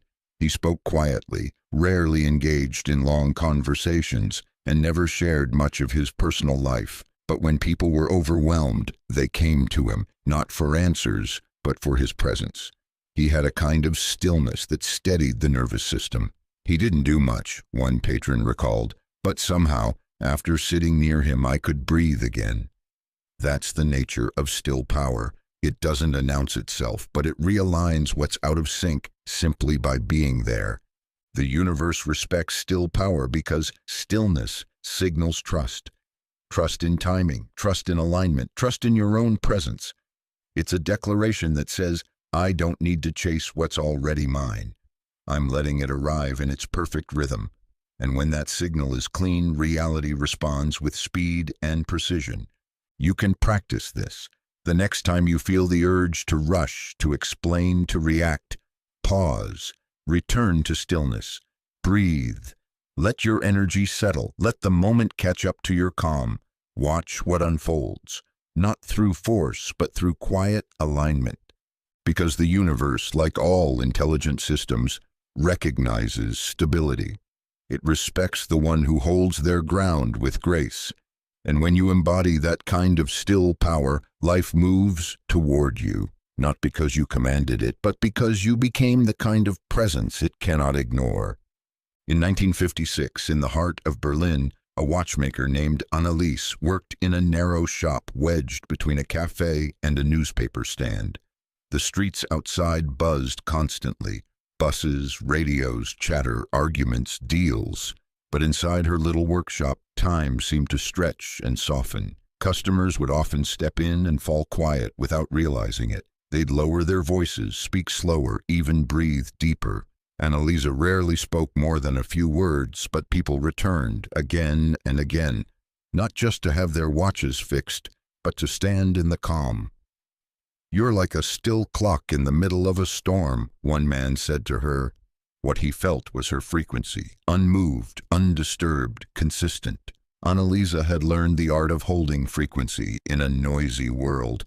To hold frequency means to stay in alignment with your truth, your center, your chosen energy, regardless of what's happening around you. It is one of the most subtle forms of power. In a world that thrives on reaction, urgency, and distraction, remaining energetically consistent is revolutionary. The external noise wants to pull you into its rhythm, but when you stay rooted in your own, you become the rhythm others attune to. Most people absorb the noise of the world. They wake up calm, then get swept into worry by headlines, by other people's moods, by unseen waves of collective fear. But the few who remain centered, who carry peace in a room full of pressure or certainty in the face of confusion, become beacons. Not because they fight the noise, but because they stop matching it. In 1950s Tokyo, a florist named Satoshi began each day with the same silent ritual, arranging a single flower in a stone vase before opening the shop. He didn't speak while he worked. He simply moved with clarity, with presence. The shop was always filled with customers, but the air remained still. His hands, his breath, his choices, all reflected a steady frequency. People didn't just buy flowers, they came to feel something the world outside had scattered. Holding frequency doesn't require perfection, it requires awareness. It means noticing when you're being pulled, when your energy starts to fragment, and gently returning to your chosen state. That return becomes your practice. Not resisting the noise, but refusing to become it. Try this. Choose a word, a feeling, a vibration to hold for the day. Peace, clarity, gratitude. Return to it throughout the chaos. Don't shout it, don't defend it, just be it. Let it shape your breath, your pace, your responses. Let it become the current you swim in, even if the world around you crashes like waves. Because when you hold frequency in a noisy world, you don't just stay steady, you become a sanctuary, a tuning fork in the storm. A reminder that stillness is not weakness, it's mastery, and in your calm the world remembers its own, quietly, without force, completely. In 1959, in a music hall in Vienna, a renowned conductor named Ilse was preparing to lead her final performance. Rehearsals had been tense, musicians distracted, emotions frayed, the energy uneven. On the morning of the concert, Ilse entered the hall, stood before the orchestra, and said nothing. She didn't raise her baton. She didn't offer correction. She simply stood, still, grounded, eyes closed. For a full minute the room held its breath. Then, without a cue, the first violin began to tune. Others followed. Slowly, order returned, not because of a command, but because of her presence. Ilse had spoken nothing, but her energy gave direction. She led not with instruction, but with frequency. There are moments when words no longer work. When they fall short, become noise, or only add to confusion. In those moments, what leads is not language, it's resonance. It's the invisible signal you emit when your energy becomes clear, aligned, coherent. Words can be misunderstood, but frequency, when strong enough, cuts through doubt and speaks directly to the field of reality. It doesn't ask to be followed. It draws things into place. Most people try to control life through speech.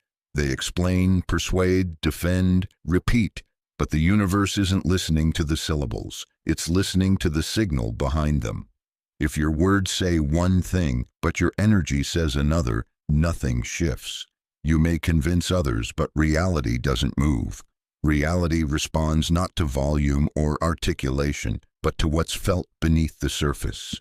In 1951, in a village near Marrakesh, a healer named Zora was known for curing ailments with very little talk. She would sit beside the sick, hold their hands, and close her eyes. She never asked for stories. She never explained her process. People left changed.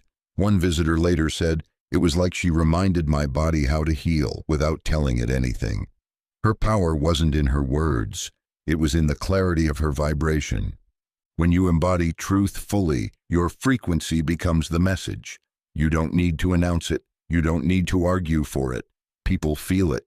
Rooms adjust to it. Life aligns with it. This doesn't mean you never speak. It means you no longer depend on speech to carry your power. You are the transmission. Practice this. The next time you feel the urge to explain yourself, pause. Ask if your energy already says what you're about to speak. If it does, let that be enough. Move in silence. Let the strength of your alignment speak louder than your sentences, because when words fail, and they often do, frequency commands. Not with force, but with gravity. Not through noise, but through depth. The most powerful leaders, healers, and visionaries often speak the least. Not because they lack insight, but because their presence has become the message. When you reach that level of clarity, you no longer chase impact. You are the impact. Quietly, precisely, undeniably. In 1955, in a quiet tea house in Kyoto, a woman named Hana sat across from a man who had just ended their engagement. He spoke for several minutes, offering reasons, regrets, and excuses. He shifted in his seat, hoping for a reaction, but Hana said nothing. She simply looked at him with calm, unwavering eyes, then poured herself another cup of tea. The silence stretched. The man's words lost their rhythm, then faded entirely. She didn't argue, she didn't cry, she didn't beg for understanding. She let the silence speak, and in that moment he understood. Her lack of response was the response. There's a quiet strength in knowing that not everything requires your voice. Not every accusation, demand, or expectation deserves your energy. No response is not avoidance. It's communication of the highest order. It says, I will not lower my frequency to match this moment. It says, your words no longer warrant my presence. It says, this ends here. Silence, when chosen with intention, is not passivity, it's precision. It removes fuel from conflict. It closes doors without slamming them. It signals boundaries without the need for confrontation. And often, it says more than 1,000 carefully crafted sentences ever could. In 1950s Buenos Aires, a school teacher named Emilio was criticized publicly by a colleague jealous of his rising reputation. The comments were harsh and deliberate, meant to provoke a reaction, but Emilio never responded. He continued his work with grace, never mentioning the incident. Over time, the colleague's bitterness became evident. His credibility weakened. People noticed Emilio's silence, and they understood. He didn't need to defend his character. His restraint said everything. No response unsettles those who expect control. It breaks the pattern. When someone casts a hook and you don't bite, they're left to confront their own behavior. In that space, accountability often begins, not because you demanded it, but because your silence forced it to echo. This is not about withholding emotion or pretending not to care. It's about choosing when your presence is worth offering. It's about honoring your peace more than your need to be understood. You can feel everything deeply and still choose stillness over reaction. That is emotional maturity. That is energetic self-respect. Try this. The next time you feel the pull to explain yourself, defend your worth, or argue with someone who is committed to misunderstanding you, pause. Ask yourself, does this serve my alignment or drain it? If it drains it, choose silence. Let your clarity speak through your non-engagement, because in a world addicted to reaction, choosing not to respond is a revolutionary act. It is a statement that says, I don't need to be louder to be heard. I am listening, watching, deciding, and that alone is enough. No response is not empty. It is full of power. It is the space where you reclaim yourself. And in that space, you speak with the voice of silence, the one that never begs, never bends, and never forgets its worth. In 1954, in a small dojo on the outskirts of Kyoto, a martial arts master named Takeda rarely raised his voice. He didn't correct with stern commands or showy demonstrations. Instead, he observed in silence, seated at the edge of the room, his hands resting in his lap, eyes steady. Students would feel his gaze before they saw it. It was not sharp or judgmental, but it made them adjust instantly. They stood taller. Their movements became more precise. Not out of fear, but out of awareness. His gaze carried a presence that made them feel seen entirely. He doesn't teach with words, one student whispered. He teaches with his attention. There is a type of power that does not need to declare itself. It doesn't require sound or gesture. It is the quiet command of pure awareness. When someone sees with that level of presence, undistracted, non-judging, fully attuned, it changes the atmosphere. It calls forth truth.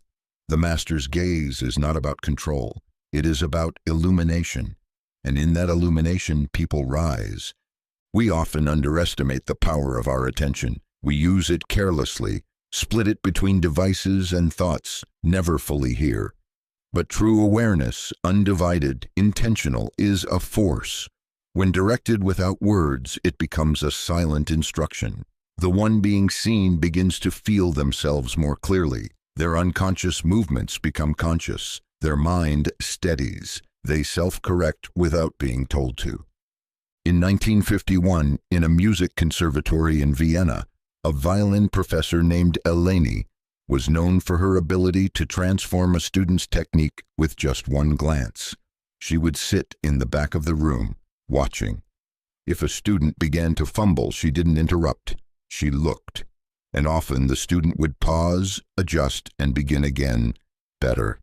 It's as if she sees the note before I play it, one student said. But what she was seeing wasn't just technical. She was seeing them in their entirety. Their posture, breath, hesitation, belief. Her gaze was not critique, it was mirror, and in that mirror, alignment emerged. The master's gaze works because it is not ego-driven. It doesn't seek to dominate. It holds space with such neutrality that the truth becomes self-evident. It commands not through fear, but through clarity. And clarity always organizes the environment. Try this. The next time you're with someone, especially someone you lead, teach, or care for, practice pure awareness. Don't rush to speak. Don't fix. Just see them. Let your gaze hold presence, not pressure. Let your silence say, I'm here. I see you fully. You are safe to rise. Because true mastery is not about how much you can control. It's about how deeply you can perceive.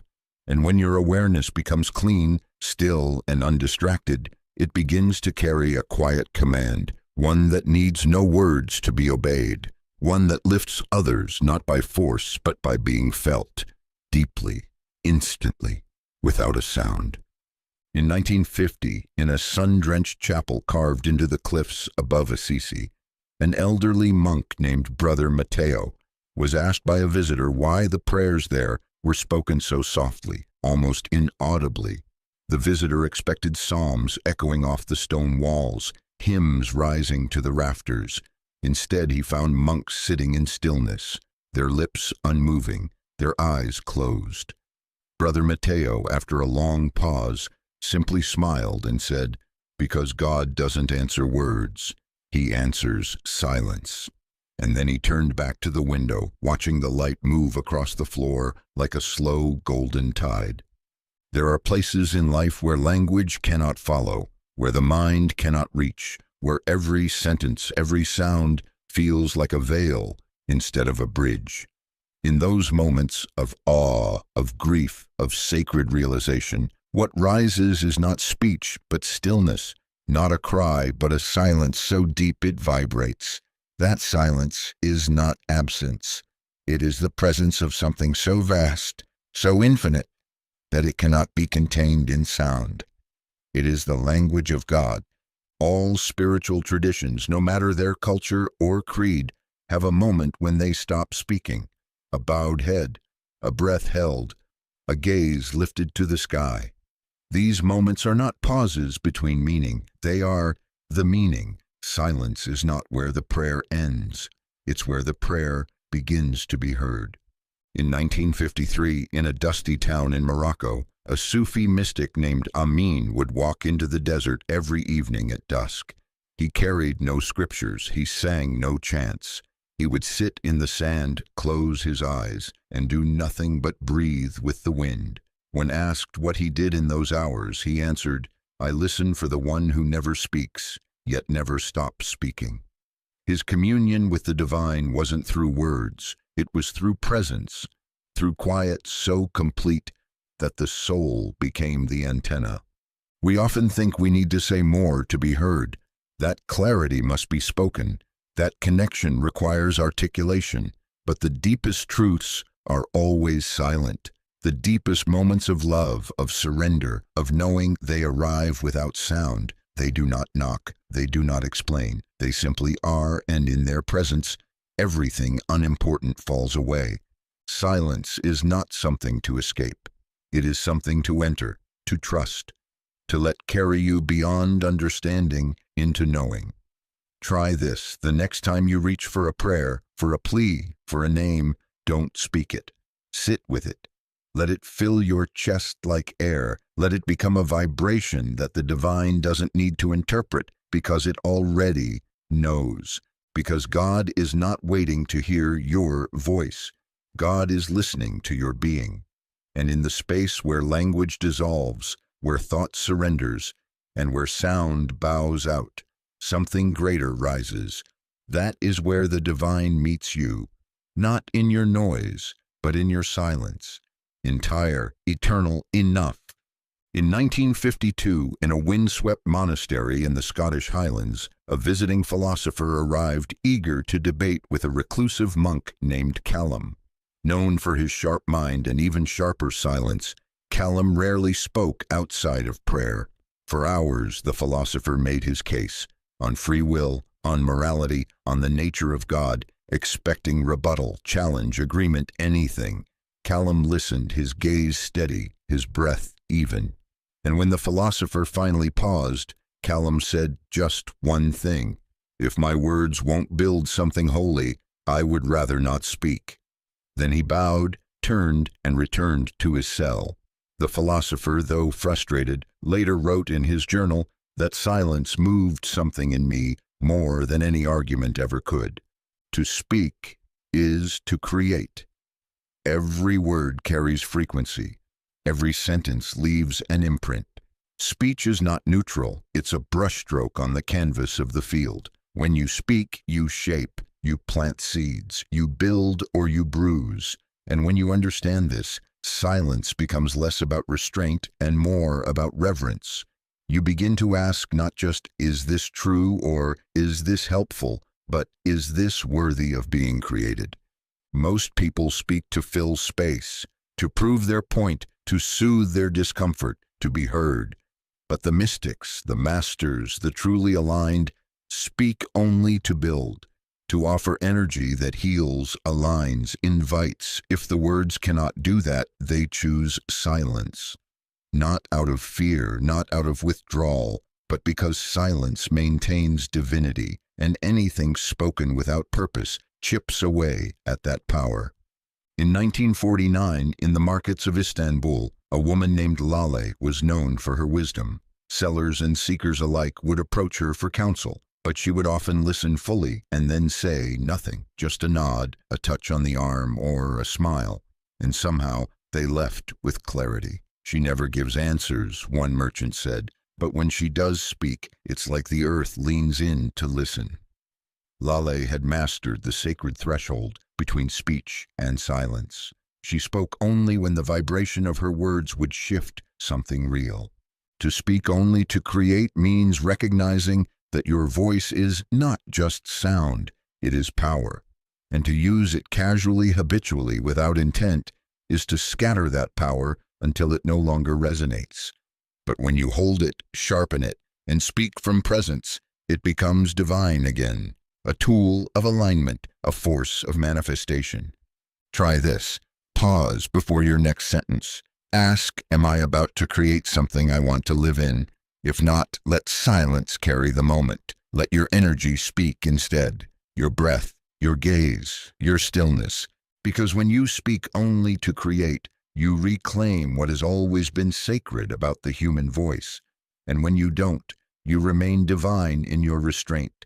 Still clear beyond the need to explain. Creation or stillness, word or world, both holy, both yours to choose.